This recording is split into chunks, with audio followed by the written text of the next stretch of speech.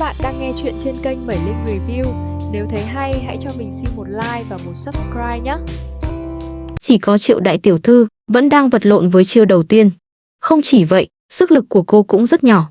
Thực sự khiến người ta vừa buồn cười vừa lo lắng. Vậy nên, Lâm Vãn Tinh suy đi nghĩ lại, quyết định hôm nay cũng tẩy kinh phạt tủy cho Triệu Nam Trúc. Lời Lâm Vãn Tinh vừa dứt, mọi người không chút do dự nuốt linh chi tím ngọc vào bụng. Cô thấy vậy, giả vờ cũng nhét miếng linh chi tím ngọc của mình vào miệng, thực ra là bỏ vào không gian. Sau đó, cười chào mọi người, mau uống chút nước, như vậy hiệu quả sẽ tốt hơn. Thực ra không cần uống nước, cô nói vậy là vì cô vừa rồi đã dùng sức mạnh không gian, đổi nước trong bình của anh cả, Thẩm Việt, Dư Hồng Hà và Triệu Nam Trúc thành nước linh tuyền. Một lát sau, ngoài Lâm Vãn Tinh, những người khác chỉ cảm thấy trong cơ thể đột nhiên dâng lên một luồng khí ấm, nhanh chóng lan tỏa khắp tứ chi, toàn thân vô cùng thoải mái. Nhưng rất nhanh, mọi người đều bắt đầu đau bụng, toàn thân đổ mồ hôi. Lâm Vãn Tinh thấy vậy mắt đầy nụ cười, trêu chọc, đau bụng, toàn thân thải bùn đều là phản ứng bình thường. Nhưng 10 phút sau, mọi người sẽ không còn sợ lạnh như vậy nữa, có thể xuống sông tắm. Hai rét bụng mình cũng đau rồi. Chúng ta bây giờ nam trái nữ phải, chia ra hành động. Cô nói xong đi đầu chui vào bụi cây bên phải. Mọi người một trận im lặng, sao cậu không nói sớm, cố ý phải không? Sáng ra ngoài, lo lắng rơi xuống bè, mọi người đều mang theo quần áo thay. Triệu Nam Trúc thậm chí còn mang 2 bộ. Một khắc sau, mọi người quần áo chỉnh tề, mặt mày tươi tắn tập trung trên bờ bên bè tre, nói cười vui vẻ. Lúc này, Lâm Vãn Tinh lại nói với mọi người, vì thể chất mỗi người khác nhau, sau khi dùng linh chi tím ngọc, mức độ rèn luyện cơ thể cũng rất khác nhau. Nhưng, 2 năm sau, có thể rèn luyện lại, hiệu quả không tốt bằng người khác, đừng nản lòng nhé.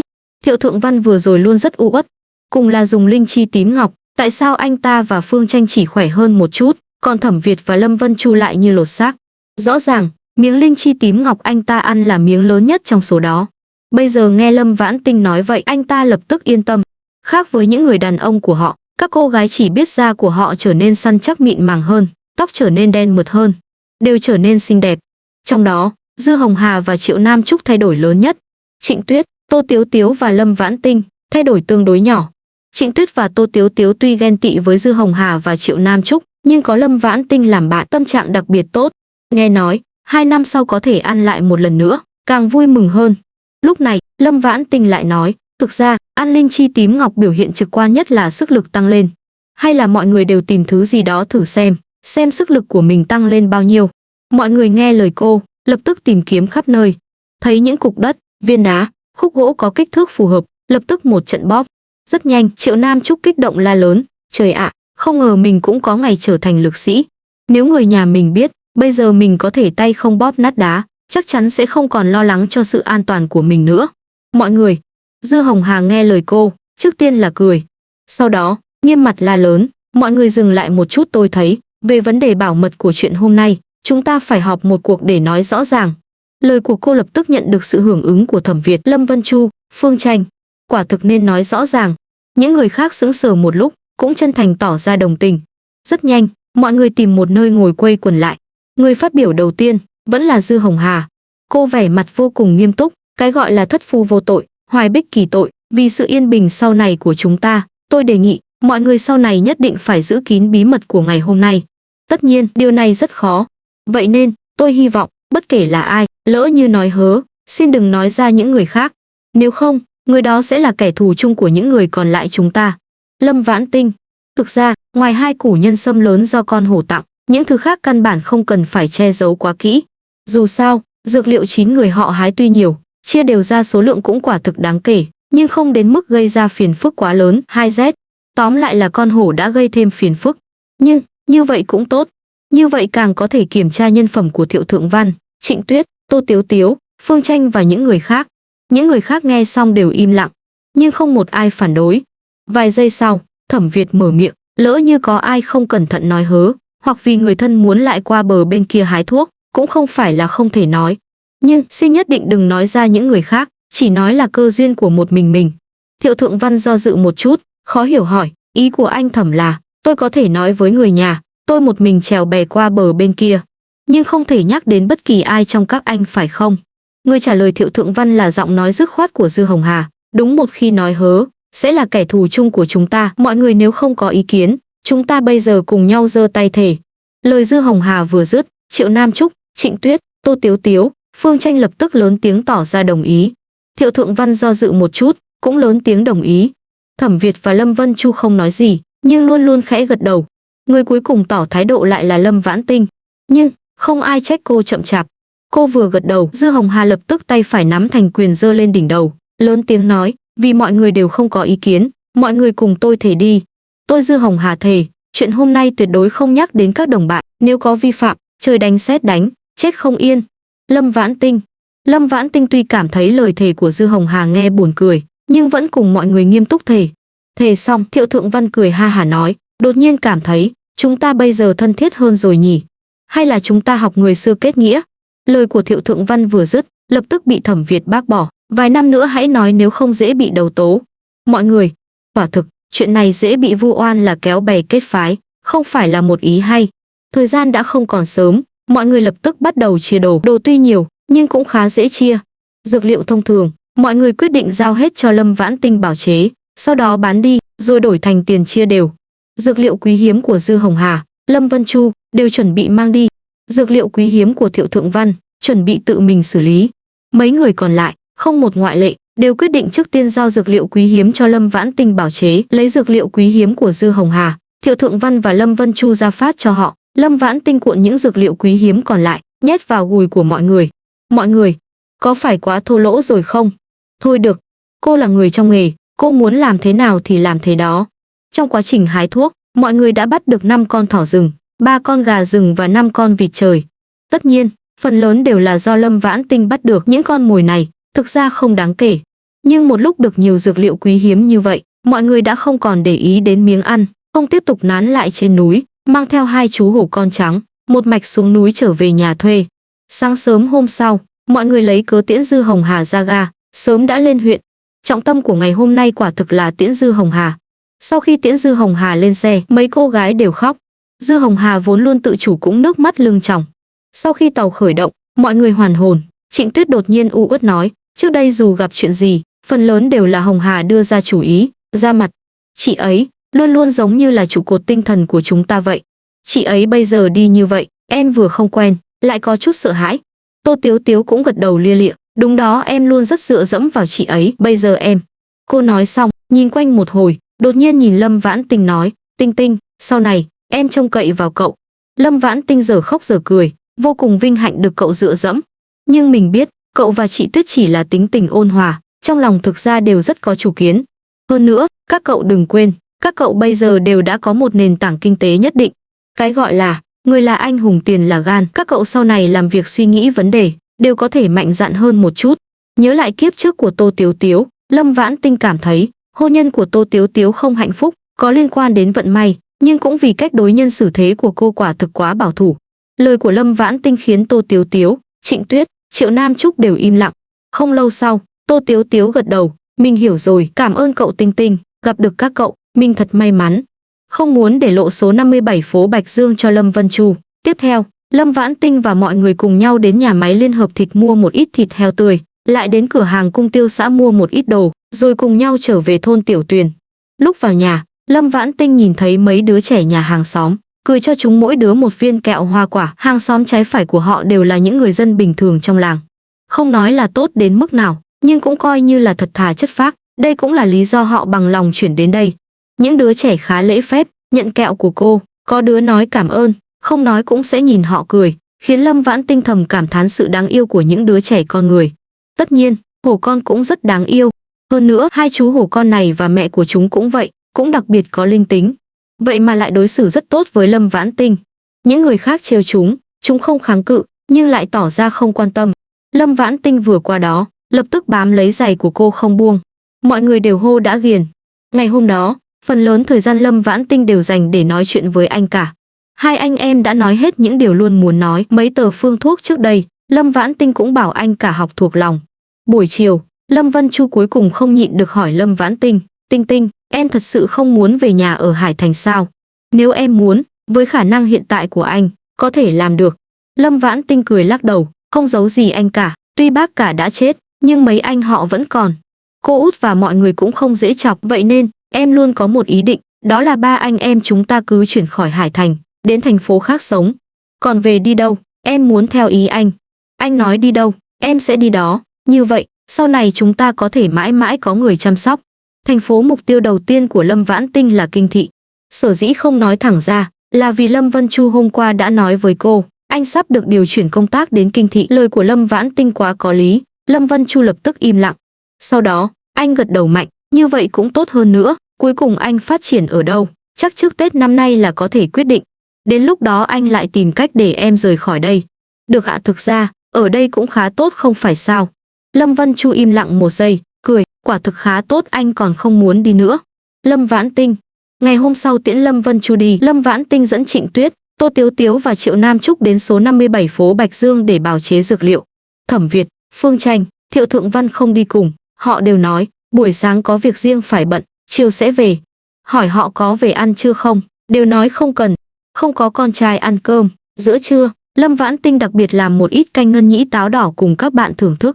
Buổi chiều, Thẩm Việt, Phương Tranh và Thiệu Thượng Văn lần lượt trở về giúp đỡ. Mỗi người đều mang về một ít đồ tốt cho họ. Thiệu Thượng Văn mang về một túi táo, mọi người chia đều, mỗi người được 2 cân. Phương Tranh mang về bánh bông lan, mỗi người một túi 10 miếng nhỏ. Thẩm Việt mang về một ít thịt bò khô và một phần nguyên liệu làm Phật nhảy tường. Đây đều là những thứ hiếm có, nhưng hiếm nhất vẫn là thịt bò khô, hơn nữa mùi vị vô cùng chính tông. Lâm Vãn Tinh cũng không nhịn được mà ăn liền mấy miếng.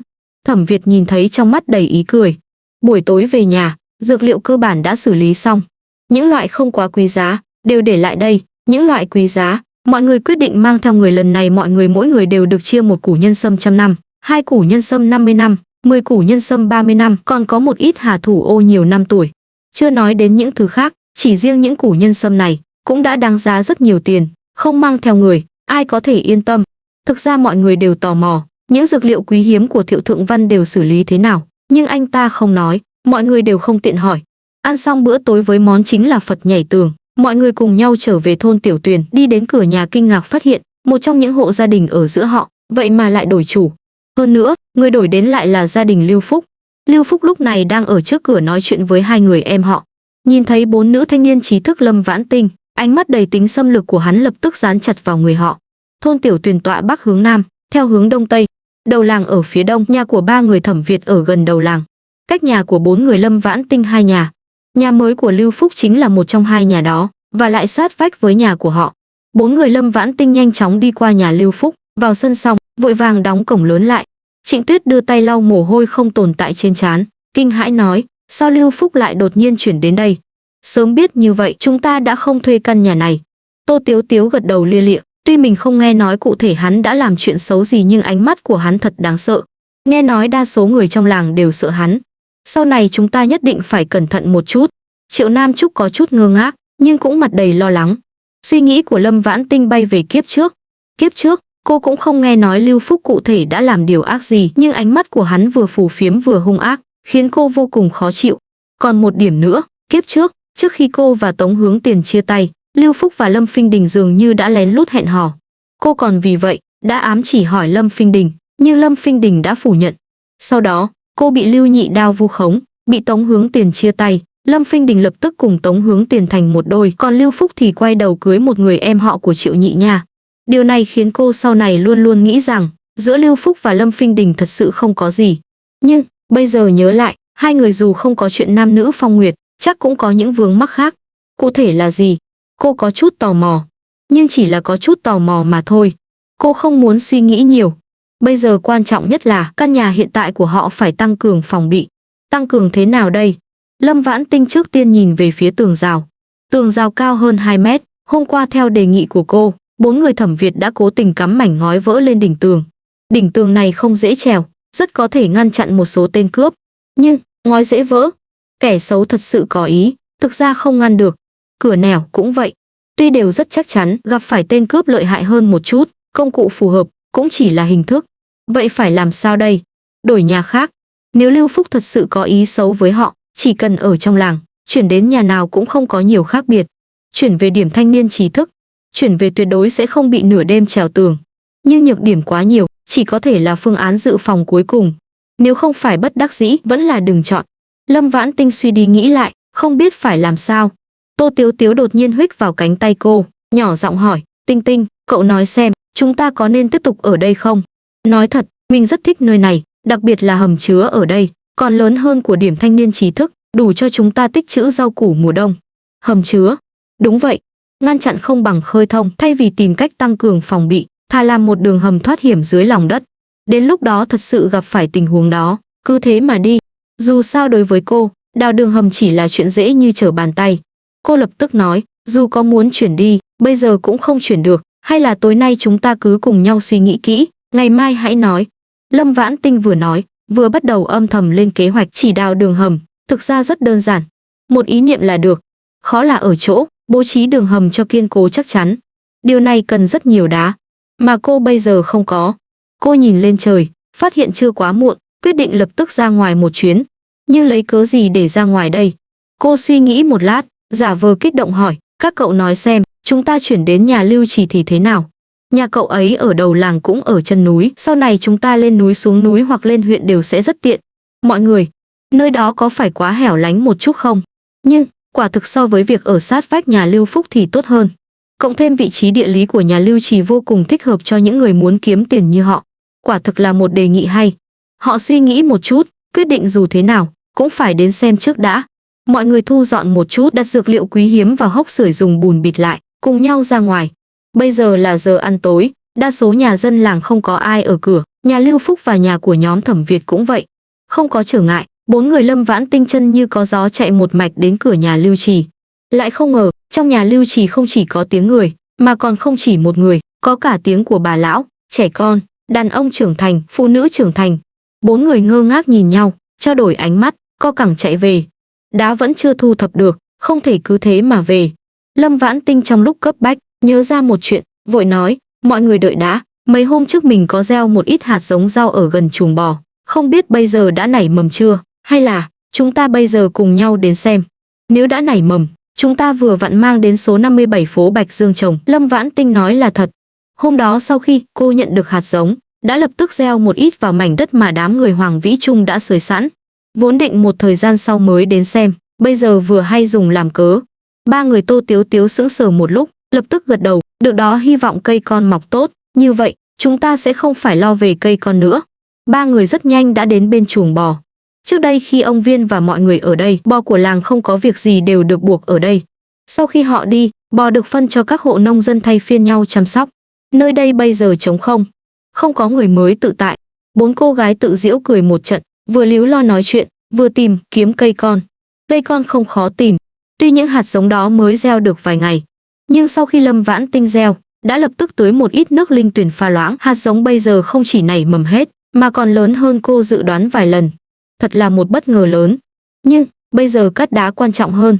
Lâm Vãn Tinh vui mừng một chút, chuyên tâm dùng ý niệm cắt đá. Tuy cây con có hơi nhỏ một chút, nhưng mọi người vì lo lắng người khác nhanh chân hơn, quyết định bây giờ sẽ nhổ hết chúng, sau đó ngày mai mang đến số 57 phố Bạch Dương trồng. Để giữ cho cây con được nguyên vẹn, Tô Tiếu Tiếu và Trịnh Tuyết đề nghị, trước khi nhổ cây con, trước tiên phải tưới đẫm nước cho chúng. Tưới nước cần phải về nhà lấy chậu hoặc thùng. Triệu Nam Trúc và Trịnh Tuyết tự nguyện về một chuyến. Những việc này đều cần thời gian. Đối với Lâm Vãn Tinh đặc biệt có lợi. Chưa đợi nhổ xong cây con, nhiệm vụ thu thập đá của Lâm Vãn Tinh đã hoàn thành vượt mức. Trở về, Lâm Vãn Tinh cố tình sắp xếp Triệu Nam Trúc, Trịnh Tuyết, Tô Tiếu Tiếu ở trong sân sắp xếp dược liệu, để tránh lúc xây dựng đường hầm xảy ra chuyện ngoài ý muốn, bị họ phát hiện. Đường hầm rất nhanh đã xây xong. Lối vào trong nhà được chọn ở một góc nhà. Lối ra bên ngoài được chọn ở một hố đá bỏ hoang sau nhà. Đảm bảo vạn vô nhất thất, Lâm Vãn Tinh chạy ra sân, dùng sức vẫy tay với ba người bạn, nhanh chuyện tốt lớn. Ba người Tô Tiếu Tiếu mặt đầy nghi ngờ vào nhà, đợi đến khi phát hiện ra cái lỗ đen ngòm ở góc nhà, đồng loạt che miệng. Sau đó, Triệu Nam Trúc kinh ngạc hỏi, các cậu nói xem, bên trong có thể có kho báu không? Lâm Vãn Tinh, sơ suất rồi, hay là bỏ một ít vào trong? Ý nghĩ này lóe lên trong đầu Lâm Vãn Tinh, lập tức bị bác bỏ. Thu hoạch hôm qua ở sâu trong núi đã đủ nhiều rồi, cô không cần phải gây thêm chuyện nữa. Nhưng, lo lắng họ sẽ nghi ngờ cô đã ém nhẹm bảo vật gì đó trước, cô vội vàng bố trí những mạng nhện đã thu thập được ở chuồng bò vào trong đường hầm. Trịnh Tuyết và Tô Tiếu Tiếu quả thực nghi ngờ, Lâm Vãn Tinh đã vào đường hầm trước, thậm chí đã lấy đi những vật có giá trị. Họ không cảm thấy cô làm vậy là sai. Đường hầm do cô phát hiện, dù có không bao giờ nói cho họ biết cũng có lý. Họ chỉ theo phản xạ mà nghĩ như vậy.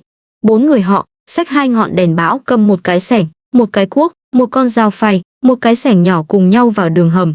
Chưa đi được mấy bước đã bị mạng nhện dính đầy mặt. Trịnh Tuyết và Tô Tiếu Tiếu lập tức hiểu ra Lâm Vãn Tinh không hề vào đường hầm trước. Cô vừa phát hiện ra đường hầm đã nói cho họ biết. Con người cô thật quá thuần thiện, đối xử với họ quá tốt, thật khiến họ cảm động. Triệu Nam Trúc không có tâm cơ này, nhưng cô có sự thông minh của riêng mình. Cô vừa vung tay đánh mạng nhện, vừa quả quyết nói, giống như mình nghĩ, trong những đường hầm nhỏ ở nơi hẻo lánh nghèo nàn này, chắc chắn sẽ không có thứ gì đáng giá, vì quá dễ bị phát hiện. Lâm Vãn Tinh, vậy là, vừa rồi là cô lo xa. Trịnh Tuyết và Tô Tiếu Tiếu, vậy là họ nghĩ nhiều. Dù trước đó có suy nghĩ gì, lời của Triệu Nam Trúc khiến mọi người đều cười, cũng nhẹ nhõm hơn rất nhiều. Bởi vì, mọi người đều nghĩ đến một vấn đề, vì vậy không có thứ gì đáng giá, chắc chắn cũng không có những nguy hiểm như cơ quan. Mùa này, rắn rết cũng ít. Mọi người đi đến tận cùng, thấy bên trong sạch sẽ, ngoài một lớp bụi mỏng, không có gì cả, càng thêm nhẹ nhõm. Sau một hồi xem xét, mọi người càng hài lòng hơn. Tuy nói, tảng đá chặn lối ra có hơi lớn, nhưng họ bây giờ đều có sức lực, đối với họ căn bản không phải là vấn đề. Không cần Lâm Vãn Tinh cố tình dẫn dắt, Triệu Nam Trúc, Trịnh Tuyết, Tô Tiếu Tiếu gần như đồng thời nghĩ đến một điểm, có đường hầm này, chúng ta không cần chuyển nhà nữa, đến lúc đó thật sự có chuyện gì, có thể từ đây rời đi. Đúng, có nó, còn sợ gì cướp chứ. Bây giờ mình siêu thích nơi này, hay là chúng ta trồng luôn những cây con vừa rồi ở đây đi. Hay là bây giờ đi trồng luôn đi, như vậy tỷ lệ sống sẽ tốt hơn. Tô Tiếu Tiếu thích nấu ăn, tự nhiên cũng thích trồng rau, lập tức đưa ra đề nghị này. Sân nhỏ của họ hôm qua đã được Thẩm Việt và Lâm Vân Chu họ sới lại, có thể trồng cây con bất cứ lúc nào. Quả thực bây giờ trồng cây con xuống tỷ lệ sống sẽ cao hơn, mọi người quyết định bắt tay vào làm ngay. Lúc phân phát cây con, Lâm Vãn Tinh phát hiện có dư một ít, suy nghĩ một chút, quyết định bây giờ mang đi cho nhóm Thẩm Việt trồng. Sân của họ cũng đã được sới lại, cũng đã chuẩn bị để trồng rau mùa đông. Mọi người đều rất tán thành ý kiến của cô và quyết định lập tức cùng cô đi đưa cây con. Không ngờ mở cửa ra, kinh ngạc thấy Thẩm Việt, Thiệu Thượng Văn và Phương Tranh đang ở ngay cổng lớn của họ. Trên tay Thẩm Việt còn dắt một chú chó sói con. Các cô gái.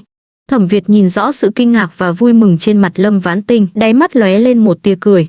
Anh ôn tồn nói, đây là con chó giữ nhà mà em hôm kia nhờ anh tìm. Nó tuy không lớn, nhưng rất lanh lợi, em xem có thích không? Lâm Vãn Tinh không hề nhờ Thẩm Việt tìm chó giữ nhà. Nhưng cô biết, anh là có ý tốt. Nói như vậy, cũng là để che mắt người khác. Lập tức nói, chú chó nhỏ xinh đẹp như vậy, tất nhiên là thích rồi, cảm ơn anh. Đúng rồi, chúng em đang định đi đưa cây con cho các anh, bây giờ các anh mang đi luôn nhé. Thiệu Thượng Văn luôn nói nhiều, lập tức hỏi, cây con gì? Lâm Vãn Tinh giơ cây con trên tay lên, cười nói, em mấy hôm trước nhờ người đặt, hôm nay mới giao đến, có dư một ít, các anh mang về trồng trong sân đi. Thiệu Thượng Văn cười tủm tỉm nhận lấy cây con định đi, Thẩm Việt ngăn anh ta lại, nói với các cô gái, cây con trồng qua đêm sẽ tốt hơn, chúng tôi giúp các em trồng xong rồi đi. Phương Tranh lập tức lanh lợi ra giếng múc nước, tôi đến tưới nước cho cây con. Thiệu Thượng Văn, mọi người, tuy là buổi tối, nhưng mở cổng sân trồng cây con, không lo người khác nói ra nói vào. Hơn nữa, họ vốn là quan hệ góp gạo thổi cơm chung. Các cô gái không phản đối, lập tức lấy nông cụ ra làm. Làm được một nửa, Lưu Phúc và mẹ cùng em gái hắn đột nhiên cùng nhau đến. Nhìn thấy người em gái vừa đen vừa béo của Lưu Phúc, trong đầu Lâm Vãn Tinh đột nhiên lóe lên một tia sáng, nhớ ra rồi, em gái của Lưu Phúc là Lưu Hương, kiếp trước từng theo đuổi Thẩm Việt. Sau khi bị Thẩm Việt từ chối, Lưu Hương buổi tối đi nhảy sông, được một trong hai người bạn tốt của Hà Vạn Sơn ở điểm thanh niên trí thức là Tần Tư Hàn cứu.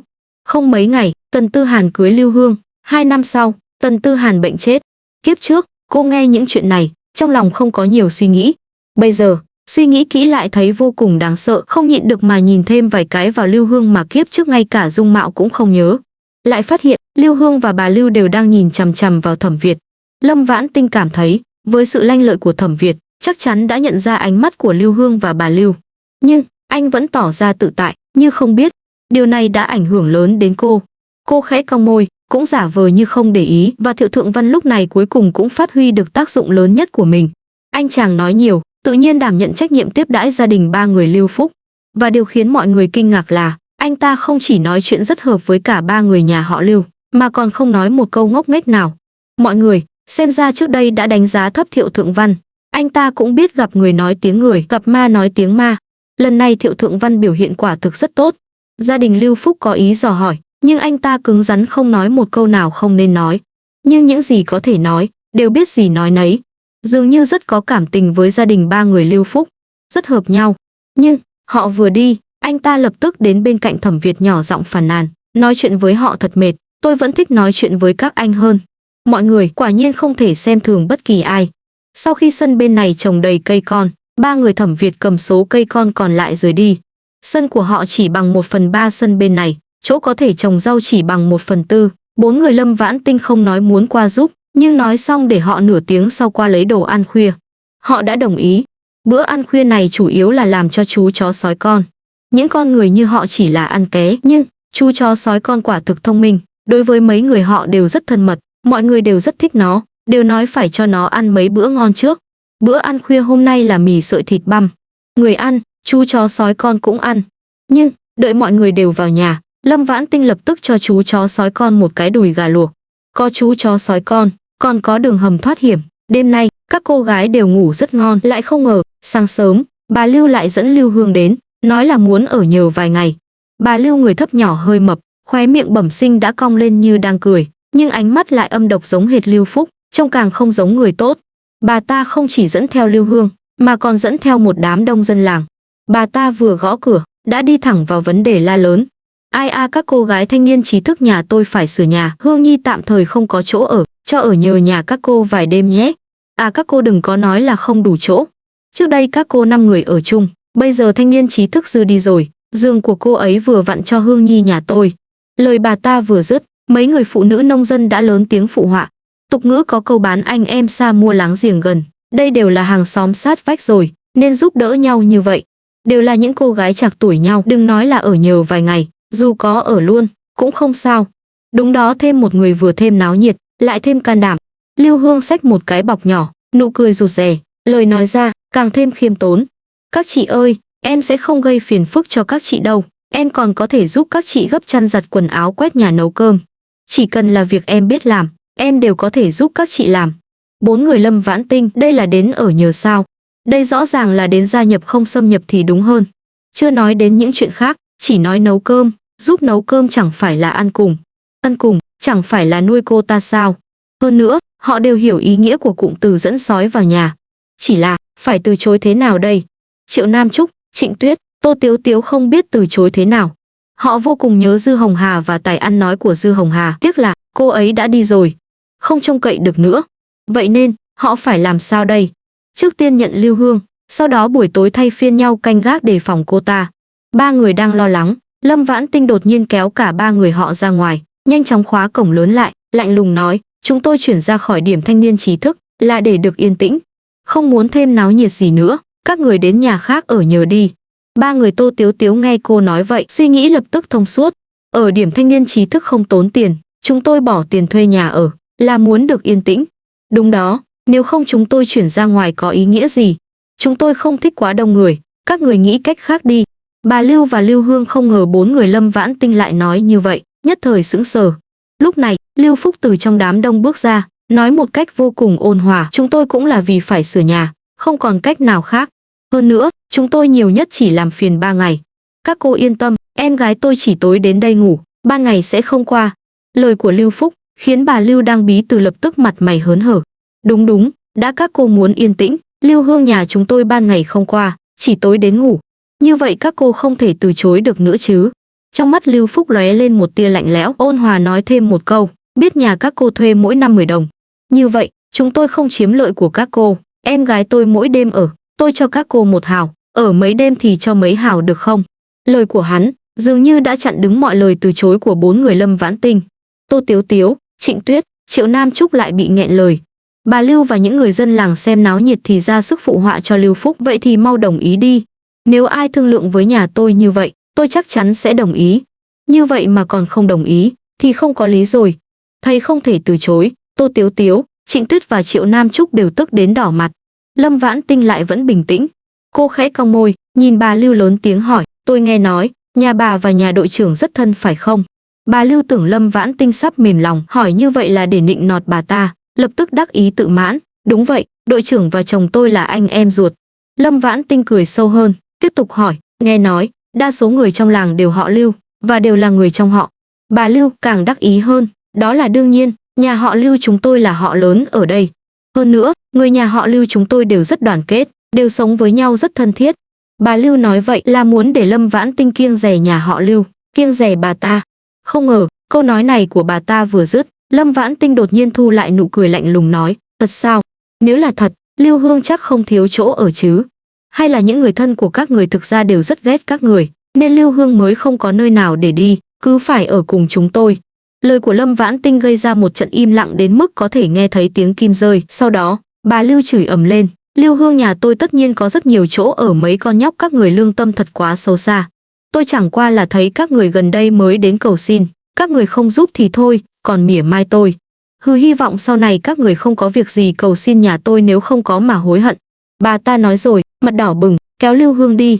Lưu Phúc nheo mắt nhìn Lâm Vãn Tinh một lúc lâu mới mặt mày âm trầm rời đi. Những người xem náo nhiệt 3322 hạ thấp giọng thì thầm rồi đi. Lâm Vãn Tinh mở cửa cùng 3 người bạn vào nhà, tâm trạng đều vô cùng nặng nề. Một lúc lâu sau, Tô Tiếu Tiếu thở dài nói, chuyện này sau này chắc cũng khó mà yên ổn. Các cậu nói xem chúng ta lại chuyển nhà thì thế nào? Trịnh Tuyết thở dài một hơi, mình cũng muốn chuyển nhà, nhưng mình không nỡ rời khỏi đường hầm ở đây, hy vọng tìm được nhà khác, cũng có đường hầm. Triệu Nam Trúc mặt đầy vẻ im lặng, vấn đề là người đó vừa rồi đã nói, ở đây đa số là người nhà họ Lưu. Họ thật sự muốn làm gì, chúng ta chuyển đi đâu cũng vậy. Chuyển lên huyện cũng không khác gì, trừ khi về thành phố. Mọi người, Lâm Vãn Tinh im lặng một lát, cười nói, về thành phố cũng có người xấu, tự mình mạnh mẽ mới là đạo lý cứng. Còn nữa, tấn công là cách phòng thủ tốt nhất. Tiếp theo, chúng ta trước tiên cẩn thận bảo vệ bản thân, nếu sau này họ không có động tĩnh gì, thì thôi. Nếu họ lại gây sự chúng ta sẽ bẻ gãy răng nanh của họ. Mọi người, Triệu Nam Trúc chớp mắt vài cái, mình thấy cậu nói đúng. Nhưng, làm thế nào để bẻ gãy răng nanh của họ, cậu có thể nói cụ thể hơn được không? Lâm Vãn Tinh, vậy phải xem họ còn làm gì với chúng ta, tình hình chung mình sẽ gậy ông đập lưng ông. Hắn đối xử với chúng ta thế nào, chúng ta sẽ trả lại họ như vậy. Mọi người không hoàn toàn hiểu lời của Lâm Vãn Tinh, nhưng nghĩ đến đường hầm thoát hiểm, lập tức lại lạc quan trở lại. Hơn 8 giờ sáng, Thẩm Việt, Thiệu Thượng Văn, Phương Tranh từ trên núi về cùng ăn sáng, nghe chuyện nhà họ Lưu muốn ở nhờ, sắc mặt đều không mấy tốt. Một lát sau, Thẩm Việt nói, hôm nay tôi lên huyện lấy ít mảnh thủy tinh về chát lại tường rào cho các em. Sau đó các em nhớ kỹ, dù có đi một mình hay không, đều không được đến nơi vắng vẻ, càng không được đến nhà các hộ nông dân khác. Các cô gái lần lượt đồng ý, nhưng vẫn đều canh cánh trong lòng. Lại không ngờ, ăn sáng xong, Thẩm Việt đi thẳng đến nhà họ Lưu. Không biết Thẩm Việt đã nói gì với Lưu Phúc, Lưu Phúc rất nhanh đã xách một túi du lịch rời đi, nhưng bà Lưu và Lưu Hương vẫn nhìn 4 người Lâm Vãn Tinh với vẻ mặt đầy căm hận. Tô Tiếu Tiếu, Trịnh Tuyết và Triệu Nam Trúc đều cảm thấy tức giận, nhưng Lâm Vãn Tinh phản ứng bình thản, cô không sợ. Một tuần tiếp theo, họ mỗi ngày đều bào chế dược liệu, phơi hồng, rang hạt dẻ, và Thẩm Việt quả thực lợi hại. Hồng vừa phơi xong, ngày hôm sau đã có thể bán đi, ngày thứ 3 mọi người đã có thể chia tiền, hạt dẻ chậm hơn một chút, nhưng vào ngày tất cả dược liệu đều đã bào chế xong, cũng đều đã bán đi đổi thành tiền, giao cho mọi người. Cũng chính vào ngày này, Trịnh Tuyết và Tô Tiếu Tiếu có chút ngượng ngùng nói với Lâm Vãn Tinh và Triệu Nam Trúc, hai người họ cũng sắp về thành phố rồi. Và họ có thể về thành phố đều là nhờ vào viên thuốc cứu tim của Lâm Vãn Tinh. Chỉ là, Tô Tiếu Tiếu là do người nhà giúp lo liệu, còn Trịnh Tuyết là do bạn trai Thanh Mai Trúc Mã giúp lo liệu. Trịnh Tuyết nước mắt lưng tròng, Tinh Tinh, Nam Trúc, mình không nỡ xa các cậu. Nhưng lần này là do gia đình bạn trai mình giúp mình lo liệu, mình mới có thể về, mình không muốn làm họ thất vọng. Tinh Tinh, về vấn đề an toàn của các cậu, mình nghĩ ra một cách, đó là các cậu trước tiên chuyển về điểm thanh niên trí thức. Sau đó mình sẽ bỏ tiền ra xây cho các cậu 2 căn nhà nhỏ bên cạnh điểm thanh niên trí thức, như vậy, vừa có thể không bị tống hướng tiền gây khó dễ, an toàn cũng được đảm bảo. Tô Tiếu Tiếu mắt đỏ hoe, tiền xây nhà cho các cậu mình và chị Tuyết mỗi người một nửa. Tinh Tinh, cậu giúp chúng mình quá nhiều, chút tiền nhỏ này nhất định phải để chúng mình lo. Sau khi đến bờ bên kia sông Bảo Mệnh, Lâm Vãn Tinh đã muốn đề nghị Tô Tiếu Tiếu và Trịnh Tuyết tìm cách về thành phố. Nhưng nghĩ đến kiếp trước họ đều sống không tệ, cô tùy tiện đề nghị, không chừng lại phản tác dụng, quyết định thuận theo tự nhiên. Vì bây giờ, họ tự mình muốn về thành phố, cô tất nhiên là vui mừng. Cô vội nói, các cậu ra ngoài bao nhiêu năm nay, có thể về thành phố, tại sao phải ở lại? Mình và Nam Trúc cũng chỉ mới đến, nếu không chúng mình cũng nhất định tìm người lo liệu, sớm rời khỏi đây. Nhưng, các cậu thật sự không cần phải lo lắng cho sự an toàn của chúng mình, bão táp mỗi ngày đều lớn lên, mình và Nam Trúc bây giờ đều là lực sĩ. Hơn nữa sắp đến mùa đông, đến lúc đó buổi tối mình và Nam Trúc trực tiếp xuống đường hầm ngủ là được. Bão táp chính là chú chó sói con mà Thẩm Việt mang đến. Mấy ngày này, dưới sự lén lút cho ăn của Lâm Vãn Tinh, quả thực mỗi ngày một khác, hơn nữa vô cùng lanh lợi. vì trong đường hầm ấm hơn bên ngoài rất nhiều. Mấy ngày nay, 4 người họ liên tục ngủ trong đường hầm. Lời của Lâm Vãn Tinh rất có lý, nhưng Trịnh Tuyết và Tô Tiếu Tiếu vẫn không đồng tình. Trịnh Tuyết cắn răng nói, không được, các cậu tuy lợi hại, nhưng chỉ có 2 người, chúng mình không thể yên tâm. Chuyện này cậu nhất định phải đồng ý, nếu không mình không về thành phố nữa. Tô Tiếu Tiếu cũng gật đầu lia lịa, các cậu ở lại đây, chúng mình thực sự không yên tâm. Cậu không đồng ý, mình sẽ giống như chị Tuyết, tạm thời không về. Triệu Nam Trúc bị họ làm cho vừa muốn khóc vừa muốn cười. Lâm Vãn Tinh trong lòng vô cùng bất lực, đành phải dùng đến chiêu cuối cùng. Trong sự ngỡ ngàng không hiểu của 3 người bạn, cô lấy ra một ít lọ thuốc nhỏ, vừa lần lượt đưa cho họ xem, vừa cười nói, xem bột ngứa, bột xay rượu trong truyền thuyết và thuốc giải của chúng. Các cậu nói xem, có chúng trong tay, mình và Nam Trúc có thể có nguy hiểm gì chứ? Nguy hiểm chẳng phải là những kẻ xấu đó sao? Mọi người. Trong tiếng cười gượng của mọi người, Lâm Vãn Tinh tiếp tục nói, bột xay rượu thì thôi, bột ngứa và thuốc giải, các cậu mỗi người lấy một lọ để phòng thân đi. À đúng rồi, cái này đặc biệt đắt không thể lấy không, mỗi người đưa 500 đồng tiền vốn. Tiền vốn của những thứ này thực ra không cao, căn bản không cần đến 500 đồng. Nhưng, Lâm Vãn Tinh nói vậy, không phải đột nhiên trở nên tham tiền, mà là những loại bột thuốc này không thích hợp lưu thông trên thị trường. Cô nói giá quá thấp, Trịnh Tuyết, Tô Tiếu Tiếu, Triệu Nam Trúc sẽ không quá trân trọng. Tô Tiếu Tiếu, Trịnh Tuyết và Triệu Nam Trúc sững sờ một lúc, lập tức cười lấy tiền, và không hẹn mà cùng đều đưa 600. Lâm Vãn Tinh không từ chối, trực tiếp nhận lấy, sau đó nhét cho Tô Tiếu Tiếu và Trịnh Tuyết mỗi người một túi đồ lớn. Là theo món quà chia tay hôm đó tặng cho Dư Hồng Hà mà tặng. Phần lớn là một số loại thuốc dự phòng tốt. Sau đó, cô nói với họ, sau khi về, trưa ngày thứ 3 gọi điện thoại cho chúng mình báo bình an, đồng thời cho chúng mình địa chỉ nhận thư. Đợi có thời gian, mình cũng sẽ làm một ít kem dưỡng da gửi cho các cậu. 2 người vội vàng đồng ý. Một lát sau, Tô Tiếu Tiếu từ trên cổ lấy xuống một sợi dây đỏ, sờ soạng vài cái vào mặt dây chuyền ngọc hình hoa mai màu đỏ trên đó đưa cho Lâm Vãn Tinh. Tinh Tinh, đây là mình đeo từ nhỏ, để lại cho cậu làm kỷ niệm.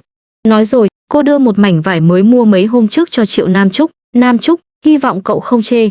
Triệu Nam Trúc bật cười, sao có thể chê chứ? Tiếu Tiếu, cậu đừng lo, mình trách cậu tặng quà cho Tinh Tinh nặng, tặng quà cho mình nhẹ. Mình không hiểu chuyện như vậy. Tinh Tinh làm cho chúng mình quá nhiều.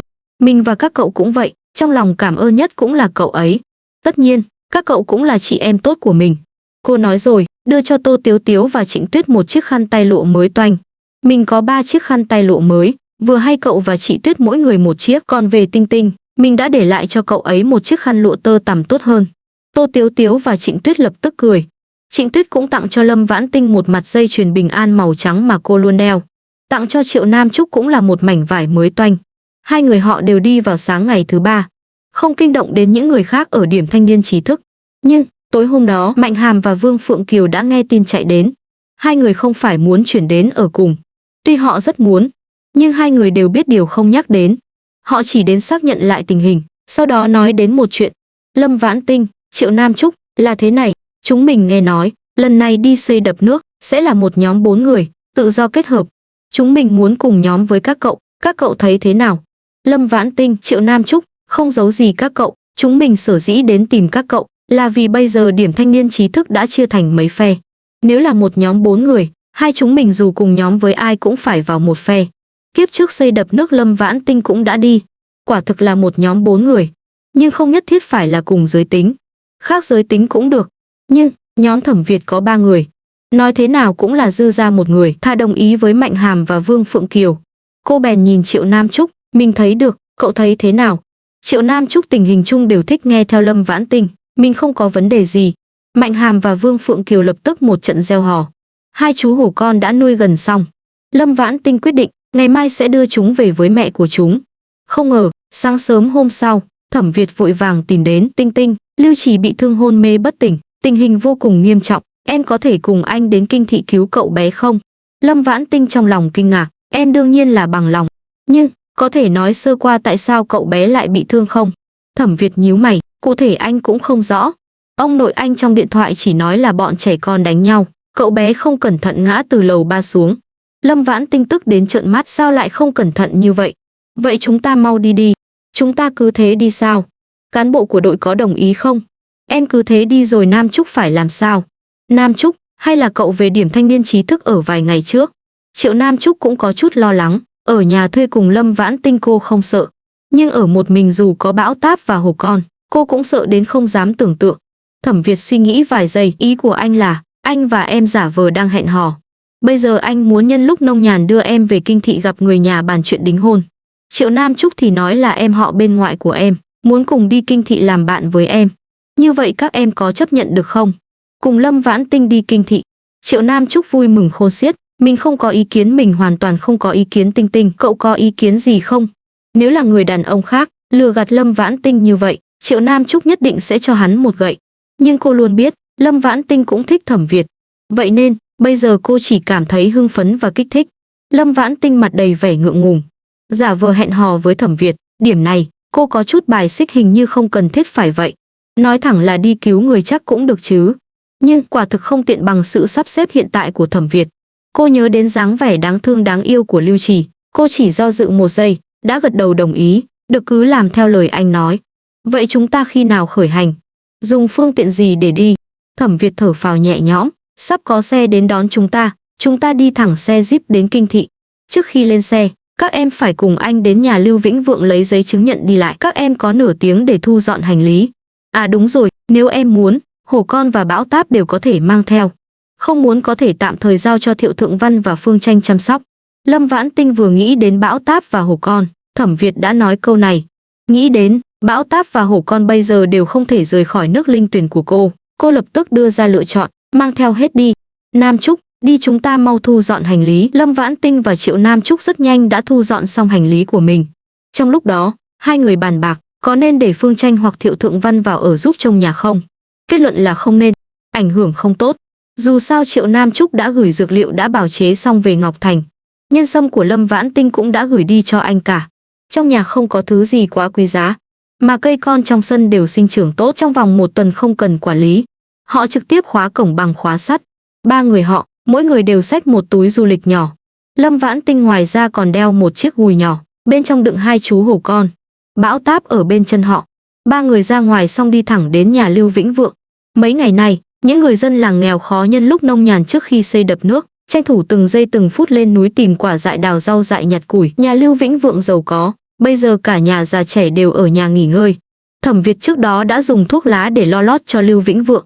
Lưu Vĩnh Vượng sớm đã biết người mà Thẩm Việt muốn đưa về kinh thị đính hôn là Lâm Vãn Tinh, nhưng không biết người em họ gọi là của Lâm Vãn Tinh là Triệu Nam Trúc. Triệu Nam Trúc là miếng thịt béo bở mà họ mới nhắm trúng, không thể để cô đi. Mắt hắn đảo một vòng, trầm mặt nói, thanh niên trí thức Thẩm, theo tôi biết, thanh niên trí thức Lâm là người Hải Thành, thanh niên trí thức Triệu là người Ngọc Thành, hai nhà họ cách nhau xa như vậy, sao có thể là chị em họ? Các người tuyệt đối là lừa tôi. Nói, tại sao các người lại làm như vậy? Lâm Vãn Tinh không chút do dự đáp trả, ông thực ra là muốn nói, tôi người Hải Thành, không thể hẹn hò với Thẩm Việt người kinh thị phải không? Triệu Nhị Nha mấy ngày nay vẫn luôn không tìm được cơ hội để cảm ơn Lâm Vãn Tinh một cách đặc biệt. Vừa rồi thấy Lâm Vãn Tinh vào, lập tức về phòng lấy món quà cảm ơn mà cô đã chuẩn bị sẵn. Bây giờ lấy đồ ra, vừa hay nghe được câu này của Lâm Vãn Tinh, lập tức la lớn, ba vừa nói gì vậy? Ba quên con đã nói với ba, thanh niên trí thức Lâm là ân nhân cứu mạng của con. Hễ cô ấy gặp khó khăn gì, chúng ta đều phải giúp sao. Lưu Vĩnh Vượng ở bên ngoài tuy mạnh mẽ nhưng ở nhà đặc biệt sợ vợ mình là Triệu Thu Lan và con dâu là Triệu Nhị Nha. Triệu Thu Lan là cô ruột của Triệu Nhị Nha, cô cháu tình cảm tốt, luôn luôn là tầng lớp cao nhất trong chuỗi sinh học của gia đình này. Triệu Thu Lan vốn không nói gì. Triệu Nhị Nha vừa la, bà ta cũng lập tức hét với Lưu Vĩnh Vượng, ông quan tâm người ta có phải là chị em họ ruột hay không? Người ta dù không phải ruột là kết nghĩa, cũng hợp quy tắc phải không? Thanh niên trí thức Lâm là ân nhân lớn của nhà chúng ta, cô ấy có chuyện khó khăn ông không giúp đỡ, lại còn cố tình gây khó dễ, ông muốn chết phải không? Con trai lớn của ông ta, cũng chính là chồng của Triệu Nhị Nha cũng căng mặt oán trách ông ta, ba sao vậy, chẳng lẽ sáng sớm đã uống nhiều rượu mèo rồi? Lưu Vĩnh Vượng, nhà này không thể ở được nữa, nhưng thôi vậy. Thẩm Việt, Lâm Vãn Tinh và Triệu Nam Trúc cũng không phải là không về, vừa rồi, quả thực là ông ta đã quá nóng vội. Ông ta vội vàng cười xòa với Thẩm Việt và Lâm Vãn Tinh, he tôi chỉ đùa một chút thôi. Giấy chứng nhận tôi đã làm xong cho các vị rồi, con dấu cũng đã đóng, chỉ chờ các vị tự điền tên bấm dấu tay thôi. Lưu Vĩnh Vượng không nói dối. Ông ta quả thực đã chuẩn bị xong những thứ này. Ông ta nói xong, lập tức lấy đồ ra. Thẩm Việt, Lâm Vãn Tinh, Triệu Nam Trúc không muốn cũng không có thời gian để tính toán với ông ta, vội vàng hoàn thiện giấy chứng nhận. Lâm Vãn Tinh vừa làm xong phần của mình, Triệu Nhị Nha và Triệu Thu Lan cùng nhau vây lại, thân mật nhét một giỏ tre nhỏ đầy trứng. hai mảnh vải thời thượng và hai con gà mái sống đã bị cắt cánh, hai chân bị trói vào tay cô. Mắt Triệu Nhị Nha có chút đỏ hoe. Tinh Tinh, cảm ơn cậu hôm đó đã cứu mạng mình, đây là một chút tấm lòng của mình, cậu nhất định phải nhận. Lúc này bên ngoài vang lên tiếng còi xe jeep, đoán là xe đến đón họ đã đến. Thời gian cấp bách, Lâm Vãn Tinh quyết định nhận trước.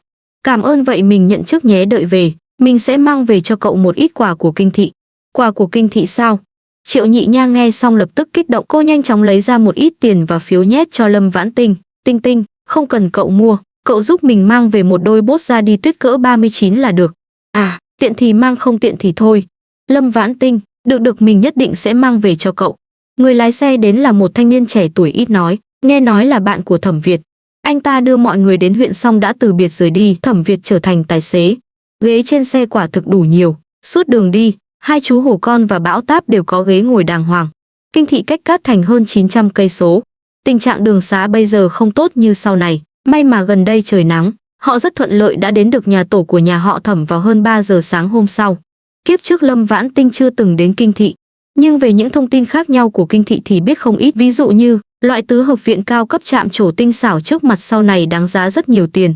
Rất muốn chuyến đi này tiện thể mua một cái. Thôi được, bây giờ không có cơ hội cũng không sao. Sau này khi cho phép tự do mua bán nhà cửa, có một thời gian, loại tứ hợp viện này không đáng tiền như ngọc quý bị bụi phủ. Đến lúc đó cô có thể đến một chuyến đặc biệt.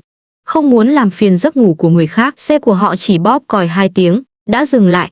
Dù vậy, sân trước sân sau của nhà tổ họ Tống, đèn điện gần như sáng hết. Không lâu sau, một người đàn ông tuấn tú hơn 30 tuổi vội vàng chạy ra mở cửa. Nhìn thấy Thẩm Việt, cười như hoa, ai a, quả nhiên là cháu, chú còn lo không phải cháu chứ. Nào mau vào đi. Thẩm Việt cười gọi một tiếng chú Năm, vừa lái xe vào sân, vừa nói với Lâm Vãn Tinh và Triệu Nam Trúc, đây là chú Năm của anh Thẩm Vô Hàn, là một bác sĩ khoa xương. Chú Năm. Lâm Vãn Tinh và Triệu Nam Trúc đều có chút kinh ngạc. Thế hệ của ba Thẩm Việt có nhiều anh em vậy sao? Lâm Vãn Tinh đang định hỏi, Thẩm Việt nói thêm một câu, chú ấy là chú họ thứ 5 của anh, là con của em trai ruột của ông nội anh. Ông bà chú của anh mất sớm, chú Tư chú Năm còn có cô 7 cô 8 đều do ông nội anh nuôi lớn. Lâm Vãn Tinh chợt hiểu ra, nhưng ngay sau đó lại nảy sinh nghi ngờ. Cô nhớ, lần đó Lưu Trì nghe lén được một đoạn nói chuyện của Thẩm Việt và bạn anh ta, bà cụ Thẩm nhân phẩm không ra gì. Nhân phẩm không ra gì sao lại nuôi nhiều con của người khác như vậy? Lâm Vãn Tinh nghĩ không ra, nhưng cũng không quá để ý, không liên quan đến cô không phải sao. Vội vàng cứu Lưu Trì.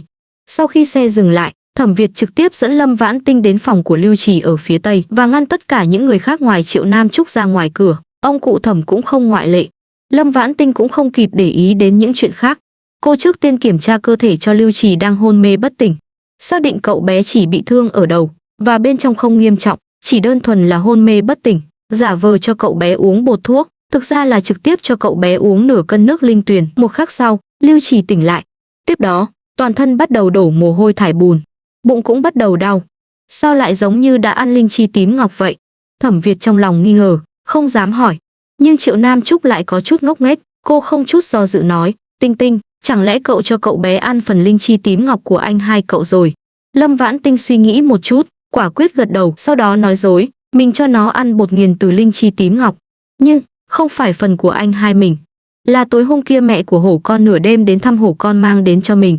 Lâm Vãn Tinh bây giờ quả thực có rất nhiều linh chi tím ngọc, nhưng không phải do mẹ hổ tặng, là do cô dùng nước linh tuyền để thúc đẩy sinh trưởng. Nói ra là một sự tình cờ. Hôm đó, cô vốn chỉ muốn dùng nước linh tuyền để nâng cao hiệu quả của linh chi tím ngọc, không ngờ, sau khi linh chi tím ngọc ngâm vào nước linh tuyền lập tức bắt đầu sinh trưởng. Tuy không phải là sinh trưởng vô hạn, chỉ mọc được 5 lứa đã ngừng, nhưng cô bây giờ quả thực là một đại gia linh chi tím ngọc. Triệu Nam Trúc thực sự ghen tị. Lâm Vãn Tinh nhìn ra sự ghen tị trong mắt cô, vội nói, lát nữa mình lại tặng cậu một miếng, không 2 miếng. Triệu Nam Trúc giãy dụa một chút, không thể lấy không, mình bỏ tiền ra mua. Lâm Vãn Tinh do dự một giây, cũng được, nửa giá thị trường là được. Thẩm Việt đang ở trong phòng vệ sinh giúp Lưu Trì tắm, không tham gia vào cuộc nói chuyện này, nhưng đã nghe thấy. Lưu Trì cũng đã nghe thấy. Cậu bé nhỏ giọng hỏi Thẩm Việt, anh ơi, linh chi tím ngọc là gì, rất đáng giá sao? Thẩm Việt nhỏ giọng nói với cậu bé, rất đáng giá chút mà em vừa ăn, còn đáng giá hơn cả một củ nhân sâm 100 năm. Nhưng, em không cần lo về tiền thuốc, anh sẽ trả thay em. Em chỉ cần nhớ sự tốt bụng của chị là được, bởi vì, thứ này có tiền cũng không mua được. Lưu Trì gật đầu mạnh, em nhớ rồi. Thẩm Việt giúp cậu bé mặc quần áo xong, lại nhỏ giọng dặn dò, anh và chị Tinh Tinh biết em bây giờ tình hình rất tốt. Nhưng tiếp theo, em phải giả vờ yếu ớt một thời gian, một là để che giấu bí mật em đã ăn linh chi tím ngọc. Hai là, chúng ta sẽ giúp em đòi lại công bằng, hiểu không? Hiểu ạ. Bây giờ anh bế em về. Thực ra không cần bế, nhưng diễn kịch phải diễn cho trọn. Sau khi Thẩm Việt bế Lưu Trì ra ngoài, không trực tiếp đặt Lưu Trì trở lại giường. Anh bế Lưu Trì mở cửa phòng, đón ông nội, chú Năm, mợ Năm, cô Bảy vào, sau đó trầm giọng tuyên bố, Tiểu Trì tạm thời không sao rồi. Cô Bảy, phiền cô thay cho cậu bé một bộ chăn đệm, cậu bé vừa rồi đổ rất nhiều mồ hôi, chăn đệm đều ướt rồi. Ông cụ Thẩm và những người khác sớm đã vây quanh Lưu Trì. Thấy cậu bé tuy còn rất yếu, nhưng mắt sáng long lanh, đều thở phào nhẹ nhõm. Cô Bảy của Thẩm Việt, Thẩm Hoan cười xoa đầu Lưu Trì, lúc này mới đi thay chăn đệm, đặt Lưu Trì lên chiếc giường sạch sẽ ngủ xong. Thẩm Việt lúc này mới giới thiệu hai bên. Đợi Thẩm Việt giới thiệu xong, Thẩm Hoan lập tức nói, em Tám đang ở trong bếp nấu sủi cảo. Tinh Tinh, Nam Trúc, Thẩm Việt các cháu đi ăn chút gì trước đi, rồi nghỉ ngơi cho khỏe. Những chuyện khác, đợi các cháu ngủ dậy rồi nói được không? Những người khác cũng cùng nhau gật đầu. Đúng vậy, các cháu đi đường vất vả rồi, mau đi ăn nghỉ ngơi, những chuyện khác trời sáng rồi nói. Quả thực cần phải nghỉ ngơi. Lâm Vãn Tinh cười gật đầu, được, nghe lời các cô chú. À đúng rồi, Tiểu Trì hôm nay tạm thời chỉ có thể ăn cháo trắng, ngày mai mới có thể ăn tùy ý, tuyệt đối đừng quên. Lưu Trì tuy đã uống nước linh tuyền, nhưng hiện tại quả thực chỉ có thể ăn cháo trắng. Lâm Vãn Tinh nói vậy, không phải là để diễn kịch. Người nhà họ Thẩm vội vàng đồng ý. Lâm Vãn Tinh và Triệu Nam Trúc mỗi người ăn 10 cái sủi cảo nhân thịt bắp cải xong, cùng nhau đến phòng khách bên cạnh nghỉ ngơi. Hai người khóa trái cửa phòng, ngủ mê mệt đến 1 giờ chiều mới tỉnh. Vốn tưởng nhiều nhất là 9 giờ sáng đã có thể tỉnh, họ không khỏi ngơ ngác nhìn nhau. Họ nhẹ nhàng vào phòng vệ sinh rửa mặt, thay quần áo giày dép sạch sẽ, cùng nhau ra ngoài. Mở cửa không thấy ai, lại nghe thấy ở phòng khách phía trước dường như có người đang cãi nhau. Hai người lắng tai nghe, không nghe ra được gì, quyết định trước tiên đến xem Lưu Trì. Phòng khách phía trước đột nhiên một tiếng la hét kinh hãi, tiếp đó là liên tiếp những tiếng kêu cứu mạng. Lâm Vãn Tinh và Triệu Nam Trúc nhìn nhau, cùng nhau chạy về phía phòng khách. Vào trong phát hiện, một bà lão ăn mặc sang trọng, ngồi trên đất hai chân đạp loạn xạ chửi bới. Không xa, là Thẩm Việt và Thẩm Hoan đầu chảy máu. Dưới chân họ là rất nhiều mảnh sứ vỡ. Thấy hai người họ vào, Thẩm Việt có một chút lúng túng. Anh không ngại Lâm Vãn Tinh biết tình hình thật sự của nhà anh, nhưng không muốn cô nhìn thấy anh thảm hại như vậy. Anh định quay người đi lau vết máu trên trán. Không ngờ, Lâm Vãn Tinh đột nhiên kinh ngạc la lớn với anh Thẩm Việt, người ngồi trên đất kia là ai trong nhà anh vậy? Dù là ai em nói cho các anh chị biết, bà ấy không kiểm soát được cảm xúc, không phải là vì mắc bệnh điên, bà ấy là bị trúng độc, phải chữa ngay. Nếu không, nhiều nhất là sống được 3 tháng. Người ngồi trên đất gây náo loạn là bà nội của Thẩm Việt, Từ Phượng Anh. Bà ta nghe lời của Lâm Vãn Tinh, ý nghĩ đầu tiên là không tin. Nhưng bà ta những năm nay quả thực ngực tức khó thở, tính tình nóng nảy, cơ thể đủ loại khó chịu, như bị trúng độc. Lại nghĩ đến, trước đây, dù là bác sĩ của bệnh viện chính quy, hay là bác sĩ cao tay trong dân gian, đều nói Lưu Trì khó qua khỏi, nhưng Lâm Vãn Tinh vừa đến đã chữa khỏi. Người quý mạng như bà ta, lập tức bò dậy cười tủm tỉm nói với Lâm Vãn Tinh, gia cháu là đối tượng của Thẩm Việt, Tinh Tinh phải không? Gia thật là một cô gái xinh đẹp, bà vừa nhìn đã thích rồi. Lâm Vãn Tinh và Triệu Nam Trúc, tốc độ lật mặt của bà lão này cũng quá nhanh rồi. Những người khác trong nhà họ Thẩm bao gồm cả Thẩm Việt đều vô cùng im lặng. Nhưng Lâm Vãn Tinh vừa nhìn đã biết là một cô gái tốt, chắc sẽ không lừa người. Vậy Từ Phượng Anh thật sự bị trúng độc sao? Lâm Vãn Tinh mặt đầy vẻ thành khẩn nhìn Từ Phượng Anh, bà Thẩm, chúng ta đừng nói những chuyện này nữa, cháu châm cứu giải độc cho bà trước nhé. Tuy độc mãn tính của bà phải từ từ chữa, nhưng lần châm cứu này có thể loại bỏ một nửa độc tố trên người bà sẽ cảm thấy thoải mái hơn rất nhiều. Bà có muốn thử ngay không? Kể từ khi Lâm Vãn Tinh nói bà ta bị trúng độc, Từ Phượng Anh liền cảm thấy toàn thân trên dưới, chỗ nào cũng không thoải mái, đặc biệt là mạch máu. Bà ta cảm thấy, bây giờ trong mạch máu toàn thân bà ta đang chảy róc rách toàn là máu độc. Bà ta vội vàng gật đầu, được cháu mau châm cho bà đi. Tinh Tinh à, không giấu gì cháu, bà những năm nay luôn luôn nghi ngờ mình bị trúng độc. Tiếc là, toàn gặp phải lang băm, không một ai nhìn ra bà bị trúng độc, uổng công để bà chịu khổ bao nhiêu năm nay. Từ Phượng Anh nói nhiều vô cùng. Ngoài mấy phút Lâm Vãn Tinh châm cứu, bà ta im lặng một lúc, những lúc khác, miệng cứ không ngừng. Lâm Vãn Tinh thực ra không mấy bắt chuyện, nhưng Từ Phượng Anh không hề để ý, tự mình nói một tràng dài. Tuy ồn ào, nhưng Lâm Vãn Tinh và Triệu Nam Trúc vì vậy đã biết được tình hình chung của nhà họ Thẩm. Ông cụ Thẩm tên là Thẩm Bá Hoa, năm nay 65 tuổi, vừa mới nghỉ hưu từ quân đội. Ông chỉ có hai anh em ruột, em trai chính là cha ruột của Thẩm Vô Hàn, Thẩm Hoan. Thẩm Bá Hoa và Từ Phượng Anh nhỏ hơn ông 2 tuổi đã sinh được 4 con trai một con gái. Con trai cả Thẩm Vô Nhiên làm việc ở Viện Nghiên cứu Khoa học Kinh Thị. Con trai thứ hai Thẩm Vô Di chính là cha của Thẩm Việt, là một giáo sư đại học. Con gái Thẩm Trinh là em gái song sinh của Thẩm Vô Di, là một giáo viên tiểu học. Con trai thứ ba là Thẩm Vô Cụ, hiện đang ở Sở Giáo dục Cát Thành. Con trai út Thẩm Vô Kỵ cũng ở trong quân đội. Trong mắt Từ Phượng Anh, 5 người con của bà đều là niềm tự hào vô cùng của bà. Trong lúc đó, bà ta còn nhanh miệng khen một câu Hoắc Thu Dung, người con dâu thứ hai mới, nói cô ta biết điều. Nhưng, bà ta vừa nói xong, đã nhận ra câu nói này không ổn, lập tức chuyển chủ đề. Tóm lại, đây là một bà lão nóng nảy nghĩ gì nói nấy, nói nhiều, không kiềm chế được tính tình, nhưng cũng không phải là hoàn toàn không có đầu óc. Sau khi châm cứu xong, Từ Phượng Anh cảm thấy toàn thân nhẹ nhõm, tinh thần sảng khoái, như trẻ ra 10 tuổi, không khỏi càng tin tưởng Lâm Vãn Tinh hơn. Đang định khen vài câu, Lâm Vãn Tinh đột nhiên hỏi, bà Thẩm, tuy cháu nhìn ra bà bị trúng độc, nhưng trên đời có quá nhiều loại độc, cháu không nhìn ra cụ thể bà bị trúng độc gì. Vậy nên, bà có thể cho cháu biết thói quen ăn uống và sinh hoạt hàng ngày của bà được không? Từ Phượng Anh tuy không bị trúng độc nhưng tính cách của một người thực ra có liên quan rất lớn đến thói quen ăn uống và sinh hoạt. Từ Phượng Anh trước đây chỉ muốn chữa bệnh. Bây giờ Lâm Vãn Tinh nói vậy, lập tức nổi giận đùng đùng. Đúng rồi, tôi đã nói tôi quên mất chuyện gì lớn thì ra là cái này. Chính là chuyện này, bởi vì tôi bị trúng độc. Tôi bị trúng độc thế nào? Thằng khốn nạn nào đã hạ độc tôi? À đúng rồi Tinh Tinh, cháu thấy tôi bị trúng độc bao lâu rồi? Lâm Vãn Tinh cố tình do dự một chút, mới nói, cái này cháu không nói chắc được, có thể là 2 năm, có thể là 1 năm, có thể là nửa năm, nửa tháng đều có thể. Điều này phải xem, rốt cuộc bà bị trúng độc gì. Hơn nữa, không nhất thiết là có người cố tình hạ độc bà, có thể là do bà bình thường thích ăn uống, có những thứ kỵ nhau. Hoặc là, đồ bà ăn, xung khắc với hoa cỏ cây cối bà trồng cũng sẽ bị trúng độc. À đúng rồi bà Thẩm, sau này bà phải cố gắng ít nổi giận, tốc độ nói chuyện cũng phải cố gắng chậm lại, nếu không sẽ ảnh hưởng lớn đến sự hồi phục của bà. Từ Phượng Anh, bà ta nghi ngờ Thẩm Việt đã nói xấu mình với Lâm Vãn Tinh. Nhưng, nếu Thẩm Việt thật sự đã nói xấu mình với Lâm Vãn Tinh, tại sao Lâm Vãn Tinh lại chữa bệnh cho mình? Hơn nữa, nói công bằng, bà ta tuy không ưa Tần Mẫn ốm yếu cũng bực mình vì tính cách bướng bỉnh của Thẩm Việt, nhưng không thể không nói, lòng dạ nhân phẩm của Thẩm Việt không có gì để chê. Từ Phượng Anh suy đi nghĩ lại, cảm thấy Lâm Vãn Tinh đối với bà ta là lời thật khó nghe. Bà ta gật đầu, bà biết rồi, bà sẽ chú ý. Vậy bà mau nói đi, thói quen ăn uống, sinh hoạt của bà. Được bà đây, thích ăn cay cũng thích ăn mặn, bà đặc biệt thích ăn dưa muối và kim chi, bà thường có thể ăn kim chi thay cơm liền mấy ngày, dù sao chúng cũng rẻ, bà còn có thể tiết kiệm một chút. Còn về hoa cỏ, bà không thích hoa cỏ, nhưng Thu Dung thích làm mấy thứ đó, sau khi nó gả vào, đã tặng bà không ít. Bà không biết tên của chúng, không biết nói thế nào. Hay là, lát nữa cháu qua chỗ bà xem. Lâm Vãn Tinh do dự một chút, đồng ý, cũng được.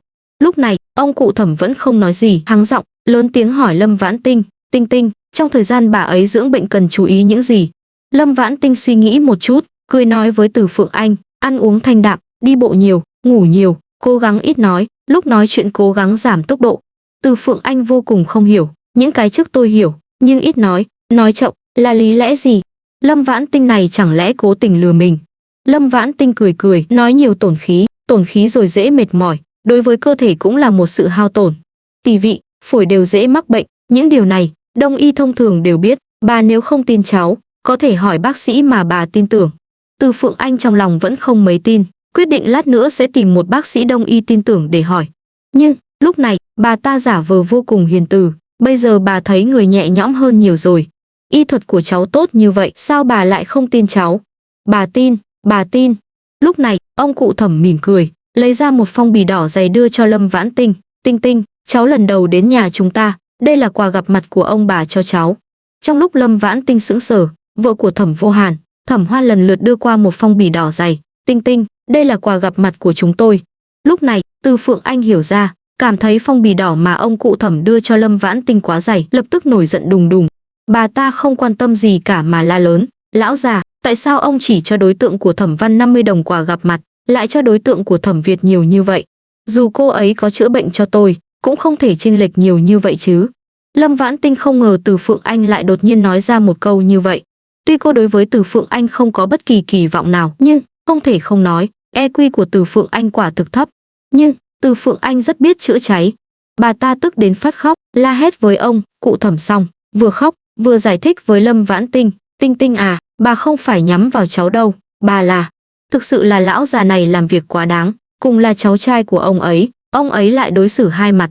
Bà ta nói rồi, định giật lấy phong bì đỏ lớn trong tay Lâm Vãn Tinh. Lâm Vãn Tinh không chút do dự đưa hết phong bì đỏ trong tay cho Thẩm Việt. Thẩm Việt, anh giữ giúp em những phong bì đỏ này, đợi đến khi chúng ta đính hôn, anh lại đưa cho em. Bây giờ, em và anh vẫn chưa đính hôn, không thích hợp ở lại nhà anh. Nam Trúc, chúng ta đi ở nhà khách đi. Triệu Nam Trúc vội vàng đồng ý. Thẩm Việt mặt lạnh nhét hết phong bì đỏ vào túi áo của mình, mặt lạnh liếc Từ Phượng Anh một cái, ôn tồn nói với Lâm Vãn Tinh, được, anh đưa các em đi thu dọn hành lý. Từ Phượng Anh lập tức ngây người. Nhưng bà ta lúc này không biết phải xoay chuyển tình thế thế nào, chỉ có thể ngây người đứng đó. Lâm Vãn Tinh không yên tâm để Lưu Trì một mình ở lại đây, thu dọn hành lý xong, định cùng Thẩm Việt bàn bạc mang cậu bé theo. Không ngờ ra ngoài đã thấy Thẩm Việt đã mang Lưu Trì theo rồi. Hai người họ còn mang theo hành lý của mình. Ông cụ Thẩm không ngăn cản họ, chỉ nói lát nữa sẽ đến mời Lâm Vãn Tinh và Triệu Nam Trúc ăn cơm. Từ Phượng Anh đã không thấy đâu. Vợ chồng Thẩm Vô Hàn và Thẩm Hoan đều đợi ở bên ngoài. Nhìn thấy Lâm Vãn Tinh, mọi người đều mặt đầy nụ cười bất lực. Lâm Vãn Tinh lại vô cùng bình thản. Cô cũng không phải thật sự là đối tượng của Thẩm Việt, không quan tâm nhà họ Thẩm rốt cuộc là chuyện gì. Lưu Trì không sao, cô đã vui rồi. Không có người nhà họ Thẩm cản trở, cô nhân tiện cùng Triệu Nam Trúc đi tham quan thêm vài điểm du lịch. Cô vừa lên xe, lập tức nói với Thẩm Việt, em muốn bây giờ cùng Nam Trúc đi leo Vạn Lý Trường Thành, anh có thời gian không? Nếu không có, xin hãy giúp chúng em chọn một tài xế đáng tin cậy, bao ăn ở cho cả người và xe, một ngày 20 đồng tiền công, có ai không? Thẩm Việt ôm chán, tiền công cao như vậy, tại sao anh phải để người khác kiếm? Số tiền này, anh kiếm. Bỏ qua chuyện tiền bạc, Thẩm Việt làm tài xế tự nhiên là chu đáo nhất. Nhưng, tiếp theo họ không đi thẳng đến Vạn Lý Trường Thành, mà trước tiên đến một số điểm du lịch náo nhiệt, tiện thể mua một ít đồ ăn đồ dùng. Thẩm Việt còn tìm bạn mượn một chiếc máy ảnh. Một ngày tiếp theo, mọi người đều chơi vô cùng thỏa thích. Ngoài ra, Thẩm Việt nhân lúc ở một mình, đã nói cho Lâm Vãn Tinh một số chuyện riêng tư của nhà anh. Kể từ khi mẹ anh và ba anh ly hôn, bà nội anh không ở nhà tổ nữa, mà đến chỗ ba anh giúp chăm sóc con của ông ấy và Hoắc Thu Dung. Anh tưởng lần này sẽ không gặp bà, nên không nói với em về chuyện của bà. Tính cách của bà, em vừa rồi chắc đã cảm nhận được, vui buồn thất thường, lật mặt vô tình, rất khó chịu, nhưng cũng rất dễ lừa. Chỉ cần em không mềm lòng, bà sẽ không phải là đối thủ của em. Còn về Lưu Trì bị thương, là hôm đó ông nội đưa cậu bé đến cửa hàng hữu nghị mua sô-cô-la. Bị con của Hoắc Thu Dung nhìn thấy, con của Hoắc Thu Dung đã cố tình đẩy cậu bé xuống lầu. Sau khi cậu bé bị thương, ông nội đã đưa mặt dây chuyền ngọc hồ lô của cậu bé cho Thẩm Trinh xem, nói cậu bé là con của cô ấy, nhưng cô ấy không tin. Cô ấy nói anh là vì để trả thù cô ấy, nên cố tình lừa cô ấy. Còn nói, chiêu này của anh quá độc ác, quá ngu ngốc, lại tìm một đứa trẻ nhà quê để lừa cô ấy. Chỉ cần tìm một đứa thông minh lanh lợi hơn một chút, cô ấy sẽ mắc lừa. Lâm Vãn Tinh vô cùng im lặng, sao Thẩm Trinh lại có thể như vậy? Nhưng, Tiểu Trì thông minh như vậy, cô ta, sớm muộn gì cũng sẽ hối hận. À đúng rồi, đứa con kia của Hoắc Thu Dung hiện tại hình như mới 4 tuổi phải không? 4 tuổi đã cố tình đẩy người xuống lầu xấu xa như vậy sao? Thẩm Việt gật đầu, đúng vậy, ông nội, ba anh và nhà họ Hoắc vì chuyện này, đã quyết định phải dạy dỗ nó nghiêm khắc. Vậy thì được, vậy Lưu Trì thì sao? Các anh định sắp xếp cho cậu bé thế nào? Chú Năm Mợ Năm kết hôn bao nhiêu năm nay, vẫn không có con, họ muốn nhận nuôi cậu bé. Lại sợ sau này Thẩm Trinh hối hận nên do dự không quyết. Lâm Vãn Tinh suy nghĩ một chút, tính cách của chú Năm Mợ Năm thế nào không có con là vấn đề của ai. Nếu chỉ để họ giúp chăm sóc 2 năm, đợi em, hoặc hai anh trai em, bất kỳ ai kết hôn rồi chuyển sang tên chúng em, anh thấy. Lâm Vãn Tinh đang nói hăng say, Thẩm Việt đột nhiên cười, chúng ta đã nghĩ xong, để mẹ anh nhận nuôi cậu bé, dù sao chúng ta và Thẩm Trinh đã kết thù. Em thấy như vậy có được không? Lâm Vãn Tinh cũng cười, em thấy được. Hơn nữa, Di Tần một mình ở Hải Thành, cũng quá cô đơn. Có Tiểu Trì làm bạn, chúng ta cũng có thể yên tâm hơn. Hơn nữa, Lưu Trì tuyệt đối là một tài năng có thể rèn giũa, Tần Mẫn nhận nuôi Lưu Trì, không hề thiệt. Thẩm Việt lắc đầu, không, anh định để mẹ anh chuyển đến Cát Thành. Ban đầu chúng ta chuyển đến Hải Thành, ngoài vì quê cũ của ông ngoại anh ở đó, còn vì khí hậu ở đó tương đối ấm áp, tốt cho sức khỏe của mẹ anh. Bây giờ, mẹ anh đã ăn nhân sâm 100 năm của em, cơ bản đã khỏi, có thể chuyển đến thành phố Cát Thành ở. Như vậy, anh cũng có thể thường xuyên chăm sóc mẹ và Tiểu Trì. Mắt Lâm Vãn Tinh đột nhiên sáng lên, vậy, anh sẽ tự mình đi đón dì Tần sao? Thẩm Việt thực sự không muốn dội gáo nước lạnh vào cô, nhưng không thể nói dối không phải sao. Ông nội anh đã bảo chú ba đi đón rồi, sáng mai mẹ anh có thể đến. Lâm Vãn Tinh, cô sững sờ một lúc, bật cười, ha ha, em còn đang nghĩ nhân cơ hội về Hải Thành một chuyến chứ. Nhưng, về cũng khá xa, vội vàng đi về cũng khá mệt, không về được thì thôi. Thẩm Việt cười cười, à đúng rồi, chú Năm Mợ Năm vẫn luôn không có con, là vì Mợ Năm mười mấy tuổi mùa đông bị ngã xuống nước dẫn đến cung hàn nghiêm trọng. Họ luôn có ý định nhận nuôi một đứa trẻ trong họ hàng, nhưng luôn không có đứa nào phù hợp. Lần này, họ thực ra rất thích Lưu Trì, nhưng Thẩm Trinh quá khó chịu. Họ nói, nếu bản thân họ có một đứa con, không ngại chăm sóc Lưu Trì, nhưng nhận nuôi Lưu Trì như vậy, lo lắng Thẩm Trinh sau này sẽ nói họ có ý đồ xấu, mâu thuẫn giữa hai bên càng sâu sắc hơn. Họ nói không sai, quả thực dễ xảy ra tình huống này. À đúng rồi, linh chi tím ngọc chắc sẽ có tác dụng với bệnh của Mợ Năm, nếu anh muốn, em có thể bán 1 hoặc 2 miếng cho họ. Thẩm Việt không lập tức trả lời anh cúi đầu suy nghĩ một chút, Tinh Tinh, em có thể bán cho anh 4 miếng không? Anh muốn cho ông nội, mẹ anh, chú Tư, Mợ Năm mỗi người 1 miếng, tất nhiên, nhiều hơn anh cũng muốn.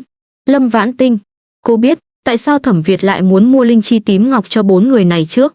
Tần Mẫn thể yếu, ông cụ Thẩm tuổi cao, Mợ Năm cung hàn không có con, chú Tư ở trong quân đội, đối mặt với nhiều nguy hiểm. Quả thực đều là những nhu cầu cấp thiết. Trên tay cô có đến 50 miếng, có thể cho anh nhiều hơn một chút. Nhưng, anh có tiền không? Tuy anh không có tiền, cô cũng bằng lòng cho. Nhưng, đây không phải là vấn đề tiền bạc, mà là vấn đề con người anh. Cô chớp mắt vài cái, cười tủm tỉm hỏi, được chứ, nhưng anh tự chi trả, hay là họ mỗi người tự bỏ tiền? Thẩm Việt sững sờ một lúc, rồi lấy nắm đấm che miệng cười khúc khích. Lâm Vãn Tinh muộn màng có chút ngượng ngùng, đang định nói gì đó để giảm bớt sự lúng túng. Thẩm Việt nghiêm túc nói, lúc anh ở Hải Thành, quả thực không có tiền. Lúc đó ngốc, oán hận ba anh có lỗi với mẹ anh, chỉ muốn đưa mẹ anh đi thật xa để tránh ông ấy. Ông nội mấy lần nói muốn cho anh tiền, anh đều tự cho mình là cứng rắn mà từ chối. Trong nhà, ngoài ông nội và chú Tư, những người khác không biết anh là người của bộ phận đặc biệt. Lần này anh sở dĩ đến Cát Thành xuống nông thôn, là do Hoắc Thu Dung lén lút đăng ký. Nhưng sau khi ba anh biết, không những không trách cô ta, mà còn chủ động nhận chuyện này. Tuy cấp trên bảo anh cứ sai mà làm để đến Cát Thành hoàn thành một số nhiệm vụ, nhưng anh vẫn tức giận đến mức cắt đứt quan hệ với ông ấy. Và trong lòng quyết định, sẽ không bao giờ lấy một đồng nào của nhà họ Thẩm. Bởi vì, anh có tự tin để bản thân và mẹ sống một cuộc sống không tệ. Nhưng sau khi quen em và tìm được Tiểu Trì, anh đột nhiên hiểu ra, suy nghĩ này của anh quá cực đoan. Chưa nói đến, anh không lấy tiền của nhà họ Thẩm, chỉ làm lợi cho một số người. Chỉ nói, chuyện kinh doanh vốn càng lớn càng tốt. Hơn nữa, anh chỉ cắt đứt quan hệ với ba anh, ông nội Liên đối xử rất tốt với anh. Bác cả, chú ba, chú Tư họ đối với anh cũng rất tốt, anh không hề cắt đứt quan hệ với họ. Anh vẫn là một thành viên của nhà họ Thẩm, cũng có trách nhiệm chấn hưng nhà họ Thẩm, bảo vệ nhà họ Thẩm. Vậy nên, không lâu trước khi ông nội lại nói muốn cho anh tiền, anh đã chấp nhận. Bây giờ, đừng nói là 10 miếng linh chi tím ngọc, 20 miếng anh cũng mua được, nhưng cũng chỉ mua được 20 miếng thôi. Những lời trước đó của Thẩm Việt khiến Lâm Vãn Tinh rất xót xa cho anh. Lại bị câu cuối cùng của anh làm cho bật cười. Cô vừa cười, vừa giơ ngón tay cái cho anh. Lợi hại vậy, anh muốn mua 20 miếng linh chi tím ngọc sao? Không, đổi cách nói đi, thực ra, em còn 20 miếng linh chi tím ngọc. Em muốn tự giữ lại 5 miếng, còn lại bán hết. Dù sao thứ này, càng tươi càng hiệu quả. Như vậy đi em sẽ giao hết cho anh giúp em bán. Dù anh cuối cùng bán được bao nhiêu tiền em đều chỉ lấy 9 phần giá hiện tại. Anh thấy thế nào? Thẩm Việt lại bị kinh ngạc, nhưng cũng chỉ trong một khoảnh khắc, và lập tức xác định, linh chi tím ngọc của cô, đến từ mẹ của hổ con, nó có thể tặng Lâm Vãn Tinh 1 đóa, 2 đóa, cũng có thể tặng 3 đóa, 4 đóa, thậm chí nhiều hơn. Thứ tốt như vậy, không bao giờ lo không bán được. Đừng nói là 20 miếng, 100 miếng, 1000 miếng, cũng chỉ cần gọi một cuộc điện thoại, chưa nói đến những thứ khác, bộ phận của họ sẽ bao trọn. Nhưng, sao anh có thể kiếm tiền của cô chứ? Anh quả quyết nói, 15 miếng anh lấy hết, nhưng anh không kiếm chênh lệch giá của em, bán dù bán được bao nhiêu, tất cả đều là của em. Chỉ là, anh có một yêu cầu không lịch sự, nếu em có cơ hội có được giống linh chi tím ngọc và bằng lòng bán, xin hãy ưu tiên bán cho anh. Nếu không tìm được anh, xin hãy ưu tiên bán cho bộ phận của chúng tôi. Lâm Vãn Tinh ban đầu không hiểu ý của anh khi nói không tìm được anh là gì. Hiểu ra, mắt lập tức đỏ hoe, cô tức giận la nhỏ, Thẩm Việt sau này đừng nói những lời không hay như vậy với em. Cô la xong cảm thấy mình quá kích động. Trong lòng không khỏi một tiếng lột bột, cô quan tâm đến anh như vậy sao? Chẳng lẽ đã thích anh rồi? Cô không nhịn được ngẩng mắt nhìn anh, lại một lần nữa bị vẻ đẹp tuyệt thế của anh làm cho kinh ngạc. Nhưng cũng chỉ là kinh ngạc, dường như không có suy nghĩ lãng mạn nào khác. Nhớ lại thời gian qua, không còn nghi ngờ gì nữa, anh mọi mặt đều rất ưu tú, cô vô cùng ngưỡng mộ, nhưng tình cảm nam nữ dường như không có. Cánh cửa lòng của cô dường như đã bị cô tự mình theo phản xạ mà đóng chặt. Xác định bản thân đối với Thẩm Việt chỉ là sự quan tâm của bạn bè, đồng đội, Lâm Vãn Tinh thở phào nhẹ nhõm. Kiếp trước khi cô chết, chủ nghĩa độc thân rất thịnh hành. Cô thỉnh thoảng rất ghen tị. Cô của bây giờ cảm thấy bản thân cả đời không kết hôn, thực ra cũng là một lựa chọn không tồi. Còn về việc bị người ta chỉ trích, không sao, chỉ cần cô có đủ tiền, người ta sẽ chỉ ghen tị với sự khác biệt của cô. Lâm Vãn Tinh thầm thở phào nhẹ nhõm. Thẩm Việt lại vô cùng thất vọng. Lúc Lâm Vãn Tinh vừa la với anh kích động đến suýt nhảy dựng lên. Anh cảm thấy anh cuối cùng cũng đã đợi được ngày mây tan trăng sáng. Anh đã chuẩn bị xong, ôm cô thật chặt để thổ lộ tình cảm vẫn luôn kìm nén. Không ngờ, ánh mắt và biểu cảm của cô ngoài tức giận và kinh ngạc, không có gì khác. Không có tình yêu, chỉ có tình bạn. Tim anh lập tức lạnh buốt. Nhưng rất nhanh, anh lại tràn đầy ý chí chiến đấu. Cô chỉ là chưa biết yêu, không phải là đã yêu người khác. Mà anh không chỉ đợi được, mà còn có ưu thế đặc biệt. Anh cười đảm bảo, xin lỗi, là anh sai rồi, sau này anh nhất định sẽ chú ý. Lâm Vãn Tinh cười liếc anh một cái, những miếng linh chi tím ngọc đó khi nào cần em luôn mang theo chúng bên người. À đúng rồi, muốn giữ được hiệu quả của nó, tốt nhất là dùng bình ngọc để bảo quản. Em có 2 cái bình ngọc, có thể cho anh mượn một cái, anh có cần bây giờ không?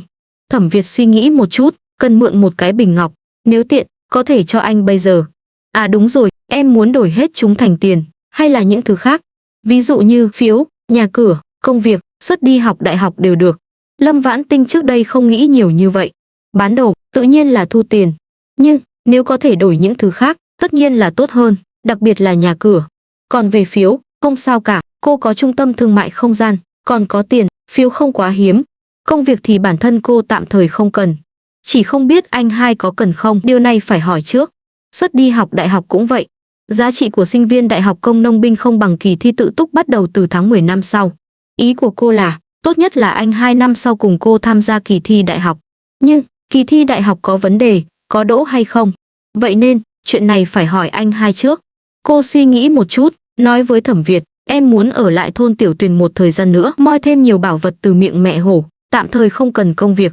Chỉ không biết, anh hai em suy nghĩ thế nào, vậy nên, có thể để lại cho anh ấy một công việc được không? Suất đi học đại học cũng vậy. Còn nữa, em muốn đổi thêm nhiều nhà, có thể đổi bao nhiêu thì đổi, tốt nhất là đổi thành loại tứ hợp viện như nhà tổ của anh. Thẩm Việt, cô muốn 1, 2 thậm chí 4, 5, 6 căn nhà đều là bình thường. Nhà cô 3 anh em mỗi người 2 căn nhà, hợp tình hợp lý. Nhưng đổi ít nhất 20 căn nhà, và chủ yếu là tứ hợp viện, thì quá đáng rồi. Anh xoa xoa trán, cố gắng bình tĩnh mở miệng, ý của em là, nếu có thể, đổi thành 20 căn nhà. 20 căn, cô tưởng chỉ có thể đổi được 10 căn. Cô một lúc muốn 20 căn nhà có bị các cơ quan liên quan nghi ngờ không? Chắc sẽ không chứ. Dù sao cô là dùng linh chi tím ngọc để đổi, có thể chịu được sự xem xét. Lâm Vãn Tinh giờ khóc giờ cười suy nghĩ lung tung một lúc, chột dạ gật đầu, đúng vậy, có vấn đề gì không? Thẩm Việt lắc đầu, không có vấn đề gì, chỉ là không hiểu tại sao em lại muốn mua nhiều nhà như vậy, có thể cho anh biết nguyên nhân không? Vấn đề này, Lâm Vãn Tinh đã sớm nghĩ ra câu trả lời. Nhưng cô cố tình suy nghĩ một lúc, mới cười nói, nhìn lại lịch sử, kết hợp với mấy năm gần đây, em thấy, đất nước chúng ta sau này sẽ ngày càng phồn vinh, nhà cửa sẽ ngày càng đắt đỏ, đặc biệt là kinh thị, anh thấy thế nào? Thẩm Việt như được khai sáng. Những dấu hiệu mà Lâm Vãn Tinh nói, anh không chỉ biết, mà còn đã thảo luận với rất nhiều người. Nhưng kết luận của mọi người, chỉ dừng lại ở điểm đất nước chúng ta sẽ ngày càng phồn vinh.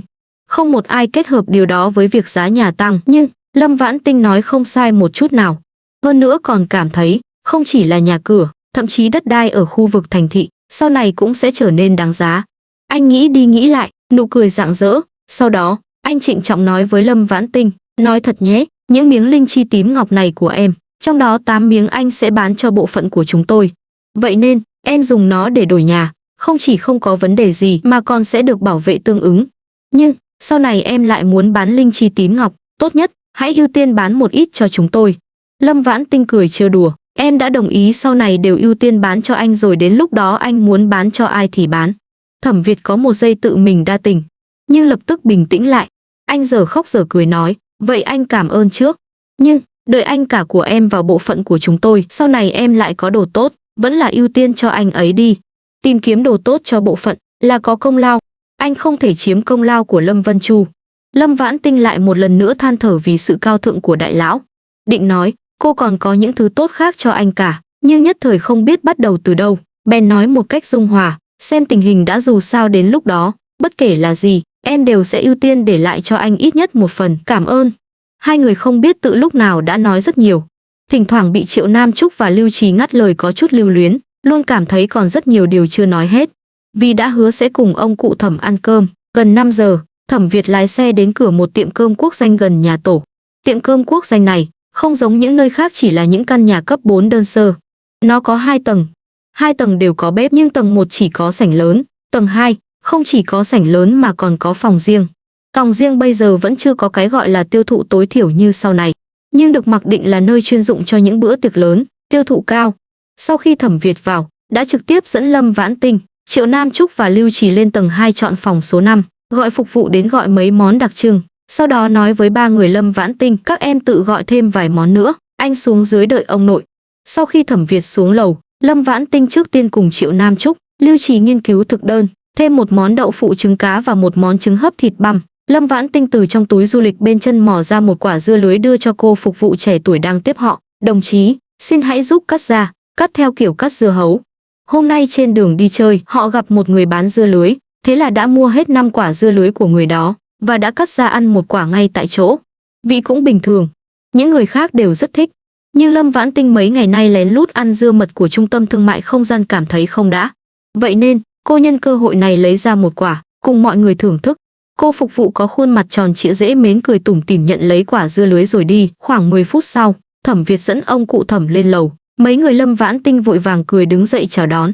Đang nói chuyện vui vẻ, cô phục vụ mặt tròn bưng một đĩa dưa lưới trở về. Lâm Vãn Tinh nhìn thấy màu sắc của ruột dưa, sắc mặt lập tức trầm xuống. Quả dưa lưới tôi đưa cho cô màu ruột là màu cam đỏ, bây giờ cô đưa cho tôi một đĩa màu trắng. Xin hỏi, là có ý gì? Cô phục vụ mặt tròn rụt cổ lại rồi bật khóc. Hu hu hu, không phải tôi, hu hu hu. Không liên quan đến tôi, là khách phòng số 4 đã ép đổi của các vị. Họ nói, của các vị ngon hơn, hu hu hu, tôi không muốn nhưng họ đông người không nói lý lẽ. Thẩm Việt, Triệu Nam Trúc, Lưu Trì đều đầu óc đầy dấu hỏi, quả dưa lưới họ ăn trước đó là ruột trắng mà. Tại sao Lâm Vãn Tinh lại nói là màu cam đỏ? Nhưng, cô tốt như vậy, tuyệt đối sẽ không nói dối, cô nói là màu cam đỏ, chính là màu cam đỏ. Thẩm Việt nheo mắt, sải bước ra ngoài. Ông cụ Thẩm sững sờ một lúc, sải bước theo sau. Lâm Vãn Tinh, Triệu Nam Trúc và Lưu Trì do dự một chút, cũng đi theo. Lo lắng Lưu Trì bị thương, Lâm Vãn Tinh và Triệu Nam Trúc một trái một phải bảo vệ cậu bé ở giữa. 3 người họ đến cửa phòng số 4, trước tiên tìm dưa lưới trên bàn ăn. Phát hiện vẫn chưa ăn bao nhiêu, lửa giận trong lòng bớt đi một chút. Lúc này mới chú ý đến những người trong phòng. Không ngờ, ông cụ Thẩm đột nhiên nổi giận. Thẩm Vô Di, con nói cho ta biết, con học được thói cướp bóc từ khi nào, vậy mà lại cướp đồ của người ta? Hay là, con hận Thẩm Việt đến tận xương tủy, cố tình làm khó nó trước mặt đối tượng của nó? Thẩm Vô Di, cha của Thẩm Việt. Lâm Vãn Tinh và Triệu Nam Trúc ngơ ngác nhìn nhau. Sau đó, Lâm Vãn Tinh nhét Lưu Trì vào lòng Triệu Nam Trúc, nhanh chân quay lại phòng số 5, bưng đĩa dưa lưới màu trắng kia chạy nhanh đến phòng số 4. Nhân lúc mọi người chưa kịp phản ứng, đổi lại quả dưa lưới ruột màu cam đỏ. Sau đó, giả vờ sợ hãi trốn sau lưng Thẩm Việt. Tất cả những người có mặt, Thẩm Vô Di vốn bị ông cụ Thẩm mắng đến mặt đỏ tía tai, xấu hổ đến mức chỉ muốn tìm một cái lỗ để chui vào. Ông căn bản không biết, nhóm Thẩm Việt lúc này cũng đang ăn cơm ở đây. Nếu biết, có đánh chết ông cũng không đến. Còn về việc đổi dưa lưới, càng không phải là ý của ông. Là do Thẩm Thông vô tình nghe phục vụ nói, loại dưa lưới ruột màu cam đỏ này ngon đến mức khiến người ta muốn chảy nước mắt, liền mè nheo đòi Hoắc Thu Dung mua. Hoắc Thu Dung vào bếp tìm phục vụ mua, không thành công. Vừa rồi nhân lúc ông không để ý đã ép chặn phục vụ làm điều ác. Ông cũng bực mình vì hành vi này của Hoắc Thu Dung. Nhưng đã đổi rồi, ông chỉ có thể hy vọng đối phương không phát hiện. Lại không ngờ, chủ nhân ban đầu của quả dưa là Thẩm Việt. Ông vốn định miễn cưỡng nhận lỗi với ông cụ Thẩm, rồi bồi thường thêm chút tiền. Không ngờ, Lâm Vãn Tinh lại giở trò này. Thật sự khiến ông bật cười. Thẩm Việt trong lòng cũng buồn cười không thôi, nhưng trong tình huống này, cười ra tiếng, chính là cho Thẩm Vô Di và Hoắc Thu Dung mặt mũi. Hơn nữa, không cần ai nói, anh đã đoán ra, người ép đổi dưa là Hoắc Thu Dung. Anh cố tình không nhìn Thẩm Vô Di và Hoắc Thu Dung, hừ lạnh một tiếng, định dẫn Lâm Vãn Tinh quay về. Thẩm Thông 4 tuổi đột nhiên khóc lóc om sòm, hu hu đồ đàn bà thối, sao mày lại cướp dưa của tao? Hu hu mẹ ơi, nó đáng chết, mẹ mau đánh chết nó cho con. Nó vừa khóc vừa gạt đổ trên bàn. Dù là chén bát đũa hay là đĩa thức ăn, chai rượu, chỉ cần chạm vào là ném hết xuống đất. Ném xong những thứ bên tay, thấy mọi người đều không để ý đến nó nhảy xuống ghế, như một quả đạn pháo nhỏ lao về phía Lâm Vãn Tinh. Lâm Vãn Tinh lúc này đang đứng sau lưng Thẩm Việt. Thẩm Thông định vòng qua Thẩm Việt để húc cô.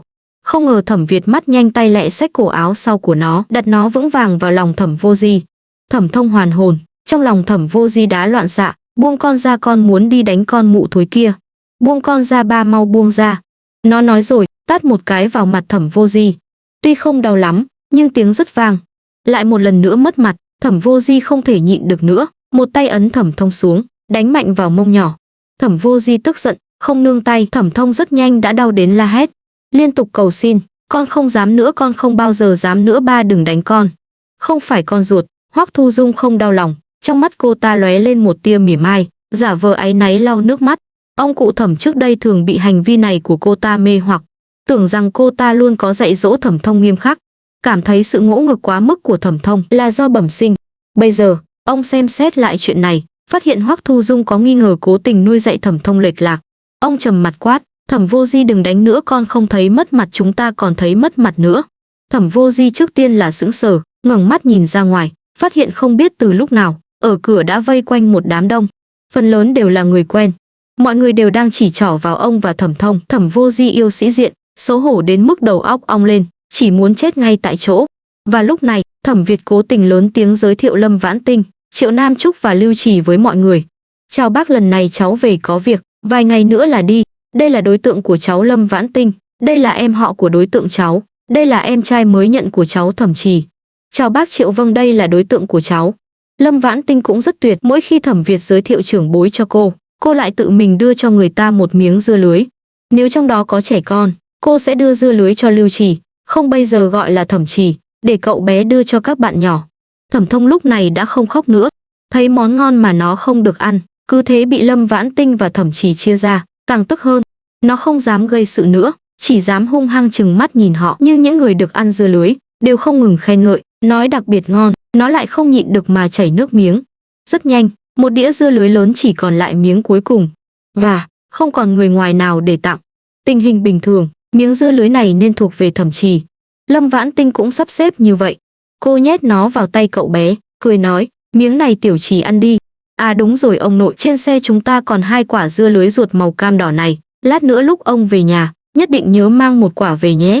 Già trẻ, ông cụ Thẩm cũng thèm đồ ngon, nhưng ông không thể tranh ăn với trẻ con, vội vàng từ chối, thôi, ông không thích cái này, vẫn là để lại cho các cháu ăn đi.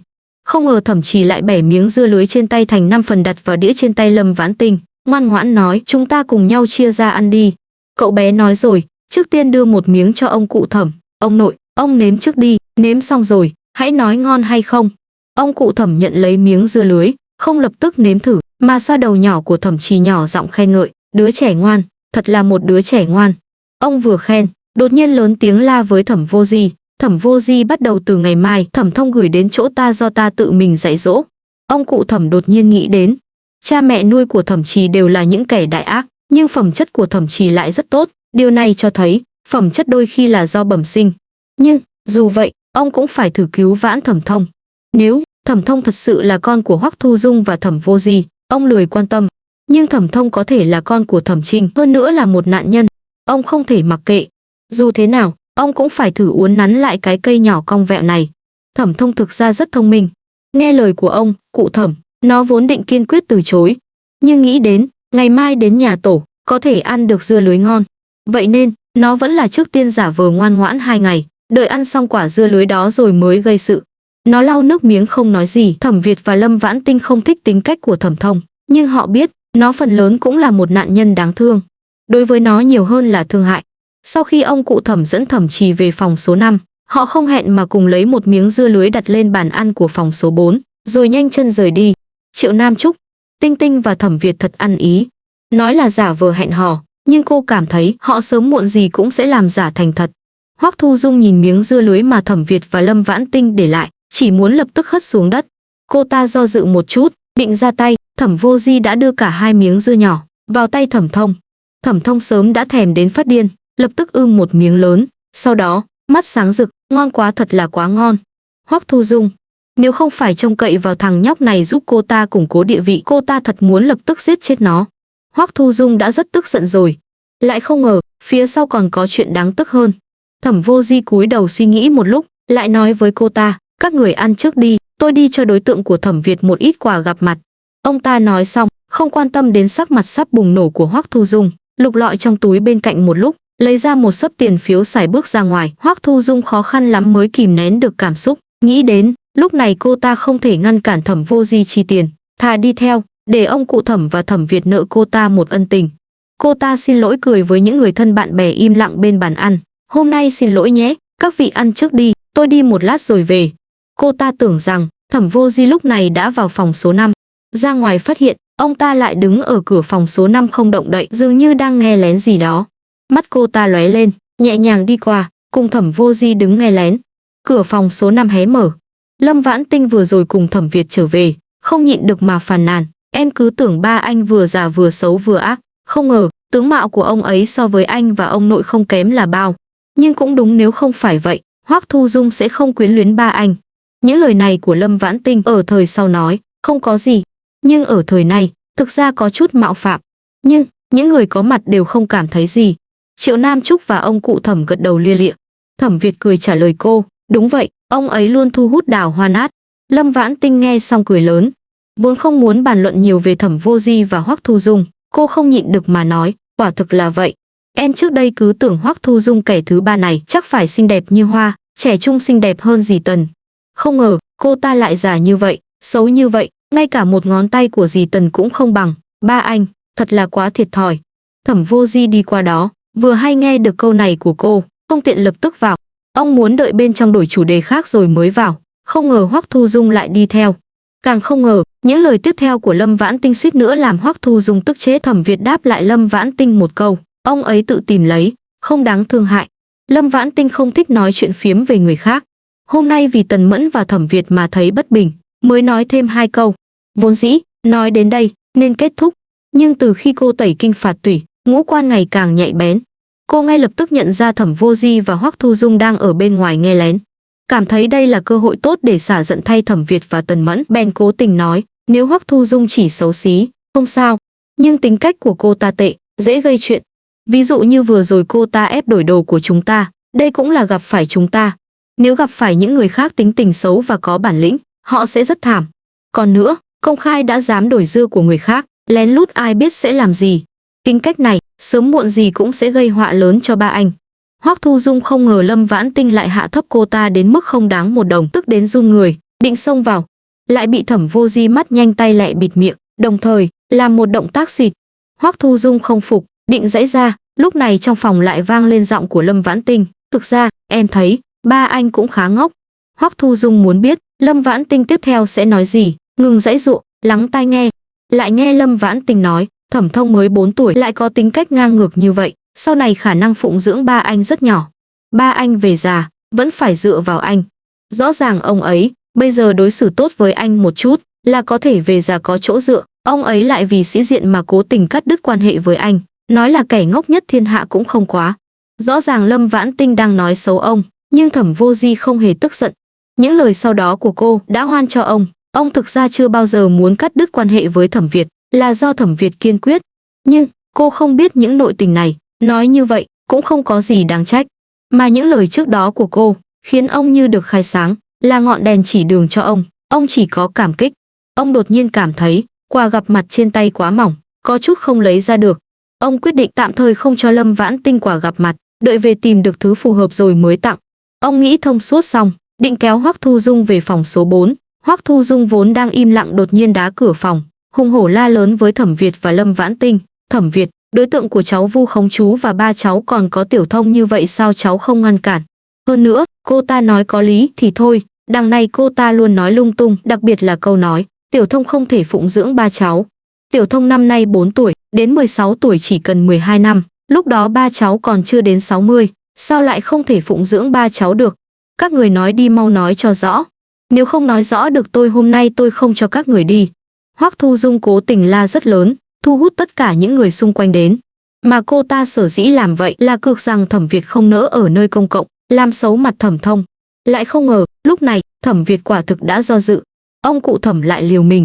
Hoắc Thu Dung, cô cố tình đảo lộn phải trái, là muốn làm tôi tức chết phải không?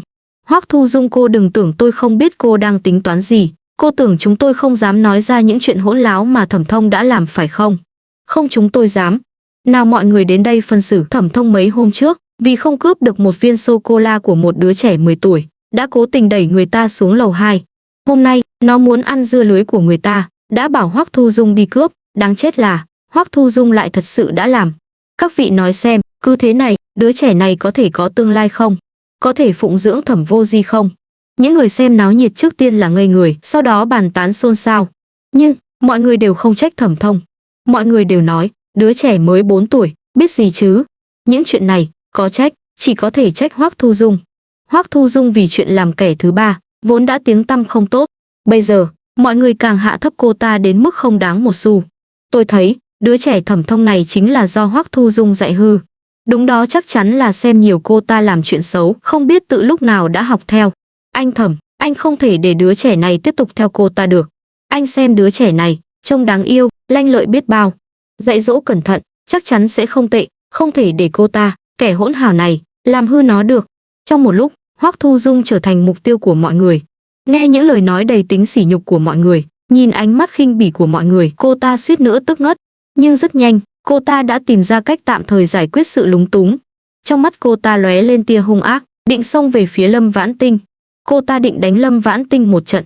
Như vậy, người mất mặt sẽ biến thành Lâm Vãn Tinh. Hoắc Thu Dung 1m55, hơn 150 cân. Mập mạp như cô ta, cảm thấy Lâm Vãn Tinh eo thon quá mức, không chịu nổi một cái tát của cô ta. Đến gần Lâm Vãn Tinh, lập tức giơ tay. Lúc này Thẩm Việt đang ở bên ngoài nói chuyện với một người bạn.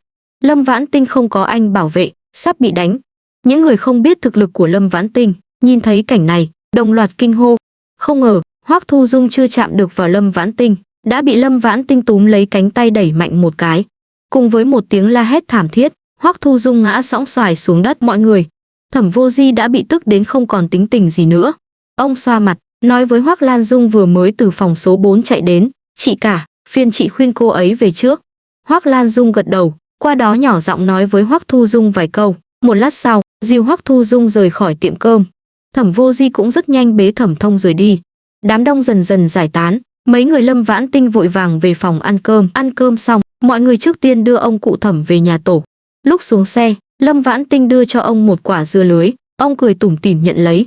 Quả dưa lưới này cũng là của trung tâm thương mại Không Gian. Lâm Vãn Tinh vừa rồi đã lén đặt 5 quả trên xe, lừa mọi người nói, đây là cô hôm nay đi chơi vô tình mua được. Kinh thị có nhiều điểm du lịch, thường có người ở những nơi vắng vẻ của các điểm du lịch bán những vật phẩm kỳ lạ. Hôm nay lại thật sự gặp một người bán dưa lưới, mọi người đều tin. Đêm nay, Thẩm Việt cũng ở nhà khách. Anh lấy 2 phòng, anh và Thẩm Trì một phòng, Lâm Vãn Tinh và Triệu Nam Trúc một phòng. Sáng hôm sau, ngoài Thẩm Việt, 3 người còn lại đều ngủ nướng. 8:30 dậy, qua tiệm cơm Quốc Doanh bên cạnh ăn sáng. Mọi người vừa về nhà khách, đã nhìn thấy Thẩm Việt và Tần Mẫn. So với lần trước, Tần Mẫn không chỉ sắc mặt tốt hơn rất nhiều mà còn béo lên một chút, trông càng trẻ trung xinh đẹp hơn. Đặc biệt là có Hoắc Thu Dung làm so sánh, Lâm Vãn Tinh và Triệu Nam Trúc càng cảm thấy Thẩm Vô Di đổi vợ quá thiệt. Cùng Tần Mẫn ăn linh chi tím ngọc xong, mọi người quyết định cùng nhau đến đồn cảnh sát, làm thủ tục nhận nuôi Thẩm Trì. Vừa định ra ngoài, Thẩm Trinh tức giận đến. Nhan sắc rạng rỡ của cô, mắt rực lửa nhìn Tần Mẫn, la hét điên cuồng, "Tần Mẫn, không được phép nhận nuôi đứa trẻ đó. Nếu không, tôi chết cho cô xem." Tần Mẫn tính cách ôn hòa, luôn luôn mọi chuyện đều nhường nhịn Thẩm Trinh. Vậy nên, Thẩm Trinh bây giờ mới dám nói lời đe dọa như vậy. Tần Mẫn bị tiếng la hét đột ngột của cô ta làm cho giật mình. Thẩm Trì sợ hãi trốn sau lưng Lâm Vãn Tinh. Lâm Vãn Tinh vội vàng dẫn cậu bé ra xe. Tần Mẫn thấy vậy yên tâm, trầm mặt hỏi Thẩm Trinh, "Tại sao không cho tôi nhận nuôi nó?" Thẩm Trinh càng kích động hơn, "Chuyện này còn phải hỏi sao? Cô rõ ràng biết Hoài An là nỗi đau cả đời của tôi, lại cố tình làm ra một kẻ giả mạo để lượn lờ trước mặt tôi, đâm vào tim tôi. Lương tâm của cô sao có thể xấu xa như vậy? Tôi biết, cô luôn trách tôi không nên bảo vệ Thu Dung, nhưng đó có thể trách tôi sao? Là cô có lỗi với cô ấy trước. Bao nhiêu năm nay những gì cần giải thích đều đã giải thích rồi." Tần Mẫn không muốn lãng phí sức lực vào những chuyện này nữa. Hơn nữa, bà bây giờ vô cùng chắc chắn, Thẩm Trì chính là đứa con bị Hoắc Thu Dung làm mất của Thẩm Trinh. Và bây giờ, không có gì quan trọng hơn việc Thẩm Trì lớn lên vui vẻ. Bà nhìn sâu vào Thẩm Trinh 2 cái, từ từ nói, tôi không có ý định chuyển về, cô yên tâm, tôi và đứa trẻ đó sau này sẽ không ở đây làm chướng mắt cô. Trước đây, Tần Mẫn đối với Thẩm Trinh có cầu tất ứng. Bây giờ bị Tần Mẫn từ chối, Thẩm Trinh vô cùng không quen. Cô ta định nói gì đó để phản đối, nhưng lời của Tần Mẫn quá có lý, cô ta không thể phản bác. Tần Mẫn thấy vậy, định đi. Thẩm Trinh không cam tâm để bà cứ thế rời đi, mắt đảo một vòng, ác nghiệm lóe lên, giọng thê thé la lớn, không được, cô dù không về kinh thị, cũng không được phép nhận nuôi nó. Bởi vì dù sao đi nữa, Thẩm Việt đều là người nhà họ Thẩm. Cô nhận nuôi đứa trẻ đó, bạn bè thân thích nhắc đến Thẩm Việt sẽ nhắc đến nó, sẽ làm tôi khó xử. Không được, cô đã hại tôi một lần, không thể hại tôi nữa. Bước chân của Tần Mẫn dừng lại, định đáp trả, đột nhiên một chiếc xe Jeep dừng lại bên chân họ. Thẩm Vô Hàn nhanh chân xuống xe, kích động vẫy tay với Thẩm Việt. Thẩm Việt nhanh, chuyện của Tiểu Trì và Tiểu Thông có tiến triển lớn rồi. Thẩm Trinh, cô ta đầu óc mơ hồ nhưng cũng vô cùng tò mò, lập tức đuổi theo Tần Mẫn. Thẩm Vô Hàn không để ý đến Thẩm Trinh, hớn hở đưa mấy tờ giấy cho Thẩm Việt và Tần Mẫn. Đây là báo cáo nhóm máu của Tiểu Trì và tất cả mọi người trong nhà các cháu. Đây là của nhà họ Hoắc. Chúng ta may mắn, những báo cáo này đủ để chứng minh Thẩm Thông không phải là con của ba cháu và Hoắc Thu Dung, Hoắc Điềm cũng không phải là con của Thẩm Trinh và Hoắc Vân Lãng. Thẩm Trinh, cô ta hoàn toàn ngây người. Thẩm Vô Hàn nói gì vậy? Sao cô ta không hiểu một chút nào? Thẩm Việt ý vị sâu xa liếc cô ta một cái, bình tĩnh giải thích. Hoắc Vân Lãng nhóm máu O, cô nhóm máu B, nhưng Hoắc Điềm lại nhóm máu áp. Ba tôi nhóm máu A, Hoắc Thu Dung nhóm máu O, nhưng Thẩm Thông lại nhóm máu B. Cha mẹ nhóm máu O, B không thể sinh ra con nhóm máu áp, cha mẹ nhóm máu O, A cũng không thể sinh ra con nhóm máu B. Tôi biết cô sẽ không dễ dàng tin chúng tôi, vậy nên, rốt cuộc là chuyện gì, cô tự đi điều tra, tự đi hỏi. Phương pháp xét nghiệm máu nhận thân này là do Lâm Vãn Tinh hôm qua đề nghị. Mọi người vốn chỉ định thử xem. Bởi vì nếu nhóm máu của Hoắc Điềm và Thẩm Thông tình cờ giống nhau, hoặc nhóm máu của hai đứa tình cờ phù hợp với cha mẹ hiện tại của chúng, phương pháp này không thể chứng minh được gì. Nhưng xác suất thành công cũng có một nửa, vậy nên Thẩm Việt lập tức cùng Thẩm Vô Hàn đang làm việc ở bệnh viện thành phố bắt tay vào việc này. Thẩm Trinh nghe hiểu lời của Thẩm Việt, chìm vào suy tư. Trong đầu cô ta bây giờ toàn là một chuyện Hoắc Thu Dung luôn đối xử rất tốt với con gái nhỏ của cô ta, Hoắc Điềm. Hoắc Thu Dung là em chồng của cô ta, là cô ruột của Hoắc Điềm. Vốn dĩ cô ta cảm thấy Hoắc Thu Dung đối xử tốt với Hoắc Điềm hợp tình hợp lý. Bây giờ lại phát hiện có rất nhiều nghi ngờ. Ngoài con trai lớn bị mất tích và Hoắc Điềm, cô ta còn có hai con trai, một con gái. Con gái lớn Hoắc Nghiên ngoan ngoãn xinh đẹp hơn Hoắc Điềm rất nhiều. Hoắc Thu Dung không thích hai con trai của cô ta, có thể giải thích là Hoắc Thu Dung tự mình có Thẩm Thông, không thích con trai mà thích con gái. Nhưng Hoắc Thu Dung cũng không thích Hoắc Nghiên, còn thường cùng Hoắc Điềm bắt nạt Hoắc Nghiên. Còn nữa, 4 đứa con của nhà mình, đứa nào cũng giống mình, giống người nhà họ Thẩm. Chỉ có Hoắc Điềm giống bà nội của cô ta, cũng chính là mẹ của Hoắc Vân Lãng và Hoắc Thu Dung. Những điều này, Thẩm Trinh trước đây không nghĩ kỹ, bây giờ suy nghĩ kỹ lại thấy vô cùng đáng sợ. Nếu tất cả những điều này là thật, vậy thì sự mất tích của Hoài An năm đó e rằng những gì Tần Mẫn nói mới là sự thật. Cũng đúng. Tần Mẫn tính cách thế nào? Hoắc Thu Dung tính cách thế nào? Cô ta luôn luôn đều biết rõ ràng Tần Mẫn mới đáng tin cậy. Mà lúc đó, dù là Hoắc Vân Lãng hay là những người khác trong nhà họ Thẩm, đều tin Tần Mẫn, chỉ có cô ta và anh hai như bị ma ám, chỉ tin Hoắc Thu Dung. Thật đáng sợ. Thẩm Trinh không dám nghĩ tiếp nữa, nước mắt lưng tròng chạy đi. Mọi người, cô vẫn không cần Thẩm Trì sao? Thẩm Vô Hàn há hốc mồm sững sờ một lúc lâu, hỏi Thẩm Việt, bây giờ phải làm sao? Tần Mẫn cũng không nhịn được mở miệng, suy nghĩ của Tiểu Trinh đã lung lay rồi vậy, chúng ta còn phải đi làm thủ tục nhận nuôi Tiểu Trì không? Thẩm Việt vẫn bình tĩnh như mọi khi, chú Năm về trước đi, nếu người thân trong nhà hỏi chuyện này, chú cứ nói thẳng, nhưng đừng chủ động nói với người ngoài. Nếu Hoắc Thu Dung tìm chú cứ giả vờ hồ đồ. Thẩm Vô Hàn gật đầu mạnh, chú hiểu rồi. Thẩm Việt lại nói với Tần Mẫn, mẹ, những chuyện này tạm thời không nên để Tiểu Trì biết, chúng ta cứ theo kế hoạch ban đầu làm thủ tục nhận nuôi. Còn nữa, Thẩm Trinh gây sự với mẹ bao nhiêu năm nay còn luôn luôn ghét bỏ Tiểu Trì, chúng ta không thể dễ dàng trả Tiểu Trì lại cho cô ta. Tất nhiên, những điều này không phải là quan trọng nhất. Quan trọng nhất là, Tiểu Trì bây giờ không biết chữ, cứ thế về nhà họ Hoắc sẽ bị khinh thường. Để cậu bé trước tiên theo chúng ta về Cát Thành học chữ sẽ tốt hơn. Thẩm Trinh mở miệng đóng miệng đều là ghét bỏ Thẩm Trì quê mùa. Tần Mẫn đã tự mình nghe thấy mấy lần. Nhớ lại những cảnh đó, Tần Mẫn tức giận nhíu mày. Con nói đúng, Tiểu Trì đã chịu bao nhiêu khổ cực, không thể cứ thế về nhà họ Hoắc chịu khổ. Để cậu bé trước tiên theo chúng ta sống những ngày tháng thoải mái đã. Chúng ta mau đi làm thủ tục đi. Muộn rồi, đợi Thẩm Trinh hoàn hồn thì phiền phức lắm. Thẩm Việt nhìn ra suy nghĩ của bà, không khỏi bật cười. Chúng ta lên xe trước đi. Chưa đầy nửa tiếng, giấy chứng nhận về việc Tần Mẫn nhận nuôi Thẩm Trì làm con trai nhỏ đã được làm xong xuôi. Trước khi làm hộ khẩu, Thẩm Việt hỏi Thẩm Trì có muốn đổi tên không. Thẩm Trì nói không cần. Chị Tinh Tinh nói cái tên này rất hay, em cũng rất thích. Tên của Lưu Trì không phải do Lưu Vĩnh Vượng và Triệu Thủy Tiên đặt, là do một thầy giáo già đã qua đời trong làng đặt. Không mang theo hận thù, Thẩm Trì thật lòng thích. Từ đồn cảnh sát ra, Thẩm Việt lén hỏi Lâm Vãn Tinh, một người bạn của anh muốn dùng một căn tứ hợp viện 3 đời của gia đình anh ta để đổi lấy một miếng linh chi tím ngọc của em. Căn nhà ở gần đây, em có muốn đến xem không?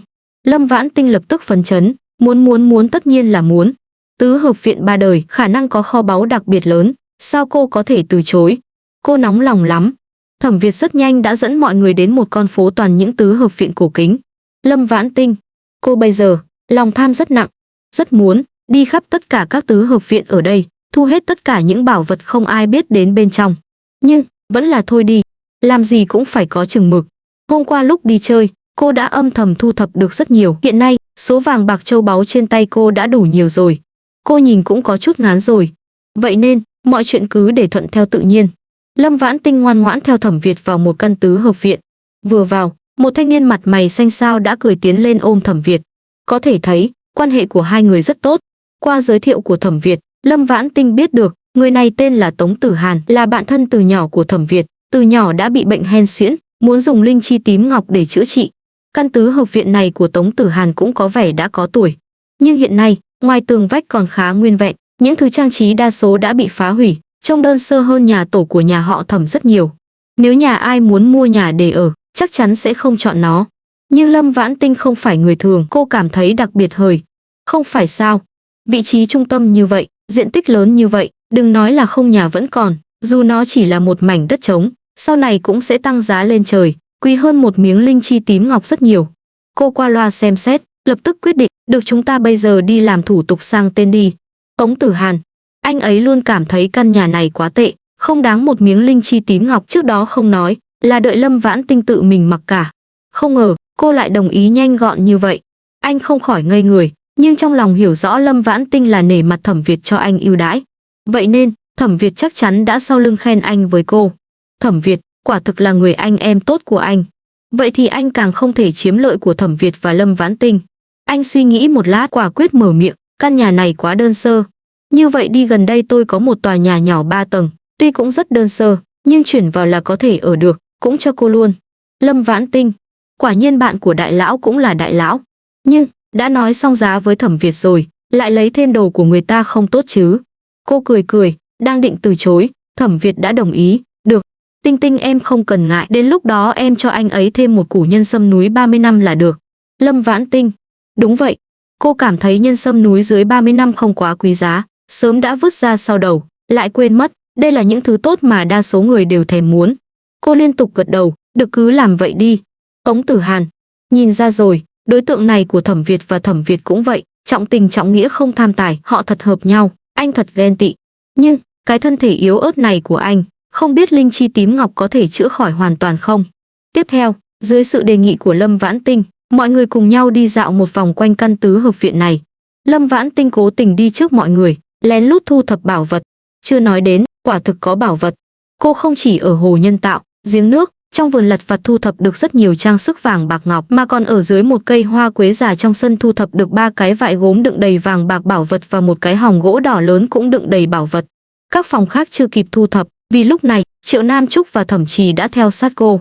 Từ tứ hợp viện ra, Tống Tử Hàn dẫn mọi người đi xem tòa nhà nhỏ 3 tầng. Tòa nhà nhỏ 3 tầng này quả thực không lớn, nhưng tường vách chắc chắn. Lâm Vãn Tinh vô cùng hài lòng, xem qua loa một chút, Lâm Vãn Tinh định rời đi, Triệu Nam Trúc đột nhiên kéo cô sang một bên. Tinh Tinh, hai tòa nhà nhỏ bên cạnh dường như không có người ở, hay là chúng ta hỏi xem, có thể mua được không? Nếu được, mình cũng muốn mua một căn. Lâm Vãn Tinh, vì Thẩm Việt đã một lần giúp cô lo liệu xong hơn 20 căn nhà, cô không để ý đến những tòa nhà nhỏ bên cạnh. Nhưng, Triệu Nam Trúc muốn mua, chắc chắn phải ủng hộ. Mình đi bảo Thẩm Việt hỏi ngay. Nếu đối phương bằng lòng bán, hai tòa này đều thuộc về cậu. Nếu cậu còn thích những căn nhà khác, cũng có thể mua, tiền không đủ mình có thể cho cậu vay. Triệu Nam Trúc cười lắc đầu, mình chỉ muốn làm hàng xóm với cậu, mua một tòa ở đây là được. Tất nhiên, nếu cậu thật sự không muốn, mình có thể lấy cả 2 tòa. Lâm Vãn Tinh, sao cô có thể không muốn chứ? Nhưng căn nhà này là do Triệu Nam Trúc nhìn chúng trước, hơn nữa tương lai chắc chắn sẽ tăng giá, vậy nên vẫn là để Triệu Nam Trúc mua đi. 2 tòa nhà nhỏ này, chủ nhà quả thực muốn bán. Không đắt, đều chỉ cần 1.500 đồng. Tổng cộng 3.000 đồng. Triệu Nam Trúc tự mình có, nên rất nhanh đã lo liệu xong. Hiện nay không cho phép tự do mua bán nhà cửa, thủ tục sang tên thực ra không dễ dàng, nhưng có tiền mua tên cũng được Thẩm Việt trực tiếp tặng cho nhân viên làm thủ tục một củ nhân sâm núi 10 năm. 4 căn nhà rất nhanh đã được lo liệu xong dưới danh nghĩa tặng. Chuyện nhà cửa đã xong, mọi người vốn có thể chia tay với Tống Tử Hàn, nhưng Thẩm Việt không yên tâm về hiệu quả của linh chi tím ngọc đối với Tống Tử Hàn, thế là mọi người cùng nhau đến nhà họ Tống. Tứ hợp viện nhà tổ mà nhà họ Tống đang ở cách nhà tổ của nhà họ Thẩm chỉ hơn 300 mét, là đối diện chéo. Trước khi vào nhà, Thẩm Việt đã chọn một ít đồ trên xe làm quà. 2 củ nhân sâm núi 20 năm, một ít hoa quả và bánh kẹo mua hôm qua. Lâm Vãn Tinh thấy ánh mắt của Thẩm Việt dừng lại trên quả dưa lưới một lúc, nhưng không lấy, lập tức lấy một quả dưa lưới ruột đỏ đưa qua, cái này cũng mang theo, đừng tiếc. Người bán dưa lưới hôm qua đã nói nhà ông ấy còn 10 quả, hôm nay sẽ mang hết đến nhà khách chúng ta ở. Thật đó, mình đã đặt cọc rồi, cũng đã dặn dò phục vụ nhà khách, không chừng lúc chúng ta về, dưa đã được mang đến phòng chúng ta rồi. Thẩm Việt, anh thật sự rất u sầu, cô đối xử tốt với anh như vậy lại thiên thiên, không yêu anh. 2Z, nhà tổ của nhà họ Tống, lúc này chỉ có cha mẹ của Tống Tử Hàn ở. 2 người rất nho nhã, đối với mọi người vô cùng nhiệt tình. Mẹ Tống và Tần Mẫn là bạn bè nhiều năm. Nghe nói Lâm Vãn Tinh là đối tượng của Thẩm Việt, cứng rắn nhét cho cô và Thẩm Chí mỗi người 50 đồng quà gặp mặt, và lập tức chuẩn bị bữa trưa. Tống Tử Hàn rất nhanh đã uống miếng linh chi tím ngọc kia. Sự thật chứng minh, không chỉ đúng bệnh, mà hiệu quả còn rất tốt, dù kích thích thế nào, bệnh hen suyễn của anh cũng không tái phát nữa. 3 người nhà họ Tống vui mừng khôn xiết. Đúng lúc này, em gái của Tống Tử Hàn là Tống Gia Hân đột nhiên từ bên ngoài vào, kích động la lớn, xảy ra chuyện lớn rồi, nhà họ Thẩm xảy ra chuyện lớn rồi. Thẩm Trinh đã đánh Hoắc Thu Dung sảy thai. Chưa hết, em nghe nói, Thẩm Thông thực ra là con của Thẩm Trinh, là lúc đầu bị Hoắc Thu Dung dùng Hoắc Điềm đổi. Hơn nữa dù là Hoắc Điềm hay là đứa trẻ trong bụng Hoắc Thu Dung bây giờ, đều không phải là của Thẩm Vô Di. Nhà họ Thẩm thật thảm, Hoắc Thu Dung thật xấu xa. Cô là đến đây, đột nhiên phát hiện Thẩm Việt và Tần Mẫn lại đang ở nhà cô, không khỏi sững sờ. Tống Gia Hân không thể nào ngờ được, người anh Thẩm Việt mà cô luôn ngưỡng mộ lúc này lại đang ở nhà cô. Không chỉ chứng kiến bộ dạng nói chuyện phiếm của cô, điều đáng chết hơn là cô nói chuyện phiếm về nhà họ Thẩm. Tuy những gì cô nói đều là sự thật, nhưng mất mặt là thật sự mất mặt. Mặt cô đỏ bừng, rồi lắp bắp xin lỗi Thẩm Việt và Tần Mẫn. Anh Thẩm Việt, dì Mẫn xin lỗi. Em không biết các anh chị ở đây. Em không cố ý nói về nhà các anh chị. Thái độ của cô thành khẩn, nhưng nói rồi nói, không biết tiếp tục thế nào. May mà, Thẩm Việt và Tần Mẫn đều không trách cô. Trong tiếng la mắng nghiêm khắc của cha mẹ và anh trai cô, Tần Mẫn thương yêu xoa đầu cô, giọng điệu ôn hòa. Gia Hân, dì hiểu con, biết con không có ác ý. Gia Hân, con mau nói cho dì biết, rốt cuộc là chuyện gì vậy? Giọng điệu của Thẩm Việt cũng vô cùng ôn hòa. Gia Hân, em lấy tin tức từ đâu, có đáng tin không? Tống Gia Hân thở phào nhẹ nhõm, mặt đỏ bừng giải thích. Đây là em vừa rồi ở cổng nhà các anh chị tận tai nghe được. Vừa rồi, chị cả của Hoắc Thu Dung là Hoắc Lan Dung khóc lóc đến nhà các anh chị tìm Thẩm Trinh. Thẩm Trinh không cho cô ta vào cửa, 2 người ở cổng lớn cãi nhau. Nghe ý của họ, Thẩm Trinh nửa tiếng trước, vô tình nhìn thấy Hoắc Thu Dung và một người đàn ông quấn quýt, đã lén đến gần nghe lén. Kết quả phát hiện, người đàn ông đó lại là người tình của Hoắc Thu Dung. Anh ta bị bệnh nặng, hôm nay cố tình đến tìm Hoắc Thu Dung lấy tiền. Hoắc Thu Dung đồng ý, cho 200, đối phương chê ít, bảo cô ta ít nhất phải lấy 2.000, còn đe dọa cô ta nói, nếu cô ta không đồng ý, sẽ la lớn chuyện cô ta trước đây đã bắt cóc con trai lớn của Thẩm Trinh, dùng Hoắc Điềm đổi lấy Thẩm Thông. Thẩm Trinh nghe những điều này, không nhịn được tiến lên đánh Hoắc Thu Dung một trận. Sau đó bị người ta kéo ra, để Hoắc Thu Dung chạy mất. Lúc đó, Hoắc Thu Dung không hề sảy thai. Bây giờ Hoắc Lan Dung đến nói Hoắc Thu Dung bị Thẩm Trinh đánh sảy thai, Thẩm Trinh không chịu thừa nhận. Cô ta nói Hoắc Thu Dung sảy thai chắc chắn có nguyên nhân khác, là cố tình vu khống cô ta. Họ cãi nhau dữ dội, kinh động đến chú Hai Thẩm và ông nội Thẩm. Chú Hai Thẩm nghe nói Hoắc Thu Dung sảy thai, còn tức giận hơn cả Thẩm Trinh. Ông ấy và Hoắc Thu Dung kết hôn nửa năm, chưa từng chạm vào cô ta. Đứa trẻ trong bụng Hoắc Thu Dung là con hoang. Hoắc Lan Dung nghe lời của chú hai Thẩm tức ngất. Ông nội Thẩm đành phải tìm người đưa cô ta đến bệnh viện. Không trách Tống Gia Hân vừa rồi quá kích động, chuyện này quả thực quá chấn động. Những người có mặt tại hiện trường xem náo nhiệt lúc đó đều có cùng một bộ dạng với cô. Có người, thậm chí còn theo ông cụ Thẩm đến bệnh viện, chỉ để xem diễn biến tiếp theo của màn kịch này. Thẩm Việt nheo mắt, hỏi Tống Gia Hân, họ đến bệnh viện nào? Bệnh viện trung tâm thành phố. Thẩm Trinh và ba anh cũng đến sao? Chú hai Thẩm đến rồi. Thẩm Trinh không chịu đi, cô ta nói Hoắc Thu Dung chết là đáng đời. Chỉ cần Hoắc Thu Dung chịu chết, cô ta bằng lòng lấy mạng đền mạng. Mọi người. Thẩm Việt do dự một chút, nhỏ giọng nói với Tần Mẫn, mẹ, con phải cùng Tinh Tinh đến bệnh viện một chuyến, mẹ giúp chúng con chăm sóc Tiểu Trì và em gái nhà họ Triệu. Tần Mẫn vội vàng gật đầu, được các con mau đi đi. Tần Mẫn biết Thẩm Việt lo lắng Hoắc Thu Dung thật sự cứ thế mà chết. Tuy cô ta đáng chết, nhưng cứ thế mà chết, nhà họ Thẩm sẽ bị liên lụy. Vậy thì nhà họ Thẩm càng oan uổng hơn. Quả thực là vậy. Sau khi Thẩm Việt dẫn Lâm Vãn Tinh lên xe, không lâu sau, trầm giọng nói với cô, Tinh Tinh, lỡ như bệnh viện không cứu được Hoắc Thu Dung, mà em có thể, xin hãy giữ lại mạng sống của cô ta trước. Những gì Hoắc Thu Dung đã làm với gia đình anh, với Thẩm Trì, quá ác độc, chết không hết tội. Nhưng nếu cô ta chết vào thời điểm này, tổn hại đối với nhà họ Thẩm, đặc biệt là tổn hại đối với ông cụ Thẩm quá lớn. Anh chỉ có thể giữ lại mạng sống của cô ta trước. Lâm Vãn Tinh hiểu Thẩm Việt. Những vướng mắc này của nhà họ Thẩm và Hoắc Thu Dung, nếu xảy ra ở thời sau, đừng nói là Thẩm Trinh vô tình làm Hoắc Thu Dung sảy thai, dù là cố tình dùng cách ác độc hơn để trả thù Hoắc Thu Dung, đó cũng chỉ là hành vi cá nhân của cô ta, chỉ ảnh hưởng một chút đến người thân trực hệ. Nhưng bây giờ, nếu Hoắc Thu Dung chết, cả nhà họ Thẩm sẽ bị tổn thương nặng nề. Đặc biệt là ông cụ Thẩm, không chừng sẽ bị gửi đến nông trường. Như vậy, nhà họ Thẩm coi như thật sự bị Hoắc Thu Dung hại thảm rồi. Vậy nên bây giờ, dù có hận Hoắc Thu Dung đến đâu, cũng phải để cô ta sống trước. Lâm Vãn Tinh gật đầu, em biết, anh yên tâm. Chỉ cần Hoắc Thu Dung bây giờ chưa chết, và không có bệnh nặng nào khác, cô tuyệt đối có thể giữ lại mạng sống của cô ta. Hai người đến bệnh viện, nghe nói Hoắc Thu Dung tạm thời không sao, thở phào nhẹ nhõm. Đang định lặng lẽ rời đi, Thẩm Vô Di đột nhiên xông đến trước mặt Thẩm Việt chặn anh lại, kích động nói, Tiểu Việt, ba chưa bao giờ phản bội mẹ con, ba là bị Hoắc Thu Dung hại. Tiểu Việt, chúng ta làm hòa đi. Thẩm Việt vốn định đi thẳng, vô tình nhìn thấy ánh mắt mong đợi của ông nội, lùi lại hai bước, thản nhiên nói, mẹ tha thứ cho ba, con sẽ tha thứ cho ba. Ba tự mình nói với mẹ trước đi. Tần Mẫn tính cách ôn hòa, có chuyện gì cũng luôn thích hỏi ý kiến của ông và Thẩm Việt.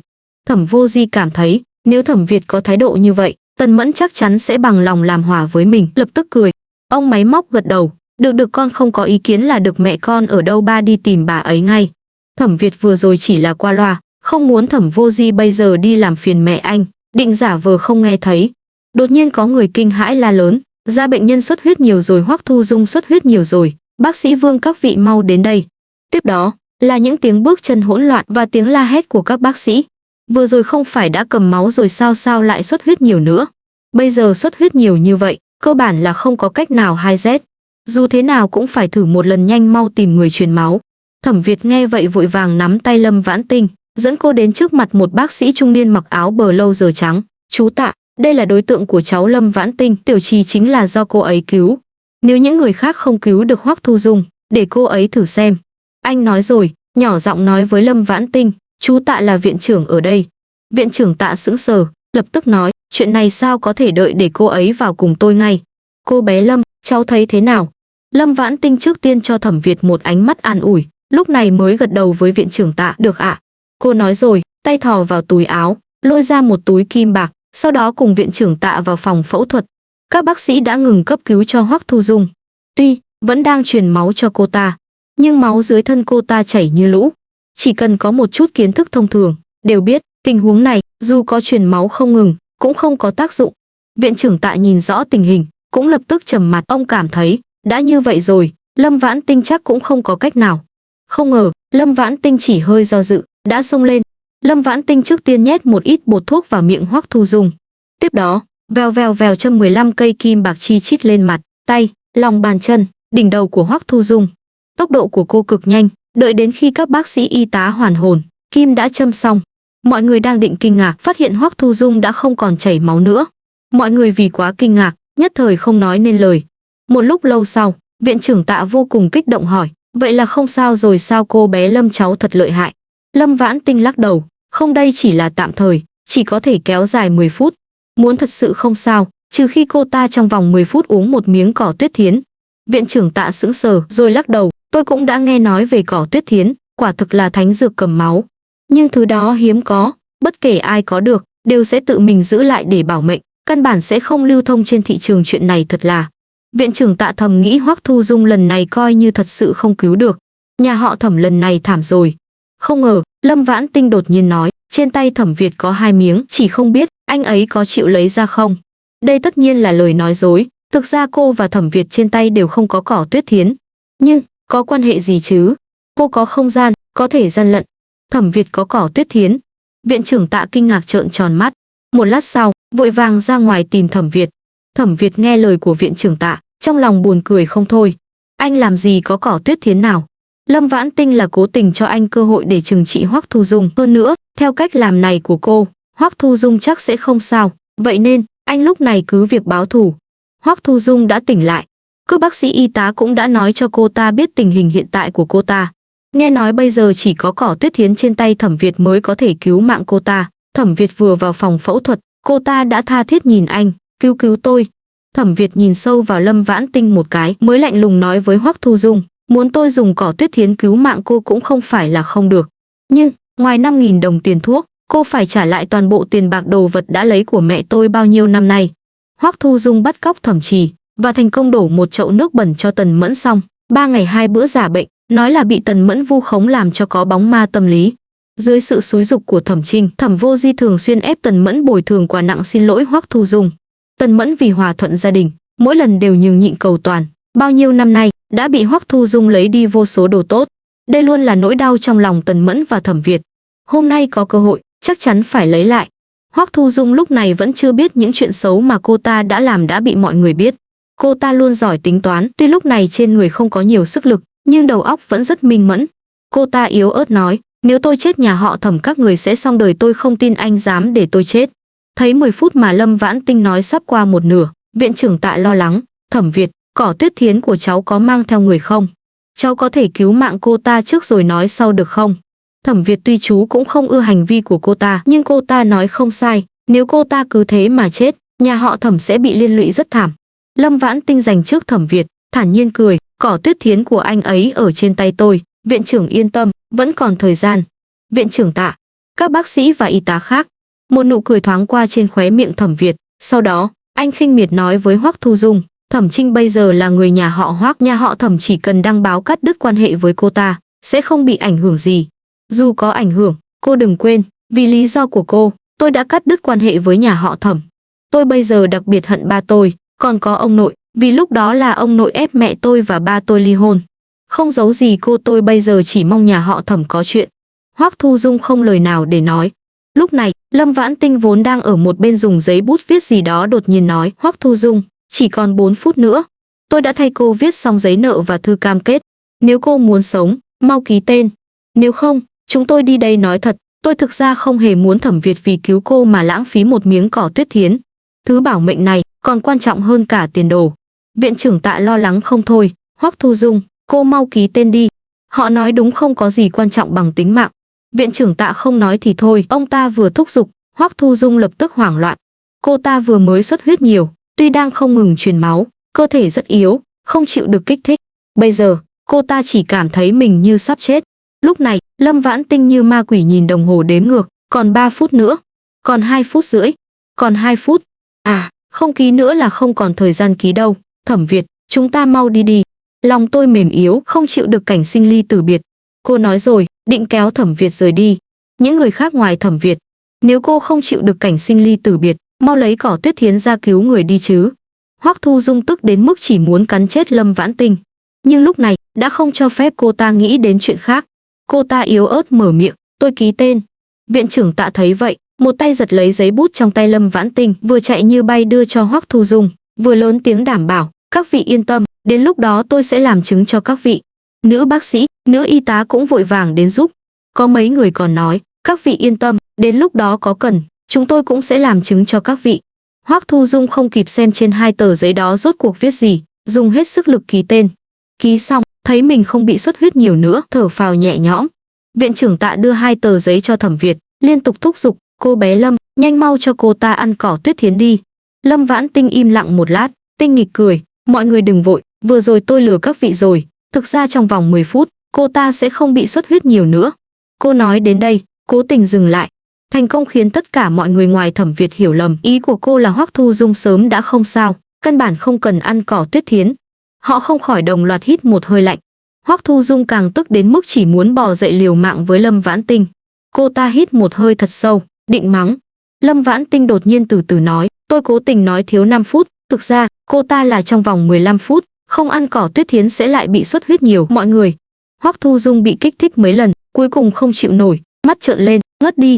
Lâm Vãn Tinh lúc này mới từ trong cặp sách lấy ra một chiếc hộp ngọc nhỏ màu xanh biếc, mở nắp, đưa 2 chiếc lá nhỏ bên trong cho viện trưởng Tạ xem. Sau khi viện trưởng Tạ xem xong, do dự một chút, cẩn thận mở miệng, nó sao lại không giống với cái tôi đã thấy. Hiệu quả cầm máu của cỏ tuyết thiến tốt hơn cỏ thiến thông thường rất nhiều lần, nhưng nhìn từ bên ngoài, nó chỉ có rễ như tuyết ngọc, lá và cỏ thiến thông thường không có gì khác biệt. Vì vậy, Lâm Vãn Tinh mới dám lạm dụng, dùng cỏ thiến thông thường để giả làm cỏ tuyết thiến. Nói thật, chỉ nhìn từ lá cỏ, không thể phân biệt được thật giả. Vậy nên, viện trưởng Tạ đột nhiên nói ra một câu như vậy, không chỉ dọa những người khác, mà còn khiến cô vô cùng im lặng. Cô trợn to mắt nghi ngờ hỏi, cháu chắc chắn của cháu là thật nhưng, cái mà ông trước đây đã thấy là như thế nào? Viện trưởng Tạ bây giờ hối hận vô cùng. Trong tình huống này, ông nói những lời như vậy, không phải là gây thêm phiền phức sao? Thấy Hoắc Thu Dung vừa mới được cứu tỉnh vì lời của ông, mặt đầy nghi ngờ và kháng cự, ông cắn răng, cầm một chiếc lá cỏ tuyết thiến cứng rắn đút cho Hoắc Thu Dung.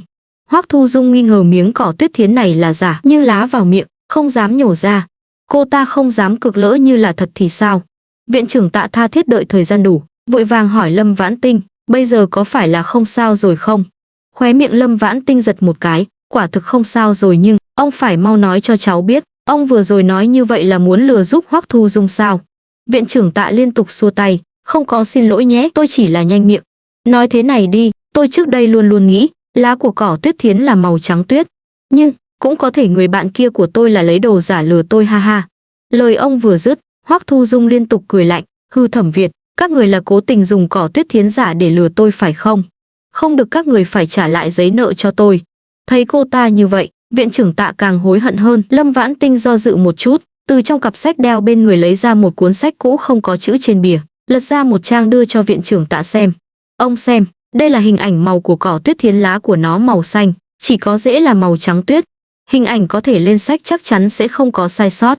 Viện trưởng Tạ xem xong lập tức đưa tờ hình đó đến trước mặt Hoắc Thu Dung. Cô xem, Lâm Vãn Tinh không lừa người. Hoắc Thu Dung lắc đầu cười lạnh, cái đó chưa chắc. Thẩm Việt, tôi nghi ngờ đối tượng của anh dùng cỏ thiến thông thường để lừa tiền của tôi. Tôi không phục, các người mau trả lại giấy nợ cho tôi. Thẩm Việt luôn biết bộ mặt của cô ta, không chút do dự phản công. Ai lại rảnh rỗi đặt cỏ thiến thông thường vào hộp ngọc? Hoắc Thu Dung, cô cứ ngoan ngoãn đợi khỏi bệnh rồi trả tiền đi.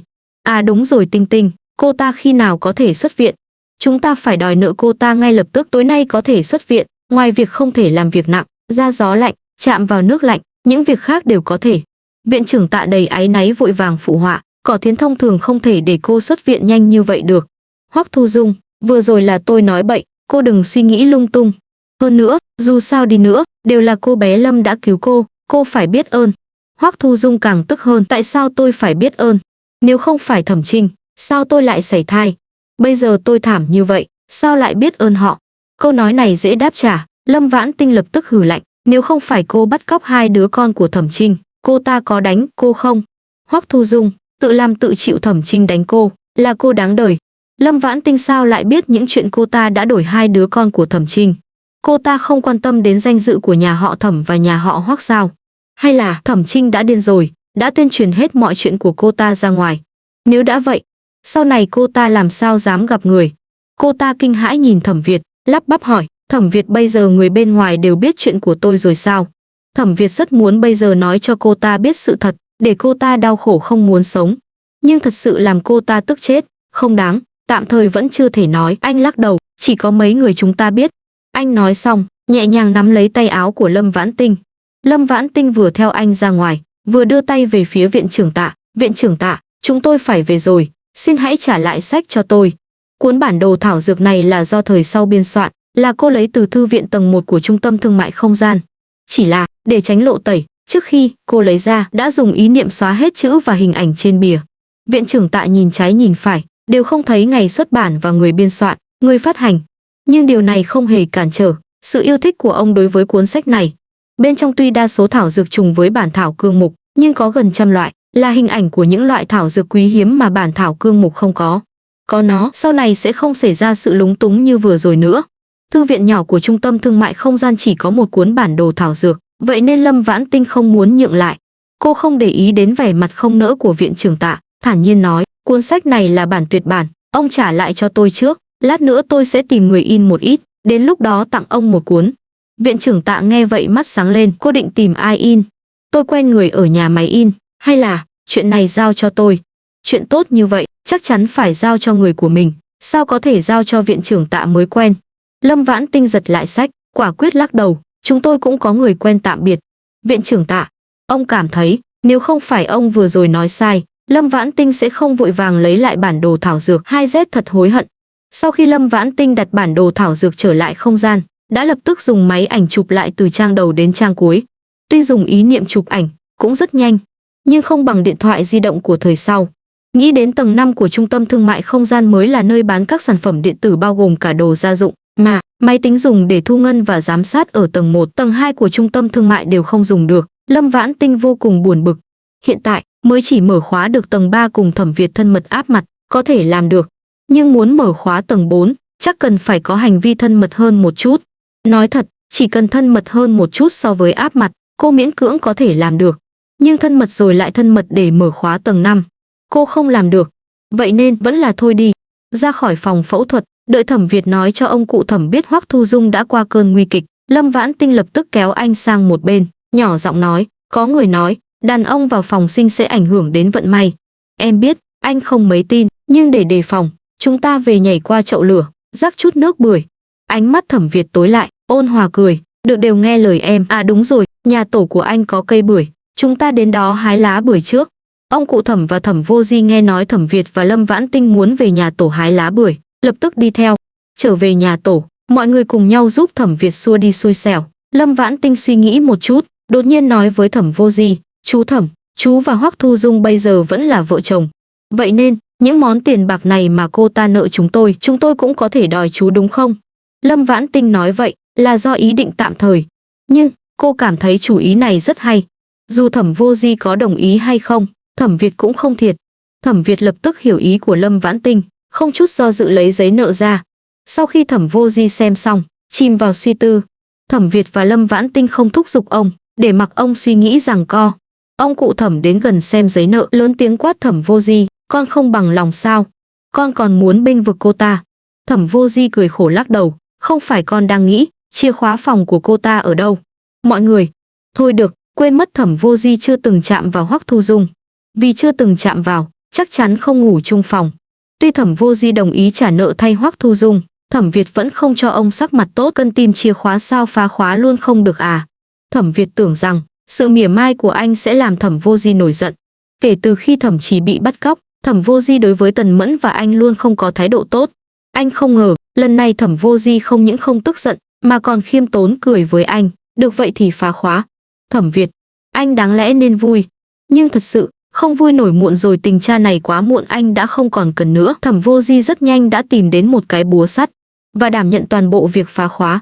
Dù là khóa cửa phòng của Hoắc Thu Dung, hay là các loại khóa tủ, khóa hòm, khóa bàn học trong phòng đều bị phá hết. Hơn nữa, trí nhớ của Thẩm Vô Di cực tốt. Nguồn gốc của mỗi món vàng bạc châu báu của Hoắc Thu Dung, ông gần như đều biết. Rất nhanh, giữa phòng đã chất một đống lớn, toàn là đồ của Tần Mẫn. Lâm Vãn Tinh lén đếm, lớn nhỏ, từ sườn xám lụa thật đến bình hoa đến vòng cổ bạc đến bông tai ngọc, có hơn 100 loại. Cô không nhịn được hỏi Thẩm Việt, nhà ông ngoại anh có phải rất giàu không?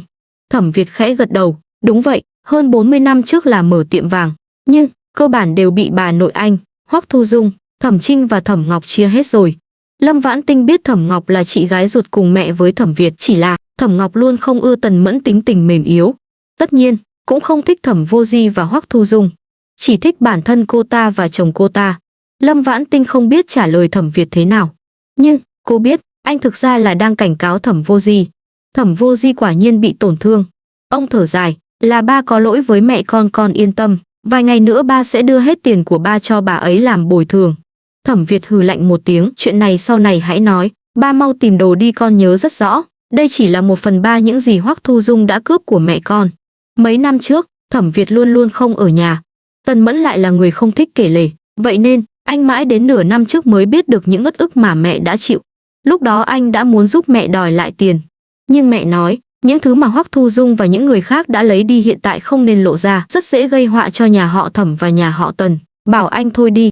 Sao có thể cứ thế mà thôi. Nhưng, mẹ nói đúng, bây giờ vẫn chưa phải lúc đòi lại. Vậy nên anh đã ghi nhớ kỹ danh sách thiệt hại tài sản đó, chỉ chờ cơ hội đến. Vốn tưởng, ít nhất phải đợi 2 năm, không ngờ, bây giờ có thể thu hồi của Hoắc Thu Dung. Phải biết rằng, chỗ của Hoắc Thu Dung mới là phần lớn. Ba người bà cụ Thẩm, Thẩm Trinh và Thẩm Ngọc cộng lại cũng không bằng một mình cô ta lấy đi. Thẩm Vô Di tự nhiên biết, hiện tại tìm ra chỉ có 1/3. Nhưng phòng chỉ có bấy nhiêu. Những nơi có thể tìm đều đã tìm rồi. Vậy nên, những thứ còn lại Hoắc Thu Dung đã đặt ở nơi khác. Đặt ở đâu? Nhà họ Hoắc. Nếu vậy thì ông thảm rồi. Với sự hiểu biết của ông về Hoắc Thu Dung, số tiền này, cô ta sẽ đổ lên đầu ông. Đúng vậy, Hoắc Thu Dung sẽ không đổ nợ cho Thẩm Việt số tiền này, nhưng cô ta sẽ vu khống Thẩm Vô Di.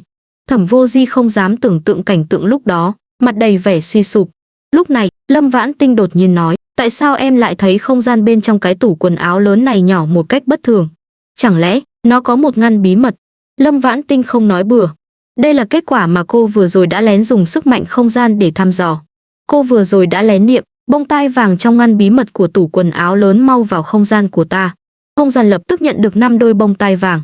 Cô niệm, ngoài tủ quần áo lớn, vàng bạc trong ngăn bí mật của các đồ nội thất khác vào không gian của ta, tiền bạc trong ngăn bí mật của tường vào không gian của ta. Kết quả chỉ nhận được vài đồng tiền cổ. Vậy là, trong phòng này chỉ có tủ quần áo lớn có ngăn bí mật. Lâm Vãn Tinh không nhắc, mọi người đều không để ý đến không gian bên trong tủ quần áo lớn. Cô vừa nói vậy, mọi người nhận ra sự kỳ lạ trong đó, cùng nhau tiến lên sờ soạng. Rất nhanh, Thẩm Việt đã tìm ra công tắc mở ngăn bí mật. Nhìn thấy những chiếc hộp nhỏ đủ loại được xếp ngay ngắn bên trong, mặt của Thẩm Vô Di lập tức đen như mực. Mở những chiếc hộp đó ra, bên trong quả nhiên đều là vàng bạc tiền bạc. Không chỉ những thứ thuộc về Tần Mẫn đều ở đó, mà còn có một số thứ mà Thẩm Vô Di cũng không biết nguồn gốc. Lâm Vãn Tinh nhân lúc mọi người không để ý, lén đặt lại 5 đôi bông tai vàng đã thu vào. Thẩm Vô Di trước tiên dùng một chiếc hòm nhỏ đựng những thứ thuộc về Tần Mẫn, trả lại cho Thẩm Việt. Tiếp đó, khổ não hỏi mọi người, những thứ còn lại này phải làm sao? Có nên để lại cho Hoắc Thu Dung không? Câu nói này thực ra đã thể hiện đầy đủ sự thật thà của ông.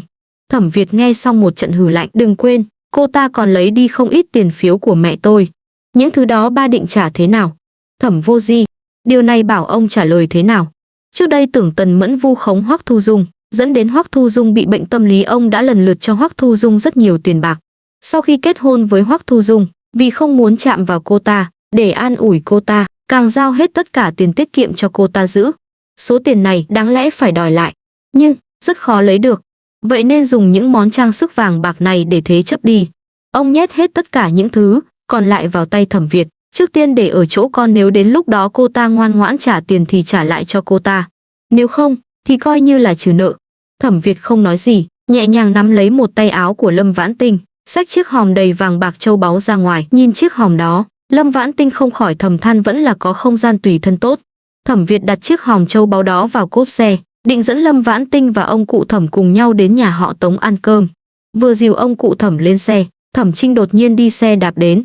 Nhìn thấy mọi người, cô ta nhảy xuống xe, ném mạnh chiếc xe đạp sang một bên, cứ thế ở cổng lớn tiếng khóc lóc la hét. Hu hu hu, ba Tiểu Việt, nhà họ Hoắc không cho con kiện Hoắc Thu Dung. Nói nếu kiện, thì sẽ để chú của con và con ly hôn, con cái cũng không cho con. Hu hu, con không sợ ly hôn, nhưng con không nỡ xa những đứa con của con. Hu hu hu. Bây giờ, con phải làm sao đây? Ông cụ Thẩm tức đến run người, nhà họ Hoắc sao có thể như vậy? Họ dù không muốn chúng ta kiện cũng không thể dùng cách đe dọa con chứ.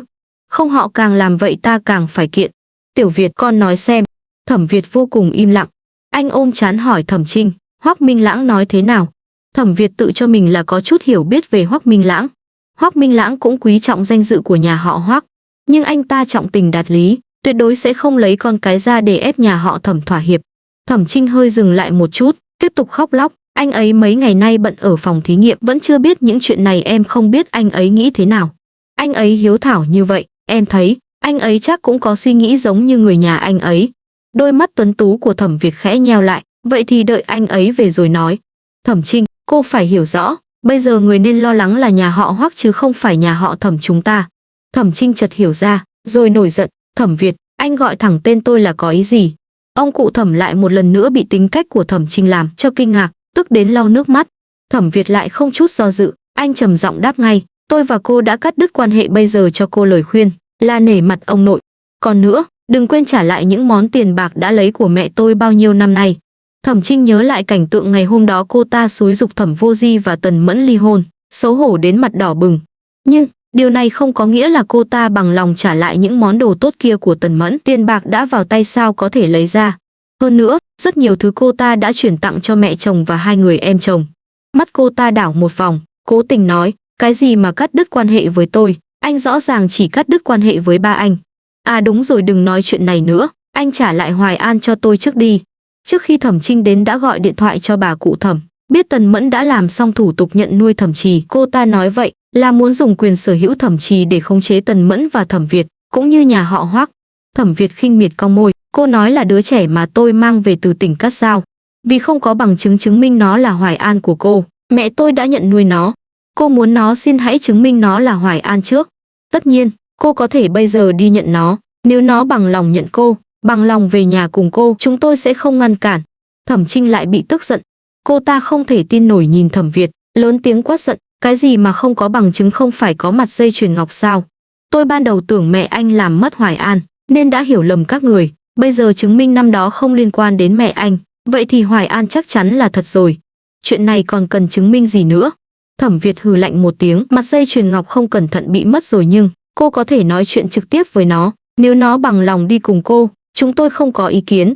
Thẩm Trinh tuy không ra gì, nhưng Hoắc Minh Lãng quả thực không tệ. Thẩm Việt quyết định để Thẩm Trì tự mình chọn. Làm gì có đứa trẻ nào không muốn theo cha mẹ ruột của mình. Thẩm Trinh cảm thấy mình thắng chắc, vô cùng đắc ý, nó chắc chắn sẽ bằng lòng đi cùng tôi. Hừ, anh mau nói nó bây giờ ở đâu. Tôi bây giờ muốn nhận lại nó.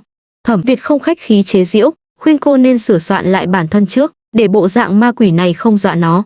Tiểu Trì bây giờ ở nhà chú Tống, tôi bây giờ đi đón nó qua đây. Thẩm Trinh muộn màng nhận ra bộ dạng mắt đỏ mặt sưng thảm hại của mình, lập tức nghẹn lời.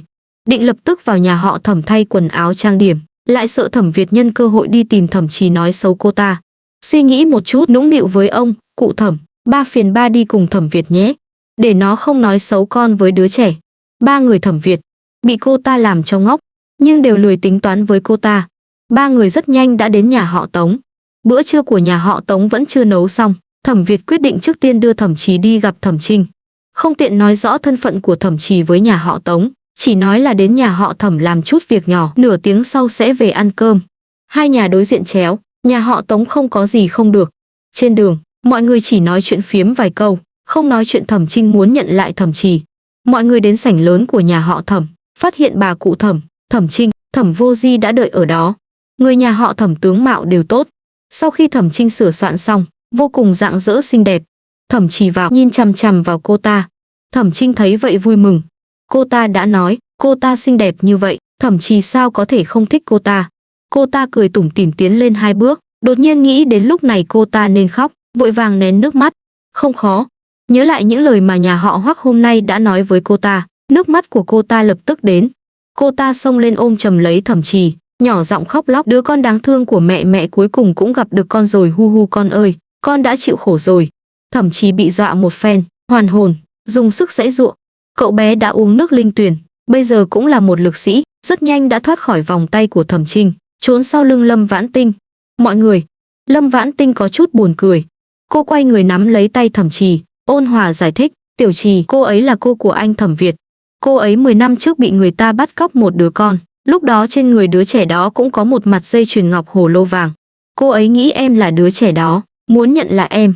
Mấy ngày nay, mọi người đều không nói cho Thẩm Trì biết thân thế của cậu bé. Nhưng thính giác của cậu bé phi thường, đứt quãng nghe được rất nhiều, đoán được 7-8 phần sự việc Thẩm Trinh chê con trai lớn của mình quê mùa, không muốn nhận. Trước đó, cậu bé luôn ôm một tia hy vọng, cậu bé không phải là con của Thẩm Trinh, đứa trẻ mà mọi người nói đến là người khác, tất cả chỉ là trùng hợp. Bây giờ, sự thật bày ra trước mắt, trong lòng cậu bé vô cùng khó chịu. Nhưng, suy nghĩ minh mẫn, Cậu bé lặng lẽ nhìn chằm chằm xuống đất suy nghĩ một lúc, đột nhiên ngẩng đầu nhìn thẳng vào Thẩm Trinh. Cô nói tôi là con của cô, bằng chứng đâu? Làm sao cô chứng minh tôi là nó? Bản thân là một người mẹ xinh đẹp như vậy. Thằng nhóc thối này lại không vội nhận lại, ngược lại còn nói câu này. Chắc chắn là bị Thẩm Việt xúi giục. Thẩm Việt thật quá đáng ghét. Cô ta tức giận la lớn. Thẩm Việt, có phải anh cố tình bảo nó không nhận tôi? Sao anh lại xấu xa như vậy? Thẩm Vô Di kể từ khi biết mình luôn bị Hoắc Thu Dung lừa dối, đặc biệt chú trọng đến tính logic của sự việc. Ông không đợi Thẩm Việt biện giải, đã dành trước nói, Thẩm Trinh, em đừng vô lý. Theo phản ứng vừa rồi của đứa trẻ, nó trước đó chắc không biết quan hệ của em và nó. Cũng đúng, nếu anh là Thẩm Việt, trước khi em đồng ý nhận lại đứa trẻ, sẽ không nói lung tung trước mặt đứa trẻ. Đứa trẻ còn nhỏ như vậy, có những chuyện không chịu nổi. Ông cụ Thẩm cũng hết lòng bảo vệ Thẩm Trinh. Thẩm Việt đã nói với ta, để tránh đứa trẻ buồn, nếu con không nhận, mọi người sẽ luôn luôn giấu nó. Bà cụ Thẩm cũng không nhịn được mở miệng, Trinh Nhi, chuyện này ta cũng biết, quả thực là vậy. Con không tin người khác, cũng phải tin ta chứ. Bà cụ Thẩm tuy thiên vị Thẩm Trinh, nhưng bà cũng thương Thẩm Trì, đứa cháu ngoại này. Thẩm Trinh cuối cùng cũng tin, Thẩm Trì không chịu nhận cô ta, không liên quan đến Thẩm Việt. Cô ta vội quay sang Thẩm Trì, khó hiểu hỏi, Hoài An mẹ thật sự là mẹ của con, mặt dây chuyền ngọc mà con luôn đeo trước đây chính là bằng chứng. Nếu không con nghĩ xem, tại sao Thẩm Việt lại đưa con về nhà họ Thẩm? Thẩm Trì ngây người nhìn cô ta một lúc, nói một cách rành rọt, mặt dây chuyền ngọc không cẩn thận bị rơi mất rồi. Bằng chứng này bây giờ không còn nữa. Cô muốn nhận tôi, xin hãy nói bằng chứng khác. Thẩm Trì không hề muốn nhận lại Thẩm Trinh. Chưa nói đến việc Thẩm Trinh luôn chê cậu quê mùa. Dù cô ta là một người mẹ tốt, cậu cũng không muốn ở quá xa Lâm Vãn Tinh. Tất nhiên, cậu không phải là người vô đạo đức. Sau này nếu Thẩm Trinh cần cậu phụng dưỡng, cậu cũng sẽ lo. Nhưng bây giờ, cậu không muốn trở về bên cạnh cô ta. Thẩm Trinh không biết suy nghĩ của Thẩm Trì, cô ta chỉ cảm thấy dáng vẻ này của Thẩm Trì là đang toát ra sự ngốc nghếch. Vậy nên, sự e ngại trước đây của cô ta không hề sai, đứa trẻ nhà quê lớn lên ở nông thôn này, không hề có chút phong thái nào. Vậy nên, không nhận thì thôi. Nhưng, cô ta không thể để người khác biết cô ta có suy nghĩ này. Cô ta phải biến mình thành nạn nhân. Cô ta khóc lớn vài tiếng, nghẹn ngào nói, ngoài mặt dây chuyền ngọc tôi biết tìm chứng cứ ở đâu. Hu hu ba, mẹ, anh hai các người nói xem bây giờ tôi phải làm sao. Các người mau giúp tôi nghĩ cách đi. Ông cụ Thẩm bực mình trừng mắt nhìn cô ta. Cách gì, dù có xét nghiệm máu, chứng minh nhóm máu của các người phù hợp, cũng không thể chứng minh nó là Hoài An. Kế hoạch bây giờ, chỉ có thể đi tìm mặt dây chuyền ngọc. Thẩm Trinh khóc càng lớn hơn, nhưng tôi biết tìm mặt dây chuyền ngọc ở đâu chứ. Thứ này ai nhặt được còn nỡ lấy ra. Mọi người, đúng lúc này, Thẩm Trì đột nhiên lớn tiếng nói, cháu rất rõ hình dáng của mặt dây chuyền ngọc đó. Vậy nên, xin các vị đừng lấy mặt dây chuyền ngọc giả để lừa cháu. Cậu bé nói xong, nắm tay Lâm Vãn Tinh, đi đến trước mặt Tần Mẫn, ngượng ngùng và ngoan ngoãn nói, mẹ con đoán bà ta tuyệt đối không tìm được chứng cứ khác. Vậy nên, mẹ ơi, con có thể mãi mãi làm con trai của mẹ được không? Mẹ ơi, con sẽ luôn luôn rất ngoan, con còn sẽ học hành chăm chỉ. Sau này cùng anh chị dâu hiếu thuận với mẹ đừng bỏ con được không? Mọi người, Thẩm Trì thật ngoan, thật biết nói chuyện. Lâm Vãn Tinh, sao lại lôi cả mình vào còn gọi mình là chị dâu? Mình không phải là chị dâu của cậu. Lâm Vãn Tinh trong lòng điên cuồng phàn nàn. Tần Mẫn cảm động đến mức không thể tả, bà nhẹ nhàng ôm Thẩm Trì vào lòng, mẹ sao có thể không cần con? Mẹ sẽ không bao giờ bỏ rơi con. Tần Mẫn trong lòng cũng luôn có lỗi với Thẩm Trì, ngày đó, tuy là Hoắc Thu Dung ác ý bắt cóc đứa trẻ, nhưng đứa trẻ quả thực là bị mất trên tay mình có trách nhiệm không thể xóa bỏ. Thẩm Trì vui vẻ cười. Cậu bé ngưỡng mộ nhìn Tần Mẫn, tha thiết nói, chúng ta có thể rời khỏi đây không? Con không thích nơi này. Tất nhiên là được. Tần Mẫn cũng không thích nơi này. Nơi đây toàn là những ký ức không tốt. Bà nắm tay Thẩm Trì định đi, Thẩm Trinh lại một trận khóc lóc, Tiểu Việt, chị dâu hai người đều đã thấy mặt dây chuyền ngọc đó. Hai người mau giúp tôi khuyên nó, tôi thật sự là mẹ ruột của nó mà. Lời của cô ta khiến Tần Mẫn lập tức do dự. Tần Mẫn vốn là người mềm lòng không có chủ kiến. Nếu không bao nhiêu năm nay sẽ không bị Thẩm Trinh, Hoắc Thu Dung và những người khác bắt nạt thảm như vậy. Bà vừa rồi đồng ý với Thẩm Trì là vì cảm thấy cậu bé đáng thương, bây giờ lại cảm thấy Thẩm Trinh đáng thương. Lập tức lại không biết phải làm sao. Thẩm Việt lại biết, trong tình huống này, phải lấy ý muốn của Thẩm Trì làm chủ. Dù Thẩm Trì bây giờ đang nói dối, cũng phải bênh vực cậu bé trước. Anh dứt khoát nói, Thẩm Trinh, chúng tôi cũng muốn giúp cô, nhưng cô nghĩ, nó sẽ tin. Thẩm Trinh, đứa trẻ còn nhỏ, nếu cô thật lòng thương yêu nó, xin đừng ép nó. Thẩm Trinh vốn định tiếp tục giở trò, nghe câu nói này, hoàn toàn không còn cách nào. Tần Mẫn cũng lập tức có chủ kiến. Bà thương yêu xoa đầu Thẩm Trì, nắm tay cậu bé ra ngoài. Đi, mẹ đưa con đi ăn cơm. Vâng ạ. Thẩm Vô Di nhìn theo bóng lưng của Tần Mẫn, muốn đuổi theo, cuối cùng không dám. Ông bây giờ vẫn chưa ly hôn với Hoắc Thu Dung, vẫn chưa có tư cách tìm Tần Mẫn. Lâm Vãn Tinh, Thẩm Việt, ông cụ Thẩm không lâu sau cũng đến nhà họ Tống ăn cơm xong lên xe. Lâm Vãn Tinh đột nhiên nói với mọi người, em muốn đến trạm thu mua phế liệu gần đây tìm một ít sách cũ và đồ nội thất cũ, có ai muốn đi cùng không? Không trách cô vội vàng, thực sự là trạm thu mua phế liệu gần đây không chỉ diện tích lớn, mà dường như bên trong còn có rất nhiều đồ nội thất cổ. Kiếp trước cô đã nghe rất nhiều truyền thuyết về việc giấu vàng bạc trang sức trong chân gỗ của đồ nội thất cũ, bản thân cô ở huyện Mãnh Hổ cũng đã nếm được vị ngọt, bây giờ thực sự không thể chống lại sự cám dỗ. Triệu Nam Trúc chỉ muốn lúc nào cũng đi theo Lâm Vãn Tinh, lập tức hưởng ứng, mình muốn đi, mình muốn tìm sách. Thẩm Việt ở trạm thu mua phế liệu huyện Mãnh Hổ trong đồ nội thất cũng đã tìm ra một ít bảo vật nhỏ. Trước đây, anh chỉ coi đó là sự tình cờ có xác suất cực nhỏ. Lúc này trong đầu đột nhiên lóe lên một tia sáng, xác suất dù nhỏ cũng là kiếm được, anh phải đi tìm lại. Tuy anh bây giờ giàu hơn trước rất nhiều, nhưng những nơi cần dùng tiền lại nhiều hơn, anh không muốn bỏ qua bất kỳ cơ hội nào. Anh lập tức nói, anh cũng đi, anh đưa em đến trạm thu mua phế liệu trước, sau đó đổi một chiếc xe tải đến để kéo đồ nội thất, tiện thể cất chiếc hòm châu báu kia đi. Ông cụ Thẩm và Tần Mẫn không có hứng thú với trạm thu mua phế liệu, nhưng Thẩm Việt và Lâm Vãn Tinh đều muốn đi, vậy thì họ phải đi cùng. Thích chơi là bản tính của trẻ con, Thẩm Trì cũng cười tủm tỉm hưởng ứng, cháu cũng muốn tìm sách. Trạm thu mua phế liệu mà Lâm Vãn Tinh nhắm chúng này lớn gấp 10 lần trạm ở huyện Mãnh Hổ. Nói thế này đi, nó không chỉ là một trạm thu mua, mà còn là một trạm trung chuyển. Phế liệu của một số trạm thu mua phế liệu nhỏ gần đây thường sẽ được tập trung ở đây để tích trữ, phân loại, rồi vận chuyển đến các nhà máy cần chúng. Thẩm Việt đưa mọi người vào trạm thu mua phế liệu, dùng một bao thuốc lá mẫu đơn để lo lót cho 10 người quản lý bên trong, lúc này mới lái xe rời đi. 10 người quản lý, vì 2 điếu thuốc lá mẫu đơn mỗi người, đối với nhóm Lâm Vãn Tinh đặc biệt khách sáo. Không chỉ nói cho mọi người biết một số nguy cơ an toàn mà còn chủ động cho mượn một chiếc xe ba gác. Đống đồ nội thất cũ chất quá cao, có chút nguy hiểm. Lâm Vãn Tinh trước tiên sắp xếp Tần Mẫn, Thẩm Trì, ông cụ Tần đi tìm sách, bản thân dẫn Triệu Nam Trúc chọn đồ nội thất cũ. Triệu Nam Trúc là thật sự chọn đồ nội thất, Lâm Vãn Tinh là lấy đó làm vỏ bọc, lén lút dùng không gian để thu thập vàng bạc châu báu trong đồ nội thất. Những món đồ nội thất cũ này chiếm diện tích khoảng hơn 400 mét vuông, chỉ cần đứng đối diện với Triệu Nam Trúc, Lâm Vãn Tinh có thể tùy tiện thu.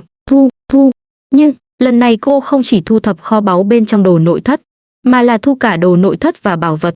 Đồ nội thất có thể giấu bảo vật thường đã có tuổi, cũng đáng để sưu tầm. Lâm Vãn Tinh niệm, tất cả đồ nội thất có bảo vật đều vào không gian của ta. Vì mỗi lần thu thập bảo vật bao quát phạm vi rộng, gần như mỗi lần ra tay cô đều có thu hoạch. Rất nhanh đã thu sạch những món đồ nội thất cũ có giấu bảo vật. Vậy mà có hơn 20 món. Nhưng, ngoài một chiếc giường, những món khác đều là đồ nhỏ, không ảnh hưởng đến đống đồ nội thất. Tiếp đó, Lâm Vãn Tinh tùy tiện chọn vài món đồ nội thất lớn, dẫn Triệu Nam Trúc cùng nhau đến đống sách giấy để tìm bảo vật. Đống sách giấy ở đây tổng thể cũng rất lớn. Trong kho hàng rộng 100 mét vuông, sách giấy chất đầy gần nửa bên. Điều này khiến Lâm Vãn Tinh vui mừng. Nhưng cũng uất ức những cuốn sách giấy này đều được buộc chặt thành từng bó nhỏ. Cô không thể thu thập một cách chung chung. Vậy phải làm sao? Lâm Vãn Tinh do dự vài giây, lập tức có chủ ý. Lấy 5 bó làm đơn vị, thu cả bó sách giấy vào không gian, thu thập bảo vật trong không gian. Sau đó buộc lại những cuốn sách giấy đã loại bỏ, khôi phục lại. Thu thập xong đống giấy cũ, Lâm Vãn Tinh lại đi thu thập đống sắt vụn và đống vải vụn. Trong đống sắt vụn, cô thu được mấy cục vàng bề ngoài đen kịt, trong đó có một cục là vàng tím. Trong đống vải vụn không thu được vàng bạc trang sức, nhưng thu được hơn 1.000 đồng và một ít phiếu. Những kho báu cổ xưa đó Lâm Vãn Tinh thản nhiên nhận lấy. Nhưng hơn 1.000 đồng và phiếu đó, cô quyết định để riêng trước, sau này có may mắn tìm được chủ nhân và đối phương xứng đáng thì sẽ trả lại. Ngược lại thì quyên góp. Thẩm Việt chỉ mất hơn 1 khắc để đổi xe. Sau đó liền ở đống đồ nội thất tìm kiếm đồ nội thất. Nhưng bận rộn nửa ngày, đồ nội thất có thể dùng được tìm được không ít. Đồ nội thất có dấu bảo vật đáng ngờ không tìm được một cái nào.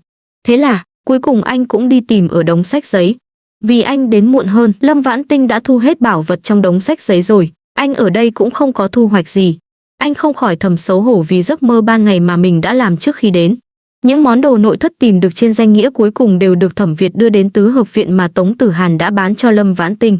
Sách vở thì mỗi người tự bảo quản. Lần này, không chỉ Triệu Nam Trúc và Thẩm Trì ở đây tìm được một ít sách cổ và sách giáo khoa, mà ông cụ Thẩm và Tần Mẫn cũng tìm được không ít sách và tranh chữ mà họ quan tâm. Ông cụ Thẩm chưa thỏa mãn, Sau này rảnh rỗi, tôi nhất định sẽ đến tìm lại. Lâm Vãn Tinh. Tiếp theo mọi người không đi dạo nữa, mà dẫn ông cụ Thẩm cùng nhau đến nhà khách nghỉ ngơi. Lâm Vãn Tinh thực ra muốn nhân cơ hội này cùng anh cả và Dư Hồng Hà tụ tập, tiếc là hai người họ bây giờ đều không ở kinh thị. Lâm Vân Chu nhận nhiệm vụ đi công tác, Dư Hồng Hà cùng người nhà đi thăm họ hàng ở nơi khác, đều phải 3 ngày sau mới về. Lâm Vãn Tinh vốn định ở lại thêm 2 ngày, gặp anh cả, Dư Hồng Hà rồi mới đi. Nhưng Thẩm Việt nói với cô, nếu cô muốn, ngày mai sau khi nhận nhà xong, ngày kia có thể đưa cô đi thăm Lâm Vân Xuyên. Anh cả và Dư Hồng Hà đều đã uống nước linh tuyền. Anh hai thì chưa. Anh hai vốn sức khỏe không được khỏe mạnh. Lâm Vãn Tinh cảm thấy bây giờ gặp anh hai quan trọng hơn. Lập tức quyết định từ bỏ cơ hội gặp anh cả, Dư Hồng Hà lần này, trước tiên đi tẩy kinh phạt tủy cho anh hai. Trước khi vào phòng của cô và Triệu Nam Trúc, Lâm Vãn Tinh đã lén đặt 10 quả dưa lưới ruột đỏ ở góc phòng. Triệu Nam Trúc vào thấy, vừa kinh ngạc vừa vui mừng. Tinh Tinh, người bán dưa cậu gặp hôm qua, thật sự đã mang dưa đến kìa. Lâm Vãn Tinh cười ha hả, đúng, chúng ta mau cắt một quả để mọi người cùng giải thèm. Được nhiều người như vậy, chọn quả lớn nhất. Tuy là gian lận, nhưng Lâm Vãn Tinh không hề sợ lộ tẩy. Cô trước đó đã nói với mọi người, sáng nay cô đã đưa tiền mua dưa cho một cô phục vụ ở nhà khách, còn cho đối phương 5 hào tiền công, nhờ giúp tiếp đãi người bán dưa. Phục vụ không thể công khai nhận tiền công của khách, mọi người sẽ không tìm phục vụ để đối chất, cô sẽ không bị lộ. Mọi người cùng nhau ăn một quả dưa, chuẩn bị nghỉ ngơi. Thẩm Trinh đột nhiên cùng một người đàn ông trung niên cao lớn, nho nhã, tuấn tú đến gõ cửa. Thẩm Việt vừa nhìn thấy đối phương, đã lén giới thiệu với Lâm Vãn Tinh, Thẩm Trì và Triệu Nam Trúc, đây là chồng của Thẩm Trinh, Hoắc Minh Lãng. Lâm Vãn Tinh và Triệu Nam Trúc vốn không để ý, nghe vậy không nhịn được mà nhìn thêm hai cái, trong lòng thầm phàn nàn, đây là cha ruột nhà khoa học của Thẩm Trì sao? Tướng mạo khá xuất sắc, khí chất cũng văn nhã, chỉ không biết tính cách thế nào, hy vọng nói lý lẽ hơn Thẩm Trinh. Thẩm Trì theo phản xạ trốn sau lưng Lâm Vãn Tinh. Cậu bé trước đó đã vội vàng gặp Hoắc Minh Lãng một lần, biết ông là một nhà khoa học đáng ngưỡng mộ, đối với ông rất có cảm tình. Xác định Thẩm Trinh là mẹ ruột của mình, Thẩm Trì lập tức thu hồi lại tất cả cảm tình tốt đối với Hoắc Minh Lãng. Hoắc Minh Lãng trước đó cũng không chịu nhận cậu, là một kẻ xấu xa máu lạnh giống như Thẩm Trinh. Tần Mẫn, Thẩm Việt, ông cụ Thẩm lại đều đối với Hoắc Minh Lãng vô cùng thân thiết. Suy nghĩ của ba người họ giống nhau, Hoắc Minh Lãng trong chuyện của Thẩm Trì có lỗi, nhưng cũng có thể thông cảm. Sau khi Thẩm Trì bị bắt cóc lúc nhỏ, Hoắc Minh Lãng và ông cụ Thẩm cũng vậy, kiên định tin tưởng Tần Mẫn, tiếc là những người bên vực Hoắc Thu Dung quá nhiều, ý kiến của ông không ai nghe. Lần này Thẩm Trì về kinh thị nhận thân, ông nghe xong, lập tức tỏ ra, ông vô điều kiện tin tưởng Tần Mẫn và Thẩm Việt. Nhưng ông gần đây đặc biệt bận, mấy hôm trước khó khăn lắm mới xin được nghỉ về thăm Thẩm Trì, kết quả chưa kịp nói chuyện, đã bị Viện Nghiên cứu Khoa học triệu tập khẩn cấp, chiều nay cuối cùng cũng xong việc. Ông thực ra muốn khuyên Thẩm Trinh trước tiên nhận lại Thẩm Trì. Suy nghĩ của ông rất đơn giản, nhà họ Hoắc không phải không nuôi nổi Thẩm Trì, đừng nói là Thẩm Trì, phần lớn chính là Hoài An, dù không phải, trước tiên nuôi cũng có sao đâu. Ông không ngờ, chỉ trong vài ngày, sự việc đã trở nên không thể tưởng tượng nổi. Càng không thể tưởng tượng, Hoắc Thu Dung và Thẩm Trinh bao nhiêu năm nay luôn luôn bóc lột bắt nạt Tần Mẫn. Ông bảo Thẩm Trinh lập tức trả lại đồ cho Tần Mẫn. Thẩm Trinh không chịu, nói đồ đạc phần lớn đều bị mẹ ông và hai em gái chiếm đoạt. Ông tức giận đến mức ở nhà nổi giận một trận lớn. Hoắc Minh Lãng và ông cụ Thẩm chào hỏi xong, đưa một túi du lịch trên tay cho Tần Mẫn. Xin lỗi chị dâu hai, em mới biết họ bao nhiêu năm nay vẫn luôn đối xử với chị quá đáng. Những thứ này chị cầm trước, còn lại em sẽ sớm trả lại cho chị. Tần Mẫn mở một góc túi du lịch ra xem, thấy là những món trang sức vàng bạc mà trước đây Thẩm Trinh đã yêu cầu, lập tức lúng túng. Bà không tiện nhận những thứ này, nhưng lại cảm thấy không có lý do để trả lại. Đang khó xử, Thẩm Việt nhận lấy túi du lịch xem xét, gật đầu với Hoắc Minh Lãng, đây là những gì các người nên làm, tôi thay mẹ tôi nhận trước. Chú Hoắc, chú ngồi trước đi, chúng ta ngồi xuống từ từ nói. Thẩm Việt nói rồi, nhường chỗ cho Hoắc Minh Lãng. Lâm Vãn Tinh thấy vậy, định dẫn Triệu Nam Trúc ra ngoài, Thẩm Việt kéo cô lại, ôn tồn nói, Tiểu Trì bây giờ tin tưởng em nhất, em cùng Tiểu Trì nói chuyện với chú Hoắc đi. Lâm Vãn Tinh ngoan ngoãn gật đầu, sau đó dịu dàng động viên Thẩm Trì, Tiểu Trì, muốn nói gì thì nói, đừng sợ cũng đừng có e ngại, mọi chuyện đã có chúng ta. Hoắc Minh Lãng làm việc nghiêm túc đối với chuyện của Thẩm Trì, biết rõ hơn Thẩm Trinh. Ông biết ý nghĩa của Lâm Vãn Tinh đối với Thẩm Trì, nghe vậy lập tức cảm ơn cô, cháu là đối tượng của Tiểu Việt, Vãn Tinh phải không cảm ơn cháu. Cảm ơn cháu vì tất cả những gì đã làm cho Hoài An. Ông, Tiểu Trì. Lâm Vãn Tinh cười xua tay, đừng nói chuyện này trước tiên nói chuyện của các chú và Tiểu Trì. Hoắc Minh Lãng gật đầu, ôn tồn nói với Thẩm Trì, Tiểu Trì, ba là ba, trước đây là ba mẹ không đúng, để con chịu khổ. Nhưng, Sau này chúng ta sẽ cố gắng bù đắp cho con có bằng lòng trở về bên cạnh chúng ta không? Thẩm Chí luôn nắm chặt một góc áo của Lâm Vãn Tinh không buông. Nhưng cậu bé đã dũng cảm hơn trước rất nhiều. Cậu bé chớp chớp đôi mắt to tròn đen láy, bình tĩnh hỏi, xin hãy cho cháu biết trước các vị có đến đồn cảnh sát kiện Hoắc Thu Dung không? Hoắc Minh Lãng do dự một chút cười khổ nói, sẽ không. Cô ta tuy đã làm sai rất nhiều chuyện, nhưng nếu cô ta ngồi tù, danh tiếng của nhà họ Hoắc và nhà họ Thẩm đều sẽ bị ảnh hưởng. Nhưng tôi sẽ trừng phạt cô ta nặng. Trên mặt Thẩm Chỉ có một tia thất vọng, nhưng không quá đau buồn. Cậu bé nhìn thẳng vào mắt Hoắc Minh Lãng, giọng điệu bình thản, nếu không phải chị Tinh Tinh và anh Thẩm Việt giúp cháu có lẽ đã chết rồi, dù không chết, cũng sẽ mỗi ngày bị đánh đói bụng, mùa đông rét run sống không bằng chết. Nếu cháu là Hoắc Hoài An, cháu hận chết Hoắc Thu Dung đã ác ý bỏ rơi cháu lúc đó. Còn các vị, cháu thấy, nếu các vị quan tâm đến đứa con ruột này của mình, nên hận Hoắc Thu Dung, kẻ đã hại con ruột của các vị, đến tận xương tủy. Nhưng các vị lại không hận cô ta. Điều này khiến cháu cảm thấy bản thân và các vị đều rất nực cười. Cháu không thể thích các vị, càng không thể kính trọng các vị. Cháu không muốn đi cùng các vị. Thẩm Trinh nghe vậy vừa tức vừa vội. Mày những lời này là ai dạy mày? Mày mới lớn từng này, không thể tự mình nghĩ ra những lời này. Thẩm Việt, là mày phải không? Là mày cố tình trả thù tao phải không? Mọi người, mấy người Thẩm Việt, bao gồm cả ông cụ Thẩm đều lười để ý đến Thẩm Trinh. Càng không muốn nói cho cô ta biết những lời mà Thẩm Chỉ nói đều là do cậu bé tự nghĩ ra. Cậu bé đặc biệt thông minh. Cô ta hám lợi như vậy, nếu biết Thẩm Chỉ thông minh, chắc chắn sẽ không buông tay. Tất nhiên, đón về cũng sẽ không quá trân trọng, chỉ sẽ ép cậu bé tranh giành vinh quang cho cô ta. Hoắc Minh Lãng xấu hổ vô cùng. Dù những lời mà Thẩm Chỉ nói là do Thẩm Việt dạy thì sao? Đây đều là sự thật. Quả thực ông trước đây luôn cảm thấy Hoắc Thu Dung bỏ rơi Thẩm Chỉ là để hãm hại Tần Mẫn. Tần Mẫn mới là nạn nhân lớn nhất trong chuyện này. Nhưng rõ ràng, dù động cơ của Hoắc Thu Dung là gì, nạn nhân lớn nhất trong chuyện này thực ra là con trai ruột của ông, Thẩm Trì. Hoắc Thu Dung năm đó chỉ cần quan tâm đến người anh ruột này của mình và Thẩm Trì, người cháu ruột này, đều không thể làm ra chuyện ác độc như vậy. Hoắc Thu Dung đối với ông và Thẩm Trì ác độc như vậy, bản thân lại không mấy trách cô ta, cảm thấy có thể tha thứ cho cô ta. Đầu óc của mình đâu rồi? Hoắc Minh Lãng vừa sợ hãi, vừa may mắn dù những lời nói vừa rồi của Thẩm Trì là ai dạy, người đó đều là ân nhân của ông. Mắt ông đỏ hoe, mặt đầy vẻ áy náy nói với Thẩm Trì, xin lỗi Tiểu Trì, là ba hồ đồ. Trước đây ba tôi luôn cảm thấy Hoắc Thu Dung bỏ rơi con là để đối phó với mẹ của anh Thẩm Việt. Cảm thấy sự trừng phạt lớn nhất đối với Hoắc Thu Dung là để cô ta ly hôn. Nhưng bây giờ ba đã hiểu, người cô ta có lỗi nhất thực ra là con. Thứ hai là ba.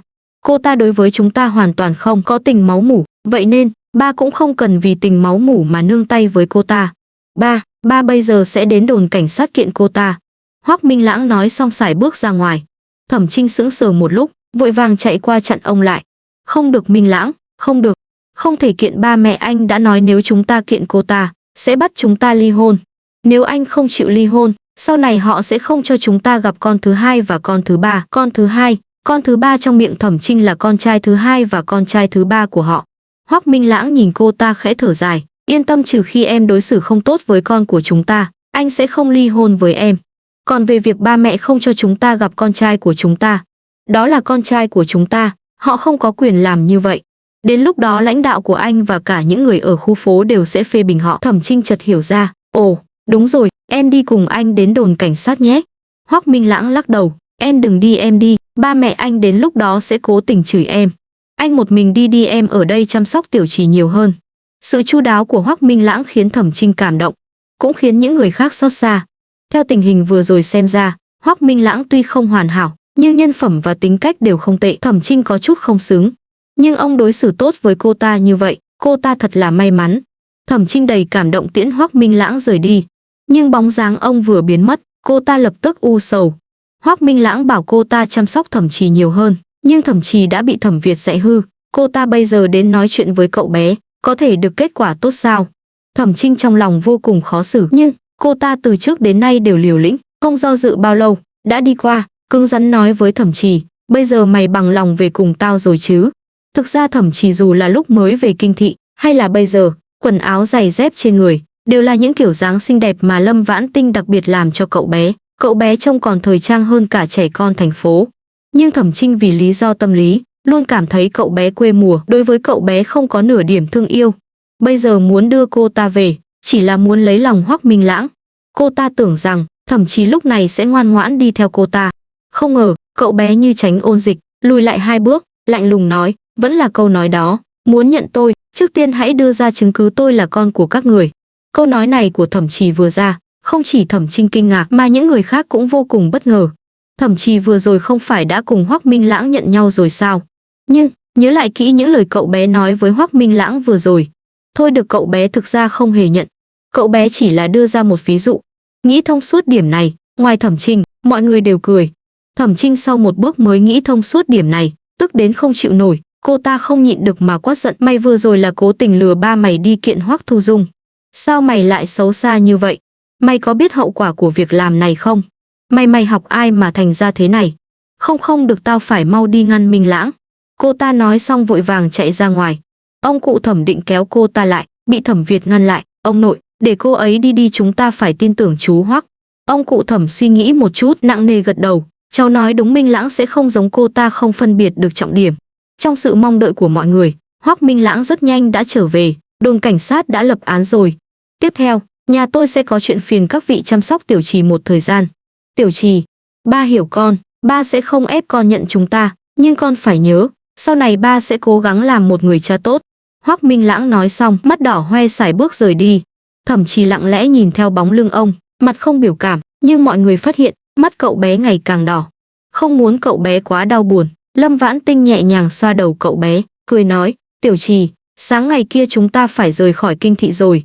Em có nơi nào đặc biệt muốn đến, hoặc có thứ gì đặc biệt muốn mua không? Nếu có, ngày mai chị sẽ đưa em đi. Thẩm Trì dừng lại một chút, ngượng ngùng cười, không phải nói, gần đây còn có 2 trạm thu mua phế liệu sao? Em muốn đến 2 nơi đó tìm chút đồ được không ạ? Thẩm Trì hôm nay đã tìm được 2 cuốn sách cổ y học đặc biệt quý giá. Lâm Vãn Tinh đã mua lại với giá cao 500, điều này khiến cậu bé đặc biệt phấn chấn, muốn tiếp tục dùng cách này để kiếm tiền. Cậu bé nói xong, mong đợi nhìn Lâm Vãn Tinh. Cậu bé tưởng rằng cô sẽ không từ chối, lại phát hiện cô mặt đầy vẻ khó xử. Lâm Vãn Tinh quả thực có chút khó xử. Những căn nhà mà Thẩm Việt giúp cô đổi bằng linh chi tím ngọc ngày mai có thể làm thủ tục sang tên. Gần 20 căn nhà, cô vốn định trước tiên xem nhà, rồi mới làm thủ tục sang tên. Nếu Thẩm Trì muốn mua thứ gì, hoặc đi tham quan điểm du lịch nào, hoàn toàn có thể tiện thể trong quá trình xem nhà. Chỉ có 2 trạm thu mua phế liệu đó, vì đều ở những nơi khá hẻo lánh, trái ngược với lộ trình xem nhà ngày mai của họ, có chút phiền phức. Nhưng, cô đã nói ra rồi, không thể nuốt lời. Cùng lắm, chuyện sang tên nhà ngày mai trực tiếp giao cho Thẩm Trì. Dù sao cô cũng không chê bất kỳ căn nhà nào, trước khi sang tên, xem nhà hay không cũng không sao. Còn về việc nhân cơ hội thu thập kho báu bên trong những căn nhà đó buổi tối đi mới tiện, cô lập tức vui vẻ gật đầu. Được chứ, thực ra mình cũng muốn đi mọi người có phải cũng giống chúng ta không? Hôm qua, ngoài Thẩm Việt, những người khác đều được một ít đồ tốt. Lâm Vãn Tinh trên danh nghĩa tìm được một cuốn sách cổ phương thuốc. Tần Mẫn tìm được một cái bát cổ. Lúc đó Tần Mẫn chỉ cảm thấy cái bát đó thích hợp để cho mèo ăn, là do Lâm Vãn Tinh lén nói cho bà biết, đó là một cái bát sứ Thanh Hoa, bà lập tức mua lại. Ông cụ Thẩm nhìn chúng một bức tranh Tùng Tuyết, than thở là hàng giả. Lâm Vãn Tinh nói cho ông biết, đó là thật, ông lập tức trộn nó vào một đống sách giấy rồi mua. Triệu Nam Trúc tự mình tìm được 3 cuốn sách cổ, một cuốn sách cổ y học, một cuốn thêu thùa, một cuốn nấu ăn. Sách y cô tặng cho Lâm Vãn Tinh, sách nấu ăn chuẩn bị tặng cho Tô Tiếu Tiếu, sách thêu cô tự giữ lại, vì cô ngoài biết vẽ còn biết thêu, chỉ là không quá giỏi. Mọi người đều đã nếm được vị ngọt, tự nhiên còn muốn đi, vội vàng hưởng ứng. Ông cụ Thẩm tích cực nhất, tôi cũng muốn đi, tôi cũng muốn đi. Bây giờ, vì chuyện của Hoắc Thu Dung, nhà họ Thẩm chúng ta chắc chắn khó mà yên tĩnh. Tôi trốn đi nơi khác, dễ suy nghĩ lung tung, thà cùng các cháu đến trạm thu mua phế liệu tìm bảo vật. Dù không tìm được, cũng có được sự yên tĩnh không phải sao. Mọi người dở khóc dở cười, ông cụ Thẩm muốn trốn đi tìm sự yên tĩnh, nhưng không bỏ mặc người nhà. Một lát sau, ông nói với Thẩm Việt, Tiểu Việt, cháu đi cùng ông về nhà lấy ít quần áo thay đi. Hơn nữa ông phải về nói với ba cháu và bà nội cháu một tiếng, kẻo họ suy nghĩ lung tung. Chỉ là dặn dò người nhà, gọi một cuộc điện thoại là được. Nhưng hôm nay đã chui rúc ở trạm thu mua phế liệu cả nửa ngày, cấp thiết cần phải thay quần áo, ông cụ Thẩm không thể không về. Thẩm Việt hiểu tâm trạng của ông, lập tức lái xe đưa ông đến cổng nhà tổ, và cẩn thận dìu xuống xe, nhưng không đi theo vào nhà tổ, mà quay trở lại xe. Ông cụ Thẩm thấy anh ngay cả cửa nhà cũng không vào, có chút buồn. Nhưng ông hiểu Thẩm Việt, ông âm thầm thở dài một hơi, một mình vào nhà. Ông cụ Thẩm trở về rất nhanh. Nhưng, không phải là một mình trở về. Ông còn mang theo hai đứa trẻ Thẩm Thông và Hoắc Điểm. Đối với điều này, Thẩm Việt có chút bất ngờ, nhưng hiểu rằng ông cụ Thẩm là bất đắc dĩ nếu ông cụ Thẩm không quan tâm. Mấy ngày tiếp theo, hai đứa trẻ này sẽ không có ai khác chăm sóc cẩn thận, sẽ sống trong cảnh hỗn loạn. Hoắc Điểm là do Hoắc Thu Dung và người tình bên ngoài sinh ra. Người tình không dám đến nhận cô bé, Hoắc Thu Dung vừa mới sảy thai, còn đối mặt với hình phạt, làm sao có thể quan tâm đến cô bé. Bà cụ Thẩm luôn ích kỷ lười biếng, đừng mong bà ta sẽ đối xử tốt với hai đứa trẻ mới 4 tuổi này. Thẩm Trinh tính tình khắc nghiệt, Hoắc Điểm tuy đã làm con gái của cô ta hơn 4 năm, cô ta đừng nói là thương yêu, e rằng ngay cả nhìn cũng không muốn nhìn thấy Hoắc Điểm nữa. Còn về Thẩm Thông, đứa con ruột này, đừng nói là Thẩm Trinh khó mà sống hòa bình với Thẩm Thông như một tiểu bá vương. Dù Thẩm Thông có ngoan ngoãn, Thẩm Trinh cũng chỉ coi nó là nỗi sỉ nhục, từ đó không ưa nó. Nhà họ Hoắc ngoài Hoắc Minh Lãng còn được, những người khác đều ích kỷ vô tình, trong tình huống này sẽ không quan tâm đến hai đứa trẻ. Hoắc Minh Lãng vừa mới tố cáo Hoắc Thu Dung, có chuyện để cãi nhau với nhà họ Hoắc, còn bận công việc, dù có lòng quan tâm đến hai đứa trẻ, cũng chắc chắn có lòng mà không có sức. Nói tóm lại, bây giờ, ngoài ông cụ Thẩm, Thẩm Thông và Hoắc Điểm không thể trông cậy vào bất kỳ ai trong nhà họ Thẩm, họ Hoắc. Sau khi ông cụ Thẩm dẫn hai đứa trẻ lên xe, có chút ngượng ngùng, ông mặt khổ giải thích, "Tiểu Việt, cháu đừng hiểu lầm, ông không có ý định để các cháu giúp chăm sóc chúng. Ông chỉ cảm thấy trong nhà hỗn loạn, sẽ dọa đến bọn trẻ. À, lát nữa cháu giúp ông lấy một phòng ở nhà khách, mấy ngày sau, ông một mình chăm sóc chúng là được. Còn nữa ngày mai, ông sẽ không đi chơi cùng mọi người nữa, ông và hai đứa trẻ này sẽ ở trong phòng." Thẩm Việt có chút im lặng, "Ông nội, ngày kia chúng cháu phải đi rồi. Dù có giúp ông chăm sóc chúng, cũng không thiệt thòi gì." Mắt ông cụ Thẩm cay xè, "Hai Z Tiểu Việt, cháu nói vậy, ông sẽ không khách sáo với cháu nữa. Thực ra, trên tay ông còn một ít tiền, dù hai đứa trẻ này sau này cứ mãi theo ông cũng nuôi nổi. Ông chỉ sợ sau này chúng bị người khác khinh thường, trong lòng không thông suốt, nếu là vậy, vậy thì chúng thật sự bị hủy hoại rồi." Ông cụ Thẩm nói vậy, không phải là lo bò trắng răng. Hoắc Điểm tướng mạo bình thường, trí thông minh cũng rất bình thường, không có nhiều thay đổi, nhưng Thẩm Thông vốn hoạt bát, đã trở nên u uất. Ông cụ Thẩm nói xong, nước mắt lưng tròng. Thẩm Việt vội vàng an ủi ông nội, sự lo lắng của ông không sai, nhưng cũng không bi quan như ông nói, không tin ông hãy nghĩ đến Thẩm Trì." Nhớ lại dáng vẻ ngoan ngoãn hiểu chuyện và nghiêm túc đáng yêu của Thẩm Trì, ông cụ Thẩm nhìn Thẩm Thông cười, "Đúng vậy, Tiểu Thông của chúng ta cũng rất thông minh, nó bây giờ còn nhỏ, chỉ cần dạy dỗ cẩn thận, sau này chắc chắn cũng sẽ thành tài." Thẩm Việt rất tán thành những lời này của ông cụ Thẩm, Tiểu Thông quả thực rất thông minh. Thẩm Thông luôn cúi đầu nghe những lời này của họ, mắt không khỏi sáng lên. Nhưng rất nhanh lại tối sầm lại. Trưa nay, nó đã nghe được một số lời mà bà cụ Thẩm nói với Thẩm Vô Di, biết nó thực ra là con của Thẩm Trinh và Hoắc Minh Lãng. Hoắc Minh Lãng không tốt bằng Thẩm Vô Di, mà nó luôn luôn siêu không thích Thẩm Trinh. Nó không muốn trở về bên cạnh họ, nó đối với tương lai không còn gì để luyến tiếc. Trở về nhà khách, mấy người Lâm Vãn Tinh nhìn thấy hai đứa trẻ đều có chút bất ngờ, nhưng cũng đều tỏ ra chào đón bọn trẻ. Thẩm Trì cũng không ngoại lệ. Cậu bé chủ động cho Thẩm Thông và Hoắc Điểm mỗi đứa một miếng bánh hạt dẻ do Lâm Vãn Tinh làm. Hoắc Điểm lập tức nhận lấy, ngoan ngoãn cảm ơn. Thẩm Trì trong mắt Thẩm Thông cũng là kẻ thù. Thẩm Thông không mấy muốn để ý đến Thẩm Trì, nhưng nó rất đói. Do dự một chút, nhận lấy rồi ăn ngấu nghiến. Mọi người và ông cụ Thẩm lúc này mới nhận ra hai đứa trẻ này có lẽ đã đói lắm rồi. Tần Mẫn vội vàng sờ bụng nhỏ của chúng, phát hiện đều lép kẹp. Thật là tạo nghiệt. Mọi người lập tức chuẩn bị cho chúng ăn. Trước tiên cho chúng ăn một ít đồ ăn vặt. Sau đó Lâm Vãn Tinh mượn bếp của nhà khách để làm cho hai đứa trẻ một ít mì trứng tự làm.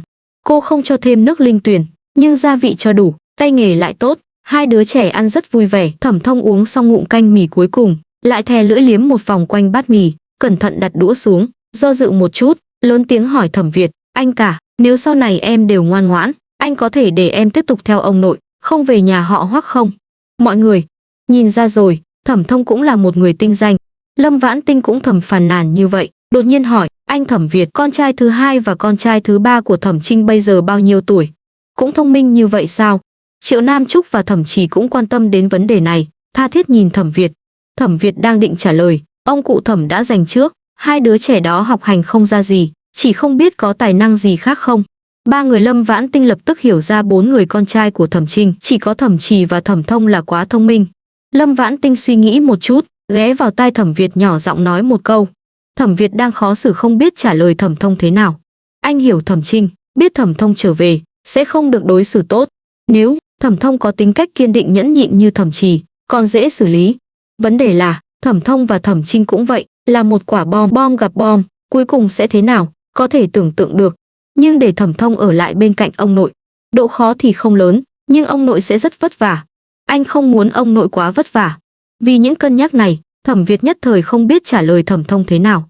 Nhưng Lâm Vãn Tinh nói đúng, Thẩm Thông thông minh như vậy, đào tạo thành trụ cột, sẽ tạo phúc cho một phương. Ngược lại nếu để nó lớn lên lệch lạc, sẽ là một tai họa lớn. Vậy nên, dù là vì lý do này, anh cũng phải để Thẩm Thông ở xa Thẩm Trinh một chút. Anh bèn nói với Thẩm Thông, em thật sự ngoan sao? Em có thể giống như Tiểu Trì, 10 ngày nhận biết được 2.000 chữ không? Ồ không, em tuổi còn nhỏ, bắt em cũng 10 ngày nhận biết được 2.000 chữ, đối với em không công bằng. Vậy chúng ta giảm xuống còn 500 chữ nhé. Nếu em trong vòng 10 ngày nhận biết được 500 chữ, anh sẽ giúp em ở lại bên cạnh ông nội. Nếu ông nội không cần em, anh cần em. Nhận chữ sao? Thẩm Thông chưa bao giờ cảm thấy nhận chữ khó. Nó chỉ thấy nhàm chán. Nhưng 10 ngày đổi lấy sau này vui vẻ hạnh phúc, cũng không phải là không thể chịu đựng. Nó vội vàng gật đầu, được vậy từ khi nào bắt đầu tính? Thẩm Việt không bỏ qua sự lanh lợi trong mắt nó. Sáng mai 8 giờ nhé, hôm nay quá muộn rồi, em đi nghỉ trước đi. Được. Thẩm Thông đồng ý một tiếng, lập tức túm lấy tay ông cụ Thẩm thúc giục, ông nội nhanh, con mệt rồi, ông mau đi ngủ cùng con. Mọi người, ngoài Hoắc Điềm, ở đây ai cũng nhìn ra, nó là muốn bây giờ theo ông cụ Thẩm học nhận chữ. Chuyện này là chuyện tốt, nó muốn học thì cứ học. Ông cụ Thẩm không chút do dự đồng ý, được, chúng ta về ngay đây. 6 giờ sáng hôm sau, ngoài Thẩm Thông và Hoắc Điềm, những người khác đều đã dậy. Ông cụ Thẩm buồn cười nói với mọi người, hôm qua Tiểu Thông nhận chữ đến hơn 9 giờ, hơn nữa một hơi nhận biết được hơn 90 chữ. Quả thực rất thông minh. Hơn nữa, tôi thấy, nó chắc không cần 10 ngày đã có thể nhận biết được 500 chữ. Tuy Thẩm Việt hôm qua không nói rõ với ông cụ Thẩm, nhưng ông cụ Thẩm cũng đã quyết tâm sau này sẽ tự mình dạy dỗ Thẩm Thông, không nói là luôn dạy dỗ nó, ít nhất cũng phải dạy trước 1-2 năm, uốn nắn nó lại một chút. Thẩm Thông và Hoắc Điềm hơn 7 giờ cũng đã tỉnh. Ông cụ Thẩm vốn định cùng hai đứa trẻ ở lại nhà khách, lại không chịu nổi sự mời mọc của mọi người. Cùng đi đi, đúng lúc để chúng nó thấy được trăm thái nhân gian. Đúng đó, chúng ta nhiều người như vậy, ông sợ không chăm sóc được chúng nó sao? Hơn nữa các ông cứ ở trong phòng cả ngày không chán sao? Ông cụ Thẩm trong lòng khổ, nhưng ông cụ Thẩm không nói. Ông ở kinh thị có rất nhiều bạn bè, không bao giờ thiếu chỗ đi. Nhưng Hoắc Thu Dung đã làm ra chuyện như vậy, nhà họ Thẩm là nạn nhân, nhưng cũng đã mất mặt lớn. Ông không có mặt mũi đi tìm bạn bè. Dù biết, họ sẽ không cười nhạo ông, chỉ sẽ an ủi ông.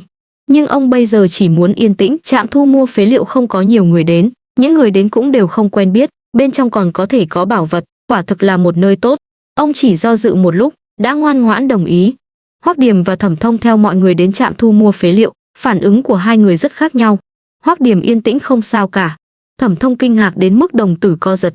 Nó sững sờ một lúc lâu, mặt đầy vẻ không thể tin nổi hỏi ông cụ Thẩm, ông hai nhà chúng ta có phải sắp nghèo đến mức không có cơm ăn không? Mọi người, ông cụ Thẩm không ngờ nó lại hỏi một câu như vậy, không biết trả lời thế nào. Lâm Vãn Tinh dứt khoát nói, là chị muốn tìm sách y. Một cuốn sách y đổi một hộp bánh ngọt chị làm. Em nói xem em có bằng lòng đổi không? Nếu em bằng lòng, mau tìm sách. Nếu không bằng lòng, tự tìm chỗ chơi. Thẩm Thông tối qua đã ăn bánh hạt dẻ và bánh hoa quế do Lâm Vãn Tinh làm, biết nó ngon đến mức nào. Nó nhớ lại một chút, quả quyết đi theo ông cụ Thẩm. Ông nội, chúng ta cùng nhau tìm. Trạm thu mua phế liệu hôm nay nhỏ hơn trạm hôm qua 4 lần. Vì vậy, Lâm Vãn Tinh không vội dùng sức mạnh không gian để thu thập bảo vật, mà để mọi người tìm trước. Mãi đến khi Thẩm Việt giúp cô lo liệu xong thủ tục sang tên nhà đến đón mọi người, cô mới nhân lúc mọi người chuyển đồ nội thất, đi một vòng quanh cả trạm thu mua phế liệu. Thu hoạch hôm nay của cô cũng rất lớn. Tuy không nhiều bằng hôm qua, nhưng cũng được hơn 100 món. Những người khác thu hoạch cũng rất lớn. Ông cụ Thẩm vậy mà lại được 3 bức tranh chữ và 3 cuốn sách cổ. Tần Mẫn được một chiếc hộp trang điểm cũ có ngăn bí mật giấu một đôi vòng tay ngọc. Triệu Nam Trúc tìm được 5 cuốn sách cổ và một chiếc nhẫn ngọc đen xì. Thậm chí không chỉ tìm được một đống sách, mà còn tìm được một cái chân đồ nội thất đựng đầy lá vàng. Và Thẩm Thông quả thực thông minh. Ban đầu, nó chỉ biết tùy tiện lật sách.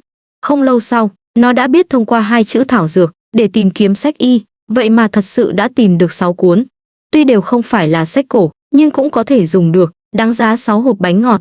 Hoắc Điềm từ đầu đến cuối đều ở một bên chơi, nhưng thỉnh thoảng có bánh ngọt ăn, cô bé chơi rất vui. Mọi người cũng đều nhìn ra, cô bé trí thông minh bình thường, không ngốc, nhưng thật sự ngoan. Tiếp theo mọi người cùng nhau đến một trạm thu mua phế liệu khác. Thẩm Việt 2 ngày nay, vì không có thời gian tìm đồ, tuyệt nhiên không có thu hoạch. Lâm Vãn Tinh nhìn thấy, quyết định lén lút bù đắp cho anh. Lúc anh lật ra một chiếc hộp gỗ cũ, chuẩn bị kiểm tra kỹ lưỡng, cô lén giấu một thứ vào trong chiếc hộp gỗ cũ. Đó là một con dao găm nhỏ màu đen mà cô hôm qua đã thu được ở trạm thu mua phế liệu lớn. Sở dĩ chọn nó là vì bề ngoài nó trông bình thường, nhưng lại sắc bén như bùn. Cô cố tình tặng cho anh để phòng thân.